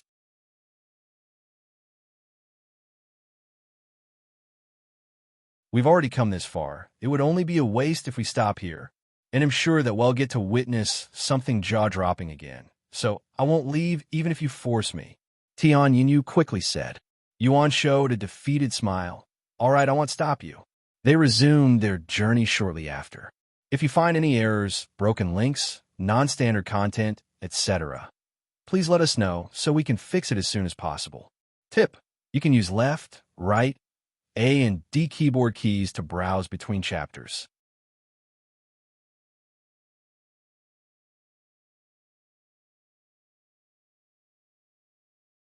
C1140 Renowned. Chapter 1140 Renowned, plus 20 fame, plus 31 fame, plus 56 fame, plus 111 fame. Yuan noticed that his fame was increasing at a rapid rate as he traveled to the Sword Temple. This must be due to what happened at the 9 Swords trial and the Sword Pagoda. While he was glad to see his fame increasing, he still had no idea what kind of effect it had on him. And in just a few days, His fame reached over 100,000. Suddenly, an announcement appeared in the sky for all players to witness. Ding! Yuan's eyebrows lifted slightly after seeing the notifications. So fame unlocks new events. Now, the only question is, where do I find these events? He wondered inwardly. Xiang, let's take a break.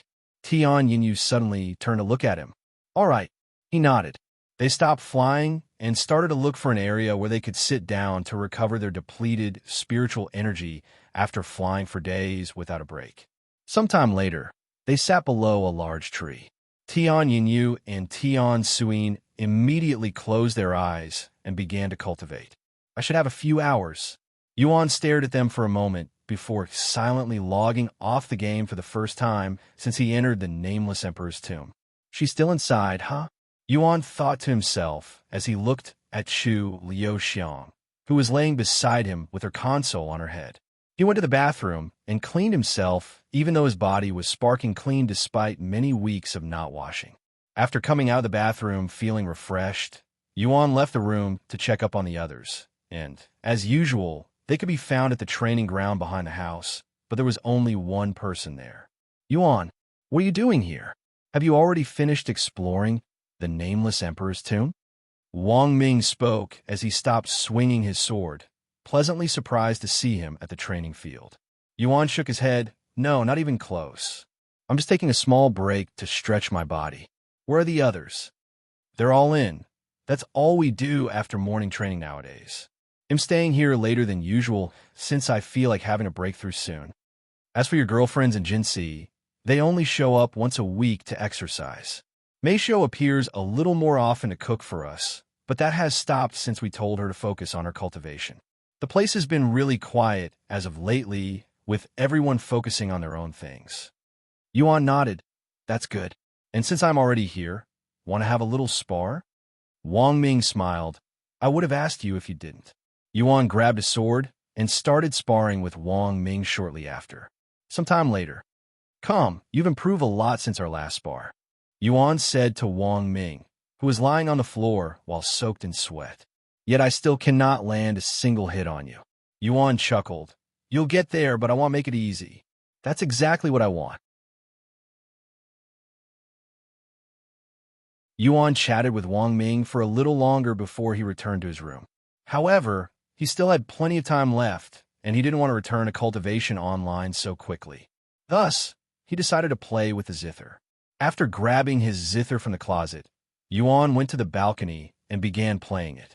About an hour later, Meisho removed the console from her head and sat up on her bed to look at the clock. It's almost midnight. Her ears suddenly twitched when it heard a heavenly melody being played, which stimulated her body and instantly woke her up. This music, Yuan? She quickly went to the balcony before looking towards Yuan's room, and her eyes were immediately blessed by Yuan's handsome face that was enhanced by the moonlight as he played the zither elegantly. Meisho opened her mouth slightly only to close it without uttering a sound, as she did not want to disturb such a moment. A minute later, after playing the final note, Yuan rested his hand on the zither before turning to look at Meisho with a gentle smile on his face. Hey, it's been a while. Did something happen in Cultivation Online? Meisho couldn't help but ask the first thing in her mind. Everything is fine in Cultivation Online. I'm just taking a break. I see. Meisho didn't know what else to say. After a moment of awkward silence, Meisho subconsciously uttered, Want to come over? By the time she realized what Shed just said, Yuan already responded with a silent nod. I will be there in a minute. Let me put away the zither first. Once Yuan left the balcony, Mike's face flushed with redness. A minute later, Yuan knocked on Mike's door. Meisho quickly answered. Once they were inside the room, Yuan sat down and initiated the conversation. How is your cultivation going? Smoothly. I just entered the 7th level of Spirit Master before logging out. You're a Spirit Master already? It's only been a month. I guess this is what happens when you focus on cultivation. Yuan smiled. She nodded. The dense spiritual energy in the 3rd heaven helps a lot. Of course, my cultivation technique plays the biggest role in my growth. I'm not the only one. Chu Xiang and Li Jinxi have also reached Spirit Master. Chu Xiang reached the 5th level last week.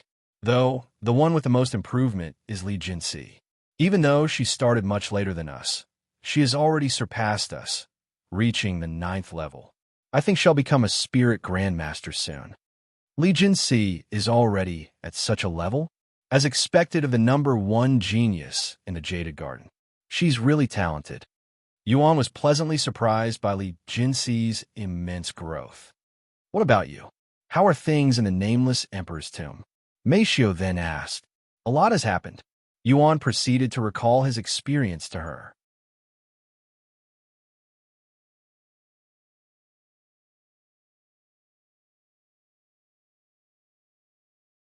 C1141 Burst of Bloodlust. Chapter 1141 Burst of Bloodlust. And that's when I decided to take a break from. Yuan recalled everything had experienced within the Nameless Emperor's tomb to Meishio, who listened with an intrigued expression on her face. However, after Yuan finished his story, the place became dead silent, as neither had anything else to say. The two of them proceeded to silently stare at each other for the next few moments. As it has been some time since they last saw each other, and it being the longest that they have been away from each other for a long time, things felt a little awkward between them. Meishio, Yuan uttered in a low voice, trying to start a conversation. Yuan. Meishio misunderstood his intentions and actually kissed him instead. Yuan didn't complain and closed his eyes, quietly enjoying the soft sensation of her lips. A few moments later, as her body started heating up with passion, Meishio began removing her clothes while she continued to kiss Yuan. Yuan did the same, and within seconds, they were both lying on the bed naked. I've missed this warmth. Meishio mumbled in a low voice. Yeah, me too. Yuan smiled. They would connect their bodies shortly after, and they would go on to spend the rest of the night cultivating with each other. Naturally, Yuan completely forgot about, and it wasn't until the following morning did he recall about the Nameless Emperor's tomb. I'm going to take a bath. Want to come with me? Meishio asked him after their passionate session. Sure, oh. I completely forgot. What? Meishio looked at him with a puzzled face. I haven't gone for too long. Tian Yinyu will be puzzled when she finishes her cultivation, and I am nowhere to be seen. I'm going to take a quick shower and immediately return to. Sorry, Meishio. Yuan quickly rushed into the bathroom as he spoke. Don't worry about it. I'm already lucky enough to see you during your brief break. Chu Xiang will definitely be upset to know that Shed missed you. Meishio chuckled. After a quick shower, Yuan rushed back to his room and logged back into. When he returned to the Nameless Emperor's tomb, Yuan immediately noticed that neither Tian Yinyu or Tian Suyin was there. In fact, the tree that they had been cultivating under was gone as well. What the hell happened here? Yuan exclaimed in a shocked voice after seeing the scenery around him. The ground around him was split, and it looked like a massive battle had just occurred in this area. Do you guys know what happened here? Where's the Tian family? Yuan asked his servants. Unfortunately, they did not know. Sorry, young master, but we didn't see anything. When you disappeared, our senses were blocked, and we couldn't leave your body either. Feng Yuxiang said to him. Damn, I should have left them behind to watch over the Tian family. I've screwed up. Yuan cursed inwardly, blaming himself for this situation. Yuan, use your divine sense and see if you can sense them. Lan Yingying suddenly suggested. Your soul strength is much more powerful than ours, so you will be able to see further than us. Right. Yuan immediately activated his divine sense to the maximum. I found them. He quickly found them with divine sense. They're 25 miles north, and they're currently fighting a group of people. He could see Tian Yinyu and Tian Suyin currently being surrounded by a group of unknown cultivators that clearly had bad intentions, and Tian Suyin even appeared to be injured. Without hesitation, Yuan immediately began flying towards their direction, his aura filled with killing intent. Please let me make it in time. He prayed as he flew. Meanwhile, Tian Yinyu and Tian Suyin stood together with their backs facing each other. Mother, are you okay? Tian Yinyu exclaimed in a panicked manner when she noticed blood flowing down Tian Suyin's right arm. "I'm fine. Worry about yourself," Tian Suyin said while gritting her teeth. Tian Yinyu turned to look at the cultivators attacking them and shouted, "Who are you guys? We are disciples of the Jade Sword Manor. Why are you attacking us?" Two beautiful ladies traveling by themselves inside the Nameless Emperor's tomb. "You're asking to be attacked." "Ah!" One of the cultivators laughed out loud. These cultivators were all wearing unique outfits, suggesting that they might not belong to any sect. "Are you all rogue cultivators? You'll regret attacking us once our friend returns." Tian Yinyu roared. "Your friend? Oh, I'm so scared." "Haha, nobody is coming to save you. Just give up and stop resisting. If you do, we'll make this painless, less painful for you." "Save your breath, Yinyu," Tian Xin said to her using divine sense. "Listen to me. I am going to attract their attention. When that happens, I want you to run away." "What? I'm not going to leave you behind, even if I am going to die." Tian Yinyu immediately refused. "This is not the time to be stubborn." Tian Suyin roared back. "All right, enough bullshit. Let's just get this over with before we're interrupted." One of the rogue cultivators suddenly said, "I call dibs on the mother. The young one's mine. It's first come, first serve." Tian Yinyu and Tian Suyin watched as 8 spirit lords rushed at them with vulgar faces. A burst of bloodlust suddenly erupted not far away, sweeping the place with a chilling ripple. This instantly halted not just the rogue cultivators, but also Tian Yinyu and her mother's movements. Their initial thought was that they'd somehow attracted the attention of a ferocious magical beast. However, before they could even think, one of the rogue cultivators suddenly shouted out in pain before he collapsed on the ground.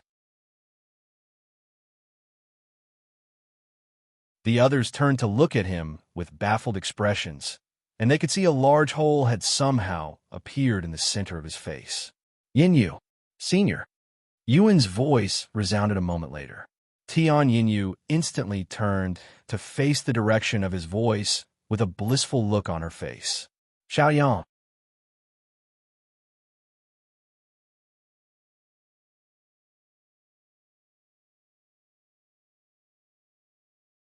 C1142 Massive Magical Beast.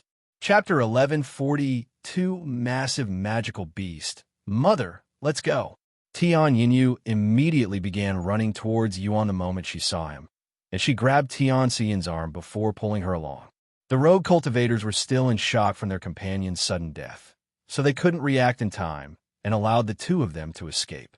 "We'll talk after I take care of the trash," Yuan said to Tian Yinyu as he withdrew the Empyrean Overlord. Almost as though it was responding to Yuan's emotions, the Empyrean Overlord's aura gushed like water at the bottom of a waterfall. Wait. The rogue cultivators subconsciously raised their hands to surrender.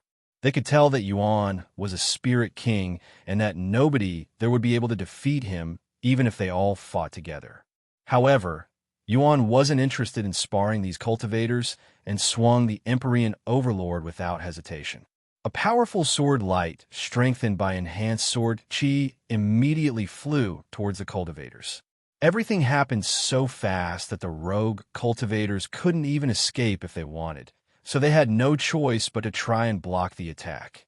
Unfortunately for them, their techniques were all destroyed as soon as they were deployed. Nothing could stop the sword light from killing these cultivators today. Sha!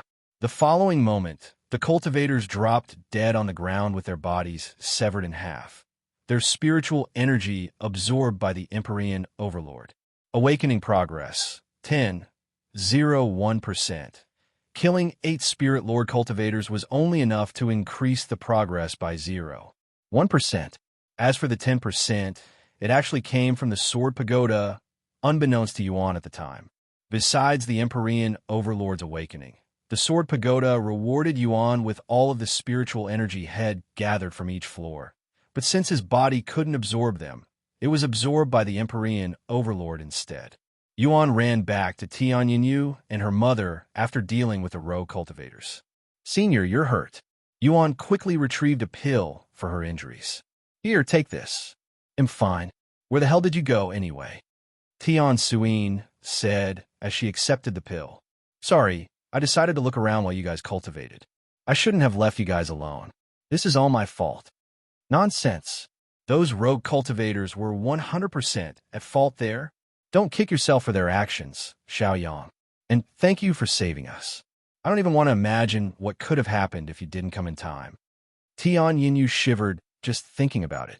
Anyways, I'm just glad that nothing serious happened to you. I won't leave you two alone anymore. I promise. Good, because I'm going to cultivate again to recover my exhausted spiritual energy. Tian Suyin said as she sat cross-legged on the ground. She had used almost all of her spiritual energy to fight off the rogue cultivators. After all, me too. Tian Yinyu also sat down and began cultivating. This time, Yuan stood guard for them while scanning the area with his divine sense until they were done. Sorry for the wait. Tian Yinyu finished a little faster than her mother since she had a lower cultivation base, thus less spiritual energy to restore. Tian Suyin opened her eyes 2 hours later. Once they were prepared, they resumed their journey towards the Sword Temple. Come, what? Yuan was just awake. Chu Yoxiang came out of her room literally 10 minutes after Yuan returned to Cultivation Online. Please visit. Yes. Meishio nodded, and she recalled Yuan's experience for her. I can't believe I just missed him. If only I had managed to break through a few minutes earlier. She sighed out loud. You had a breakthrough? Congratulations. Meishio said, and she continued, but even if you came out in time to see Yuan, he wouldn't have any time since he had to rush back into Cultivation Online. Chu Yoxiang narrowed her eyes at Meishio in a suspicious manner. You seem happy. A lot more happy than the last time I saw you. I bet you had a lot of fun with him today. Meishio chuckled. Indeed, I did the whole night. Chu Yoxiang sucked her teeth. Well, aren't you lucky? Did he say when he'll take a break again? She then asked. No, but he did say that he will try to take breaks as often as possible. That's good to hear. A week later. There's something happening up ahead. Yuan suddenly warned the others. What do you see? Tian Yinyu asked.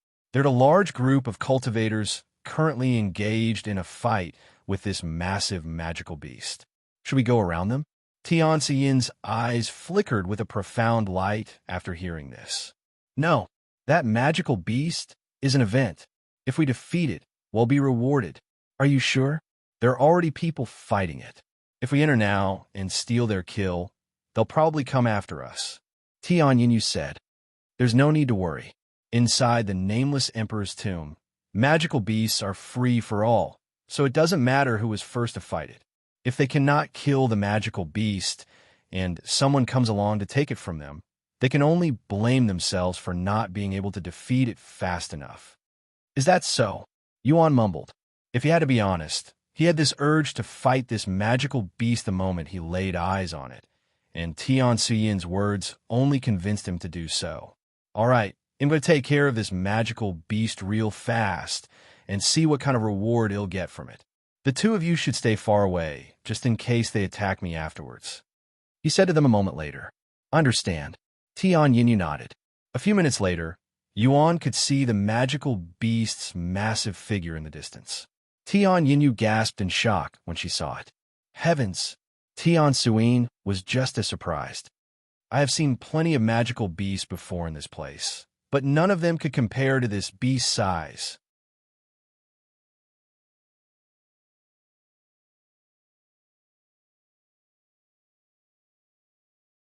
Chapter 1143, published at 15th of February, 2023, 5:57 and 9 seconds p.m. Chapter 1143. 1143, if audio player doesn't work, press stop, then play button again. Chapter 1143, massive magical beast. 2. This magical beast in the distance was as tall as a mountain, literally. It stood on all four like a horse, had purple and silver scales, and it had a dragon's head. Furthermore, there was this long, black horn on its forehead, and it was currently shooting out purple lightning from it. This purple lightning scattered aimlessly, burning anything that it touched. The cultivators that couldn't dodge it immediately became burnt toast. What kind of monster is that? Tian Yinyu exclaimed in a startled voice after seeing the massive magical beast. That's a purple lightning Qilin. They're actually a lot smaller in the real world. Tian Suyin responded, her tone sounding a little stiff. The two of you should stay here. I will kill it quickly and come right back. Yuan said to them. Okay, be careful. Tian Yinyu nodded without hesitation. The last thing she wanted to do was to get any closer to that lightning-spewing monster. His monstrous body will just restore any damage inflicted to him. I bet he's actually immortal. Tian Suyin joked in a serious manner. Then I will be right back. Yuan waved at them before flying towards the purple lightning Qilin that was running rampage in the distance. Watch out. It's going to shoot out lightning again. The cultivators fighting the purple lightning Qilin were from different places. Some were disciples of a sect, while others were members of a large family. Of course, there were rogue cultivators amongst the fighters, but they were mostly fighting alone without anyone watching their backs. Fuck. My leg. The bastard's out my fucking leg. A disciple screamed in agony as he lost one of his legs to the purple lightning Qilin's lightning, burning it to a crisp. Aim for its horn. If we destroy the horn, it should stop using its lightning attack. Another shouted. As Yuan got closer to the battlefield, he could witness with his bare eyes the carnage, where rivers of blood and mountains of corpses littered the ground around the purple lightning Qilin. There has to be hundreds of corpses down there, he thought to himself, feeling shivers down his back. Once he was close enough, Yuan retrieved the Empyrean Overlord. However, he did not immediately enter the battlefield and patiently waited for his chance to strike. He also studied the purple lightning Qilin's movements. Of course, people continued to die as time passed. As unfortunate as their deaths were, Yuan wasn't going to risk his own life to save these people like some sort of hero. These cultivators entered the Nameless Emperor's tomb with the resolve to die, and they did the same before they decided to fight this beast. About 10 minutes later, once Yuan was confident that he knew all of the purple lightning Qilin's movements, he tightly held onto the Empyrean Overlord before flying towards it. The lightning attack may seem random at first, but it's not. It won't use it again for another 3 minutes, so this is my chance. Yuan appeared directly in front of the purple lightning Qilin the next moment, and his body released an aura that surmounted the massive beast before him. His Empyrean Overlord also gushed with enhanced sword chi. This is going to be my first time using enhanced sword chi at its full power. After taking a deep breath, Yuan swung the Empyrean Overlord at the purple lightning Qilin's horn. Sha! The black horn that threatened and killed hundreds of cultivators had been sliced off the monster's head cleanly. The cultivators there were in disbelief at first, but they quickly became overwhelmed with relief after realizing that they no longer have to worry about the lightning strikes. However, before anybody could celebrate, the purple lightning Qilin released a loud roar, causing its scales to turn crimson. Its eyes also turned bloodshot with red lightning sparking from within, and its body also started shooting out tiny red sparks that coiled all around its body, creating what appeared to be an armor made of lightning. A sense of dread suddenly assaulted Yuan, and his body instinctively moved. Boom! A massive red lightning strike suddenly descended from the sky, hitting directly where Yuan was flying. Arg! Yuan released a pained voice before slamming his mouth shut when the sudden thunder managed to strike his left shoulder, tearing his entire arm. However, this could be considered lucky for him. If he hadn't sensed the danger and moved in advance, the thunder strike would have struck his head, instantly killing him. The purple lightning Qilin released another deafening cry, causing more red thunder strikes to rain down. Fuck! It's enraged. Run for your lives. The cultivators scattered like ants when they saw the apocalyptic-like scene before them. Xiang, Tian Yinyu, was terrified for his life when she saw the situation from afar. In fact, she had to distance herself even further as the area of the lightning strikes appeared to be growing with every passing moment. I need to finish this as soon as possible, or ITLL just get worse. Yuan thought to himself as he dodged the lightning strikes left and right while he waited for his injury to recover. However, with the purple lightning Qilin spamming lightning strikes nonstop, it would be incredibly hard to attack while dodging even if he was uninjured. Suddenly, a ball of flames shot out from his chest and flew directly at the purple lightning Qilin, engulfing its body in phoenix flames. "I cannot sit back and watch it hurt you any longer, young master," Feng Yuxiang's voice resounded. Then a ball of white flames appeared, mixing itself with the phoenix flame, causing the intensity of the flames to skyrocket. The purple lightning Qilin stopped rampaging and began jumping everywhere, trying to extinguish the flames. But alas, its efforts were futile, and the flames of two divine beasts only became stronger. "Thank you, you two." Yuan immediately took this chance to attack the monster. God of War's astral arts. After summoning his avatar, Yuan swung his sword at the purple lightning Qilin again, this time aiming right at the center of its body. Whoosh! The sword penetrated the scales with ease before cutting into its muscles, splitting its body into halves. If you find any errors, broken links, non-standard content, etc., please let us know, report chapter, so we can fix it as soon as possible. Tip: you can use left, right, A and D keyboard keys to browse between chapters.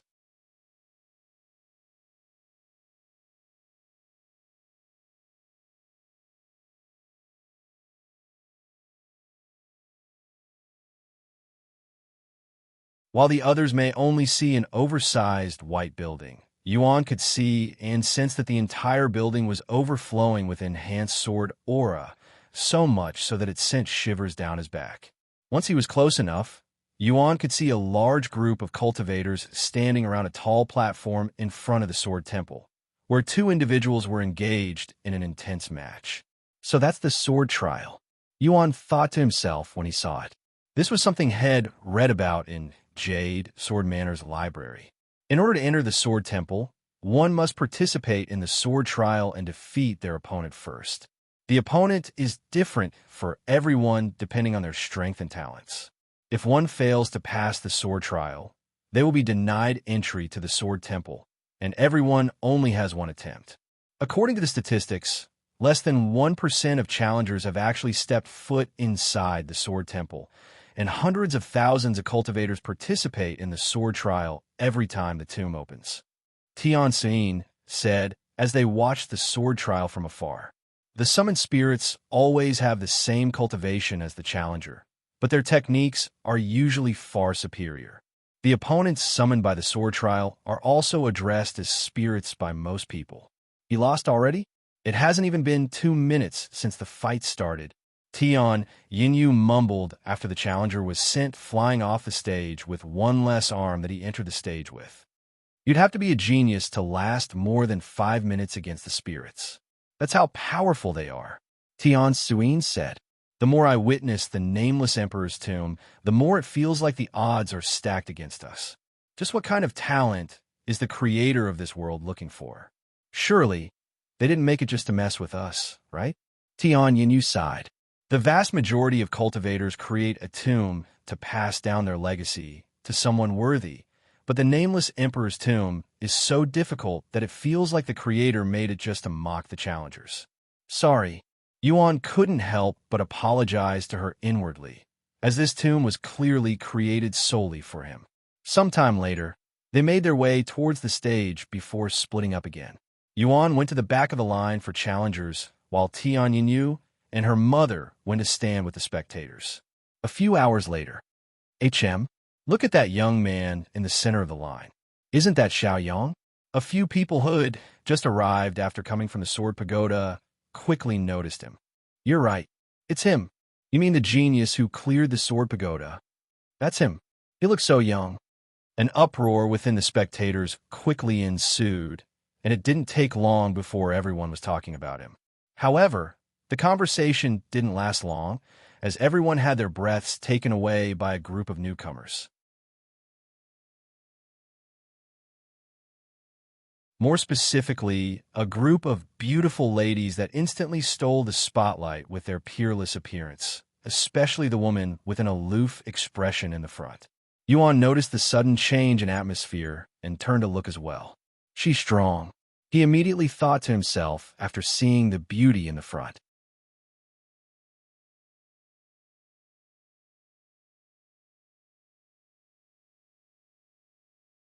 C1145 Sword Trial. Chapter 1145 Sword Trial. The lady leading the group of beauties had long black hair, purple eyes with a hint of green, and slight makeup around her eyes. She looked incredibly beautiful, but also threatening at the same time, like a rose with thorns. These ladies were also exuding an overwhelming aura that nobody there has experienced before. They were clearly all from the upper heavens, especially the purple-eyed lady, who had a similar aura to Silver Dragon Long Chun. However, unlike Long Chun, who was actively hiding his aura, this lady was letting it flow naturally. These ladies would watch the sword trial from afar while mumbling to each other. It was unclear whether they planned on participating or not, but their presence was so heavy that it made focusing hard for the others. Eventually, people began leaving the line one by one, as they did not want to participate under such an atmosphere. Of course, there were a few that became more motivated since they wanted to impress this group of fairies. The line quickly grew shorter and shorter until there were less than 100 people left. Yuan quickly reached the front of the line, but right when it was his turn to enter the stage, the group of fairies began to move. The group landed in front of him and blocked off his path to the platform, while their leader, the purple-eyed beauty, flew onto the stage. "Wait if you don't die a pointless death," one of them said to him. Yuan didn't want to argue with them, so he remained silent. "Good luck, Senior Apprentice Sister Tang. You'll clear this silly trial with ease." These girls began cheering for the purple-eyed beauty, who was surnamed Tang. Shortly after the fairy Tang entered the platform, an array formation in the shape of a circle appeared on the other side of the platform, and a figure would emerge from this circle a moment later. As usual, this figure was wearing a mask, and they had the cultivation of a peak spirit king. Fairy Tang kept the same aloof expression on her face, seemingly unfazed by her opponent. She proceeded to make the first move by pointing her finger at the masked figure. "Scatter," she uttered in a low but confident voice. Whoosh! Thousands of purple-colored flower petals suddenly appeared out of thin air and flew towards the masked figure.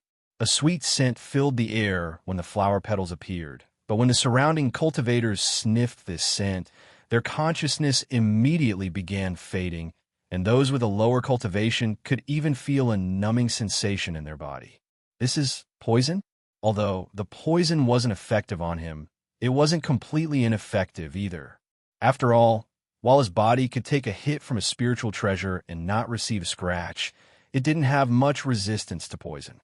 The purple flower petals quickly clashed with a masked figure like a tidal wave and consumed their entire figure. However, a powerful wave of sword aura suddenly rippled in the area, instantly destroying the thousands of flower petals. Che! As expected, poison won't work on them. Fairy Tang sucked her teeth in an annoyed manner before she retrieved her weapon, a very thin sword that resembled a rapier, and her body also began radiating with sword aura. The sword aura released by Fairy Tang was impressive, but it wouldn't hold a candle to Yuan's sword aura. However, Fairy Tang still managed to defeat her opponent after 25 exchanges. Heavens! That fairy defeated her opponent within 25 strikes. I don't think I have seen anyone defeat the summon in less than 100 strikes. The spectators were filled with awe after witnessing Fairy Tang's performance. As expected of Senior Apprentice Sister Tang, her group cheered. The other girls in the group proceeded to enter the stage one by one until all of them challenged the sword trial. In the end, all of them passed the trial, but their results greatly differed from each other, ranging between 50 strikes to 100 strikes to defeat their opponent. Heavens! I've never seen so many people pass the trial back to back. To think 7 people participated and 7 passed. Truly a spectacle. Once the whole group of beauties finally finished, Yuan made his way up the platform.